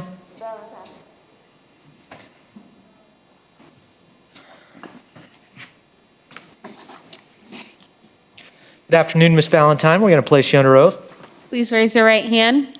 Do you solemnly swear or affirm that the testimony you're about to enter into this case is the truth, the whole truth, and nothing but the truth, so help you God? Ms. Valentine, I have a 4-page plea form here. It looks like this document. It is signed where it says defendant's signature, and after each of the 26 paragraphs, there are a set of initials that says A.V. Have you had a chance to read, sign, and initial this document? Yes, sir. What your signature and your initials also tell me is that you've had enough time with Mr. Johnson to go over this document. You understand all the rights and obligations contained on it. Is that correct? Yes, sir. Finally, it tells me that you wish to plead no contest to 1 count of petty theft with 2 prior theft convictions. Is that what you wish to do? Yes, sir. Do you understand that you have a right to have a jury trial as to this allegation? At the jury trial, the state of Florida would have to prove to a jury beyond and to the exclusion of every reasonable doubt you committed each element of the offenses that you were charged with. At that trial, Mr. Johnson would have been with you. He would have cross-examined witnesses and examined the evidence against you. You would have had a right to present your own witnesses and your own evidence. If your witnesses had not wanted to come to court, you could have asked me to make them come to court with a subpoena. You could have testified or remained silent and not testified. That would have been your decision after you talked things over with Mr. Johnson, and your jury would have been instructed not to consider that decision in any way in rendering a verdict. You would have had a right to have the trial recorded and appeal any error that occurred in that process. Do you understand you are giving up all of your trial rights? Because if the court accepts this resolution, I'm going to go along with this agreement, we will not be having a trial in this matter. Do you understand that? Yes, sir. Is anyone forcing you or pressuring you into making this decision? No, sir. Has anyone made you any promises other than what is written on your plea form? No, sir. Are you under the influence of any alcohol, drugs, or mental issues that cause you not to understand the decision that you're making? No, sir. Do you understand if you are not a United States citizen, entry of this plea would subject you to deportation? Yes, sir. And if you ever before have been convicted of a sexually violent or sexually motivated offense, entry of this plea could subject you to involuntary civil commitment. Do you understand that? Yes, sir. Mr. Johnson, is the defense stipulating to a factual basis for purposes of the plea? Yes, Your Honor. Accept that stipulation. Find I have a factual basis with which the court can accept this plea. Find that Ms. Valentine appears to be alert, intelligent. She's had an opportunity to think about the decision and discuss it with Mr. Johnson. Her attorney, are you satisfied with Mr. Johnson's help? Yes, sir. Seems like he got you a concurrent sentence here. You've indicated to me no one has forced you or pressured you into making this decision. You do so of your own free will. It's a third-degree felony of petty theft with 2 prior theft convictions. You will be adjudicated guilty. You're sentenced to 24 months in the Department of Corrections with the credit for the time served that you have already served, which is 344 days. We will run this sentence concurrent with any other sentence that you are currently serving. There's going to be some court costs that you're going to owe. Court costs of $418, $100 cost of prosecution, $100 PD lien, a total of $618. You owe $618. You're going to pay that off to the clerk of the court collection program. How long's her other sentences? I believe it's 40 months on the other sentence. 40? Yeah. Yikes, okay. All right,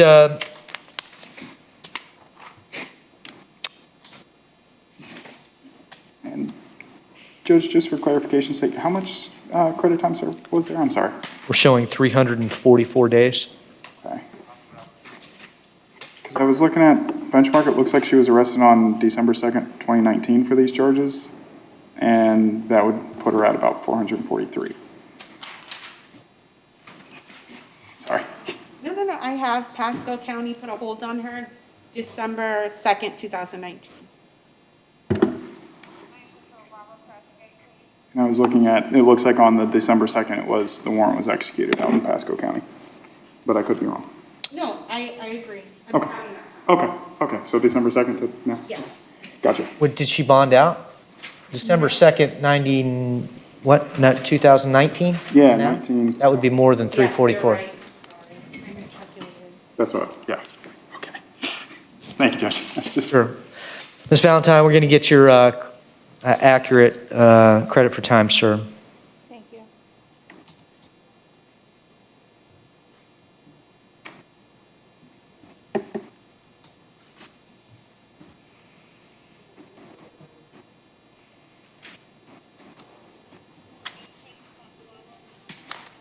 Yes, 444 days. It's 444 days, Ms. Valentine, that you'll get credit for on this offense. We're going to give you a period of 60 months to pay off your court costs to the clerk of the court collection program. That'll give you plenty of time to land on your feet and make some payments to the clerk of the court collection program. 30 days to appeal. If you wish to appeal, you must do it in writing. Can't afford an attorney, won't be appointed for you. Mr. Johnson, anything further? Nothing further. Anything further, Mr. Donnelly, on behalf of the state? Nothing from the state, Judge. All right. Thanks, Ms. Valentine. Thank you. All right, Ms. Minyarji Singh, I'm ready for you. May I approach, Judge? Of course. Thank you. Yeah, that's fine. Good afternoon, Your Honor. Carlos Morales, State Certified Spanish Court Interpreter, previously sworn. All right, welcome again, Mr. Morales. Again, we have Mr. Figueroa Rivera, 2019 CF 3990. Mr. Figueroa Rivera, you may come up to the podium. Acérquese al atril, señor Figueroa Rivera. All right, we are joined by the victim advocate as well as the victim in this case, Angela Bermudez. Present in court is Mr. Donnelly and Ms. Minyarji Singh on behalf of Mr. Figueroa Rivera. Ms. Bermudez, in a moment, I'll ask whether you wish to give a statement prior to sentencing. Mr. Figueroa Rivera, I am holding a plea form in my hand. It is 4 pages long. My plea form is in English, but yours is in Spanish. Señor Figueroa Rivera, tengo aquí un formulario declaratorio que consta de 4 páginas. El documento que yo tengo está en inglés, pero el suyo está en español. Sí. Yes. All right, did we swear in Mr. Figueroa Rivera? We have not. We're going to swear you in, Mr. Figueroa Rivera. Please raise your right hand. Levante la mano derecha para prestar juramento. Do you solemnly swear or affirm that the testimony you're about to enter into this case is the truth, the whole truth, and nothing but the truth, so help you God? Jura solemnemente o promete que el testimonio que hará en esta causa será la verdad, toda la verdad y solamente la verdad. ¿Lo jura ante Dios? Sí, acepto. Yes, I do. Mr. Figueroa Rivera, I am holding the English plea form. It matches the plea form that you have at the jail facility in Spanish. Tengo aquí el formulario declaratorio en inglés que es igual o coincide con el formulario declaratorio que usted tiene ahí en la cárcel que está en español. Have you had an opportunity to read that plea form? ¿Ha tenido usted una oportunidad para leer el formulario? El que tengo en mano español, sí. The one I have in my hand in Spanish, yes. What that plea form has on it is a list of trial rights. Did you have an opportunity to read all of your trial rights and all of the other information? En ese formulario declaratorio se enumeran los derechos que usted tiene relacionados con un juicio. ¿Pudo usted leer todos esos derechos y todo el resto de la información? No lo he leído completo, pero no quiero llegar a un juicio, quiero llegar a un término. Well, I didn't read it entirely, but I don't want to take the case, I don't want to go to trial. I want to get to a resolution. Understood. All right. I'm going to have somewhat of a lengthy discussion with you to make sure that you understand the rights that you will be giving up by entering a plea. Bueno, vamos a tener una conversación un poco larga entonces para que usted entienda cabalmente cuáles son los derechos que usted tiene, pero que renuncia al aceptar una oferta. What my document here says is that you wish to enter a plea of no contest to one count of written threats to kill or do bodily harm, which is a second-degree felony allegation. And, Your Honor, just for the interpreter's benefit, the count is written threats to kill or do harm? Correct. Second-degree felony? That is correct. Okay, thank you. Aquí en el documento lo que tengo, señor Figueroa Rivera, es que usted piensa declararse o responder no me opongo ante la acusación o el cargo de amenazas por escrito de causar la muerte o de causar daño, que esto es un delito delito mayor en segundo grado. Do you wish to plead no contest to that count? ¿Desea usted declararse no me opongo a ese cargo? ¿Me puedes repetir la pregunta? Can you repeat the question again, please? Por favor. Please. My matching plea form here indicates that you wish to plead no contest to one count of written threats to kill or do bodily harm, which is a second-degree felony allegation. Is that what you wish to do? Sí, la pregunta es, según el formulario declaratorio que yo tengo aquí, que indica que usted desea declararse o responder, no me opongo ante el cargo, primer cargo que es amenazas por escrito a matar o causar daño. Y esto es un delito mayor en segundo grado. ¿Es eso lo que usted quiere hacer? Sí, me declaro culpable. Yes, I plead guilty. I understand that your sentence will contemplate probation. However, I need to advise you that the maximum sentence you could have received is 15 years in prison. Entiendo que la oferta declaratoria negociada para su sentencia es un régimen de probatoria. Sin embargo, tengo que informarle de lo que sería la sentencia máxima posible, que es de hasta 15 años. Do you understand that's the maximum sentence? ¿Entiende usted que esa es la sentencia máxima posible? Sí. Yes. Do you understand that a plea of no contest says that you do not contest the evidence against you? ¿Comprende usted de que al declararse no me opongo, con eso está indicando de que usted no tiene pensado disputar las pruebas que hay en su contra? Sí, no. Yes. Do you understand that you have a right to have a jury trial as to these allegations? ¿Comprende usted que tiene el derecho a que se celebre un juicio relacionado a estas acusaciones? Sí, pero no quiero llegar a eso. Yes, but I don't want to get to that point. I understand, sir. Entiendo. Do you understand that you will be giving up some trial rights because if I accept your plea today, I am going to go along with this sentence and we will not be having a trial at all?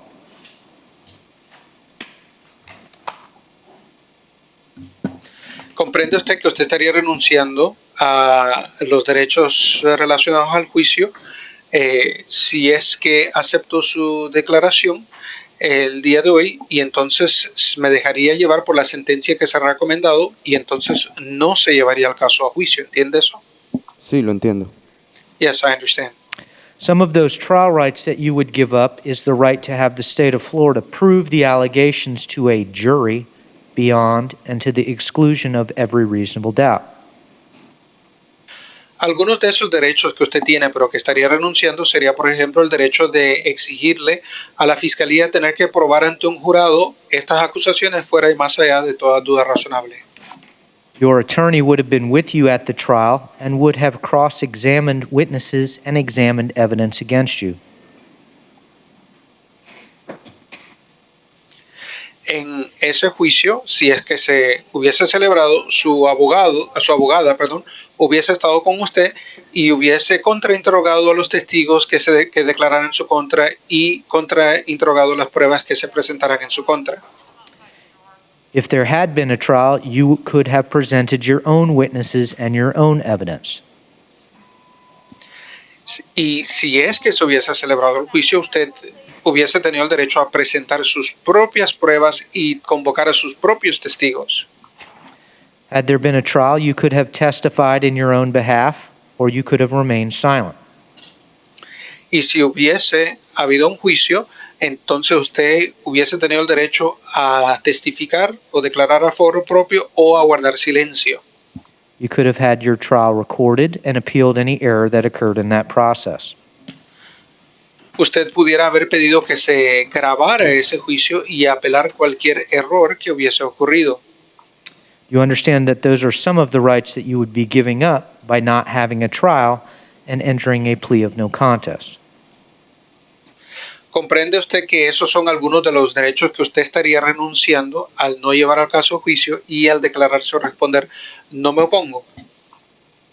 Sí, no lo quiero llevar a juicio. Yes, I do not want to go to trial. How far have you gone in school? ¿Hasta dónde llegaron sus estudios? Hasta cuarto año. 12th grade. Did you read and write in the Spanish language? ¿Usted lee y escribe el español? Sí, lo escribo y lo leo muy bien. Yes, I read it and write it very well. Is anyone forcing you or pressuring you into making this decision to enter a plea of no contest? ¿Hay alguien que lo está presionando, lo está obligando para que usted se declare o responda no me opongo a estos cargos? No, a mí nadie me está obligando, es decisión propia. No, no one is pressuring me. It's my decision. You understand that if you are not a United States citizen, entry this plea would subject you to deportation proceedings. ¿Comprende usted que si no es ciudadano estadounidense, al resolver este caso, aceptar esta oferta, lo haría sujeto a que sea deportado? ¿Entiende eso? Sí. Yes.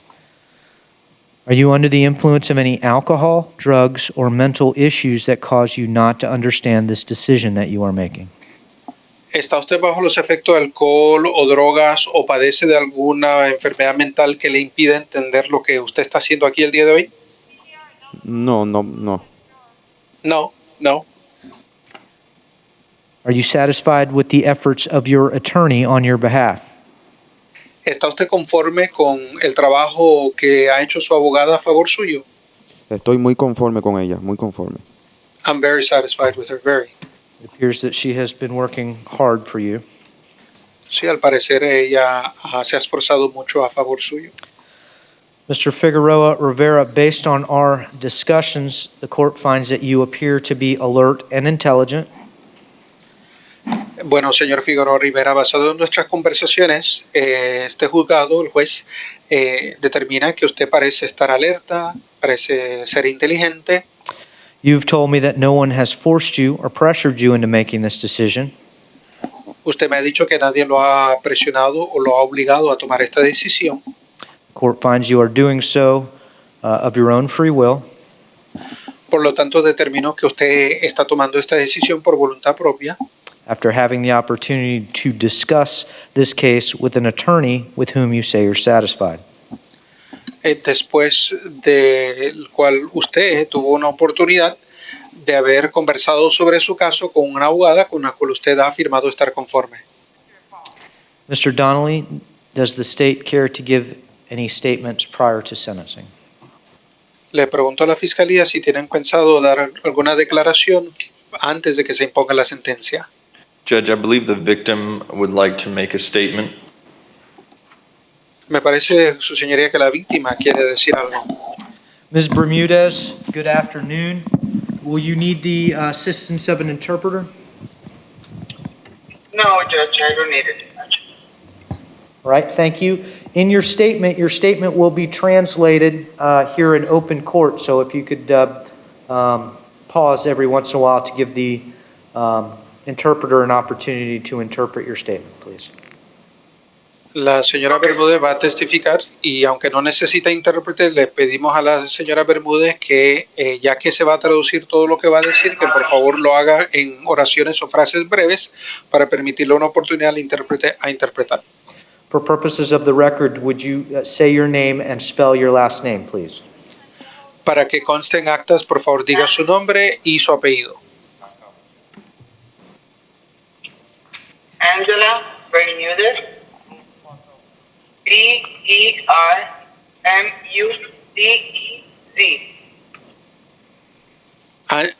Angela Bermúdez, B-E-R-M-U-D-E-Z. Ms. Bermudez, when you are ready. Well, the only thing that I'm concerned is about a restraining order because it's been noticeable for me that he doesn't follow instructions. Even though we have a no contact, he will be passed through my house. And then my kids are very, very concerned about it. My son has autism and my daughter has other illnesses, and I've been working very hard for them to come back to the normal stage, which it was really difficult because they came out. Okay. And Your Honor, for benefit of the interpreter, the interpreter does need a brief clarification or repetition. If the victim can state, because the interpreter couldn't hear very well, when she mentioned that the defendant passes by her house and something about her kids. The interpreter couldn't hear that. Would you repeat your statement about the children, Ms. Bermudez? Yes. That after the incident that happened with me and my daughter was in the car when we had the situation, my daughter started to feel insecure even in the house. When he passed by the house and stopped in front of my house, now she don't want to come out of the house and she don't want to do it. She's seeking therapy right now because of this situation. Bien, bueno, lo que me preocupa, lo que me inquieta, su señoría, es con respecto a la orden de alejamiento, porque me queda bastante claro a mí que él no sabe seguir las instrucciones, porque aunque hay una prohibición de contacto, él pasa por mi casa y esto le está afectando a mis hijos. Por ejemplo, mi hija, durante el incidente, pues ella estaba en el carro, pero ahora ella no se siente segura ni siquiera en la casa. No quiere salir de la casa y ella está recibiendo terapia por causa de esto. Así que yo me he estado esforzando para volver a traer a mis hijos a un sentido de normalidad.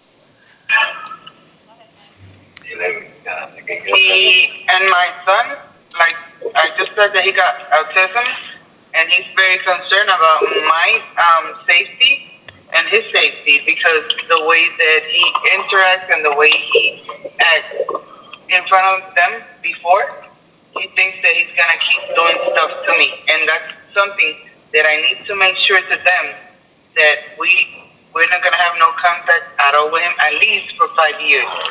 That's what I want. Y como ya había dicho anteriormente, mi hijo padece de autismo y entonces él está muy preocupado por su bienestar, su seguridad y también por la mía, porque esto por causa de las interacciones que él había tenido conmigo y entonces él dice de que pues él me va a volver a hacer daño. Y entonces lo que pido es que nosotros no vayamos a tener ningún contacto con él, que esté prohibido el contacto de él hacia nosotros por lo menos por 5 años. Eso es lo que estoy pidiendo. Is that completely? Yes, ma'am. And that he's seek for help for himself, because I know that some by his parents that he has mental issues, and it's just, you know, for his own sake, not even for me, it's for his own sake to look for help, because this situation could be solved in other manners instead of just going to court.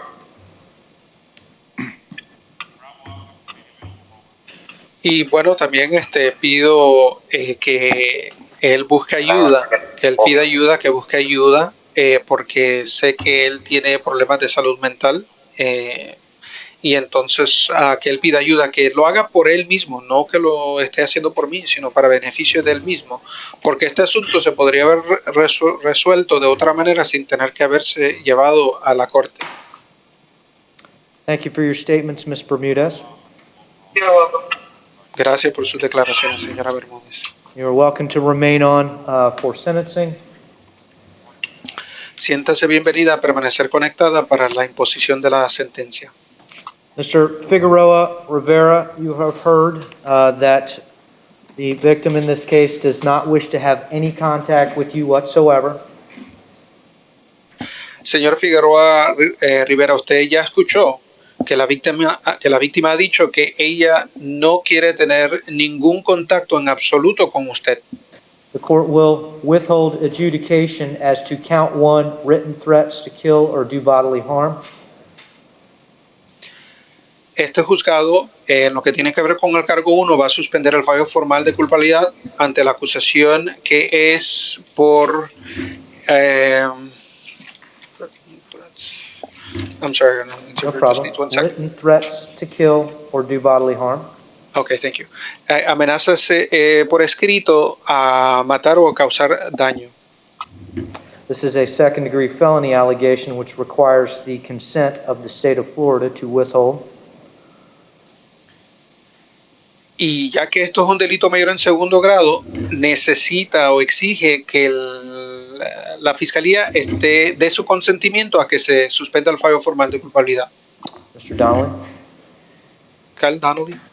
Yes, Judge, the state is requesting a withhold of adjudication of guilt. In this case, I've written up a written request which I will file with the clerk of court upon completion.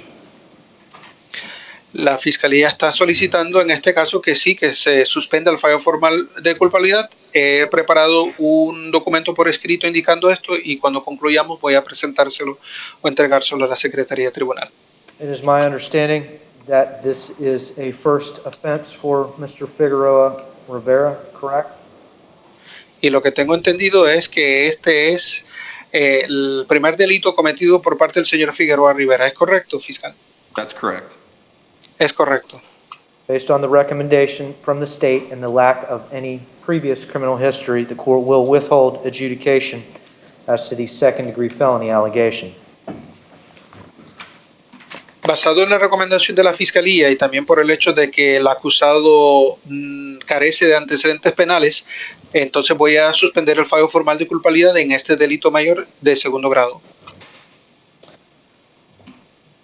As a sentence, the court will sentence Mr. Figueroa Rivera to 4 years of supervised probation. Como sentencia, entonces la sentencia que se le impone al señor Figueroa Rivera es a cumplir 4 años en un régimen de probatoria. As a condition of the 4 years of supervised probation, he will do an anger management class within the first 90 days.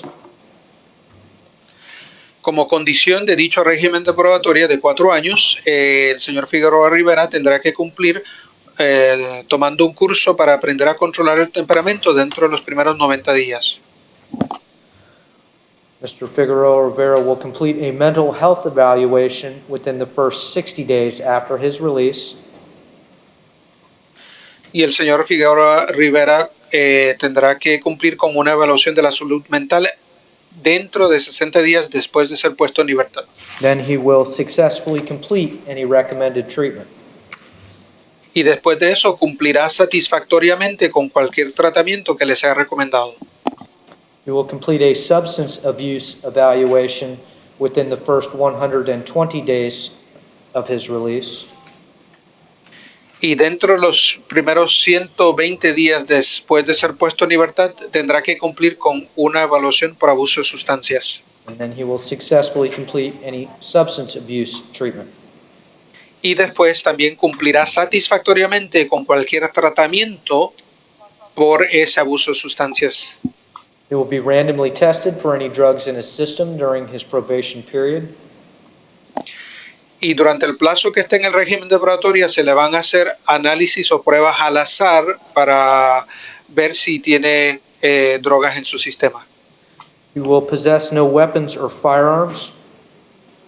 Además le estará prohibido poseer armas o armas de fuego. He will consume no alcohol or illegal drugs. Además le estará prohibido consumir el alcohol o drogas ilícitas. He will complete 100 hours of community service within the first 2 years of his probation period. Y dentro de los primeros 2 años del régimen de probatoria, tiene que cumplir con 100 horas de servicio comunitario. As a special condition of probation, Mr. Figueroa Rivera may not have any contact with Angela Bermudez. Y como condición especial de dicho régimen de probatoria, le estará prohibido el contacto en absoluto con Ángela Bermúdez al señor Figueroa Rivera. No contact means exactly what it sounds like. You may not contact Ms. Bermudez in person or through the telephone or through a computer or cell phone. Y cuando se dice que le está prohibido el contacto en absoluto, da a entender precisamente eso, prohibido el contacto en absoluto. No puede comunicarse o tener contacto con la señora Bermúdez ni en persona, ni por teléfono, ni por computadora, ni por celular. You may not pass messages through any other person. Ni tampoco hacerle llegar mensajes usando a otra persona. You may not return to the victim's residence on Santa Ana Street. Además de eso, le está prohibido regresar a la residencia de la víctima que está en la calle Santa Ana. Ms. Minyarji Singh, does he live near there? Does he have a reason to be? Le pregunto a la abogada Minyarji Singh si él vive por ahí, si tiene alguna razón por la cual tenga que estar por ahí cerca. It's been indicated that he does not live on that street, so he should be able to comply with that restriction. Y bueno, se ha indicado de que él no vive en esa calle, así que deberá poder cumplir con esta condición que se le está imponiendo. There will be court costs Mr. Figueroa Rivera is responsible for. Y al señor Figueroa Rivera tendrá que pagar costas judiciales. Court costs of $413, $100 cost of prosecution, a total of $513. Las costas judiciales son de $413, más $100 por las costas del enjuiciamiento. Esto suma $513. You will pay off those court costs within your period of 4 years of probation. Estas costas judiciales las tiene que saldar dentro del plazo del régimen de probatoria, que es de 4 años. You will need to report to your probation officer within 24 hours of your release. Y tendrá que reportarse al oficial del régimen de probatoria dentro de 24 horas de ser puesto en libertad. You will get credit for the 40 days in the Osceola County Jail that you have already served. Se le dará crédito por los 40 días que usted ya cumplió en la cárcel del condado de Osceola. Any other sanctions that I've missed, Ms. Minyarji Singh? I don't believe so, Your Honor. I believe the state No. has them. No hay nada más que añadir según la abogada Menardi Singh. Mr. Donnelly? There are no sanctions you missed, Judge. The state will announce a null pros on 20 MM 696, and I will file that with the clerk as well. Juez, es correcto, no ha pasado por alto mencionar ninguna condición adicional. Lo que sí va a anunciar la Fiscalía es un null pros al número de causa 20MM696 y voy a presentarle esto a la Secretaría de Tribunal. Madam Clerk? Sorry, I have a question about the anger management. Is it the basic 8-hour course? Which level of anger management? The basic 8-hour, Judge. Mr. Figueroa Rivera, you have 30 days from today's date to appeal the judgment and sentence of the court. If you wish to do so, you must do it in writing. If you can't afford an attorney, one will be appointed for you. Señor Figueroa Rivera, usted cuenta con 30 días para apelar el fallo de la sentencia que se le acaba de imponer. Si es que desea apelar, tendría que presentarlo por escrito dentro de esos 30 días y si no puede contratar a un abogado, se le podría nombrar uno. As to 2019 CF 3990, you shall be released from jail. En lo que tiene que ver con el número de causa 19CF3990, usted será liberado, soltado de la cárcel en lo que tiene que ver con ese caso. You'll need to check in with your probation officer by tomorrow at 4 o'clock.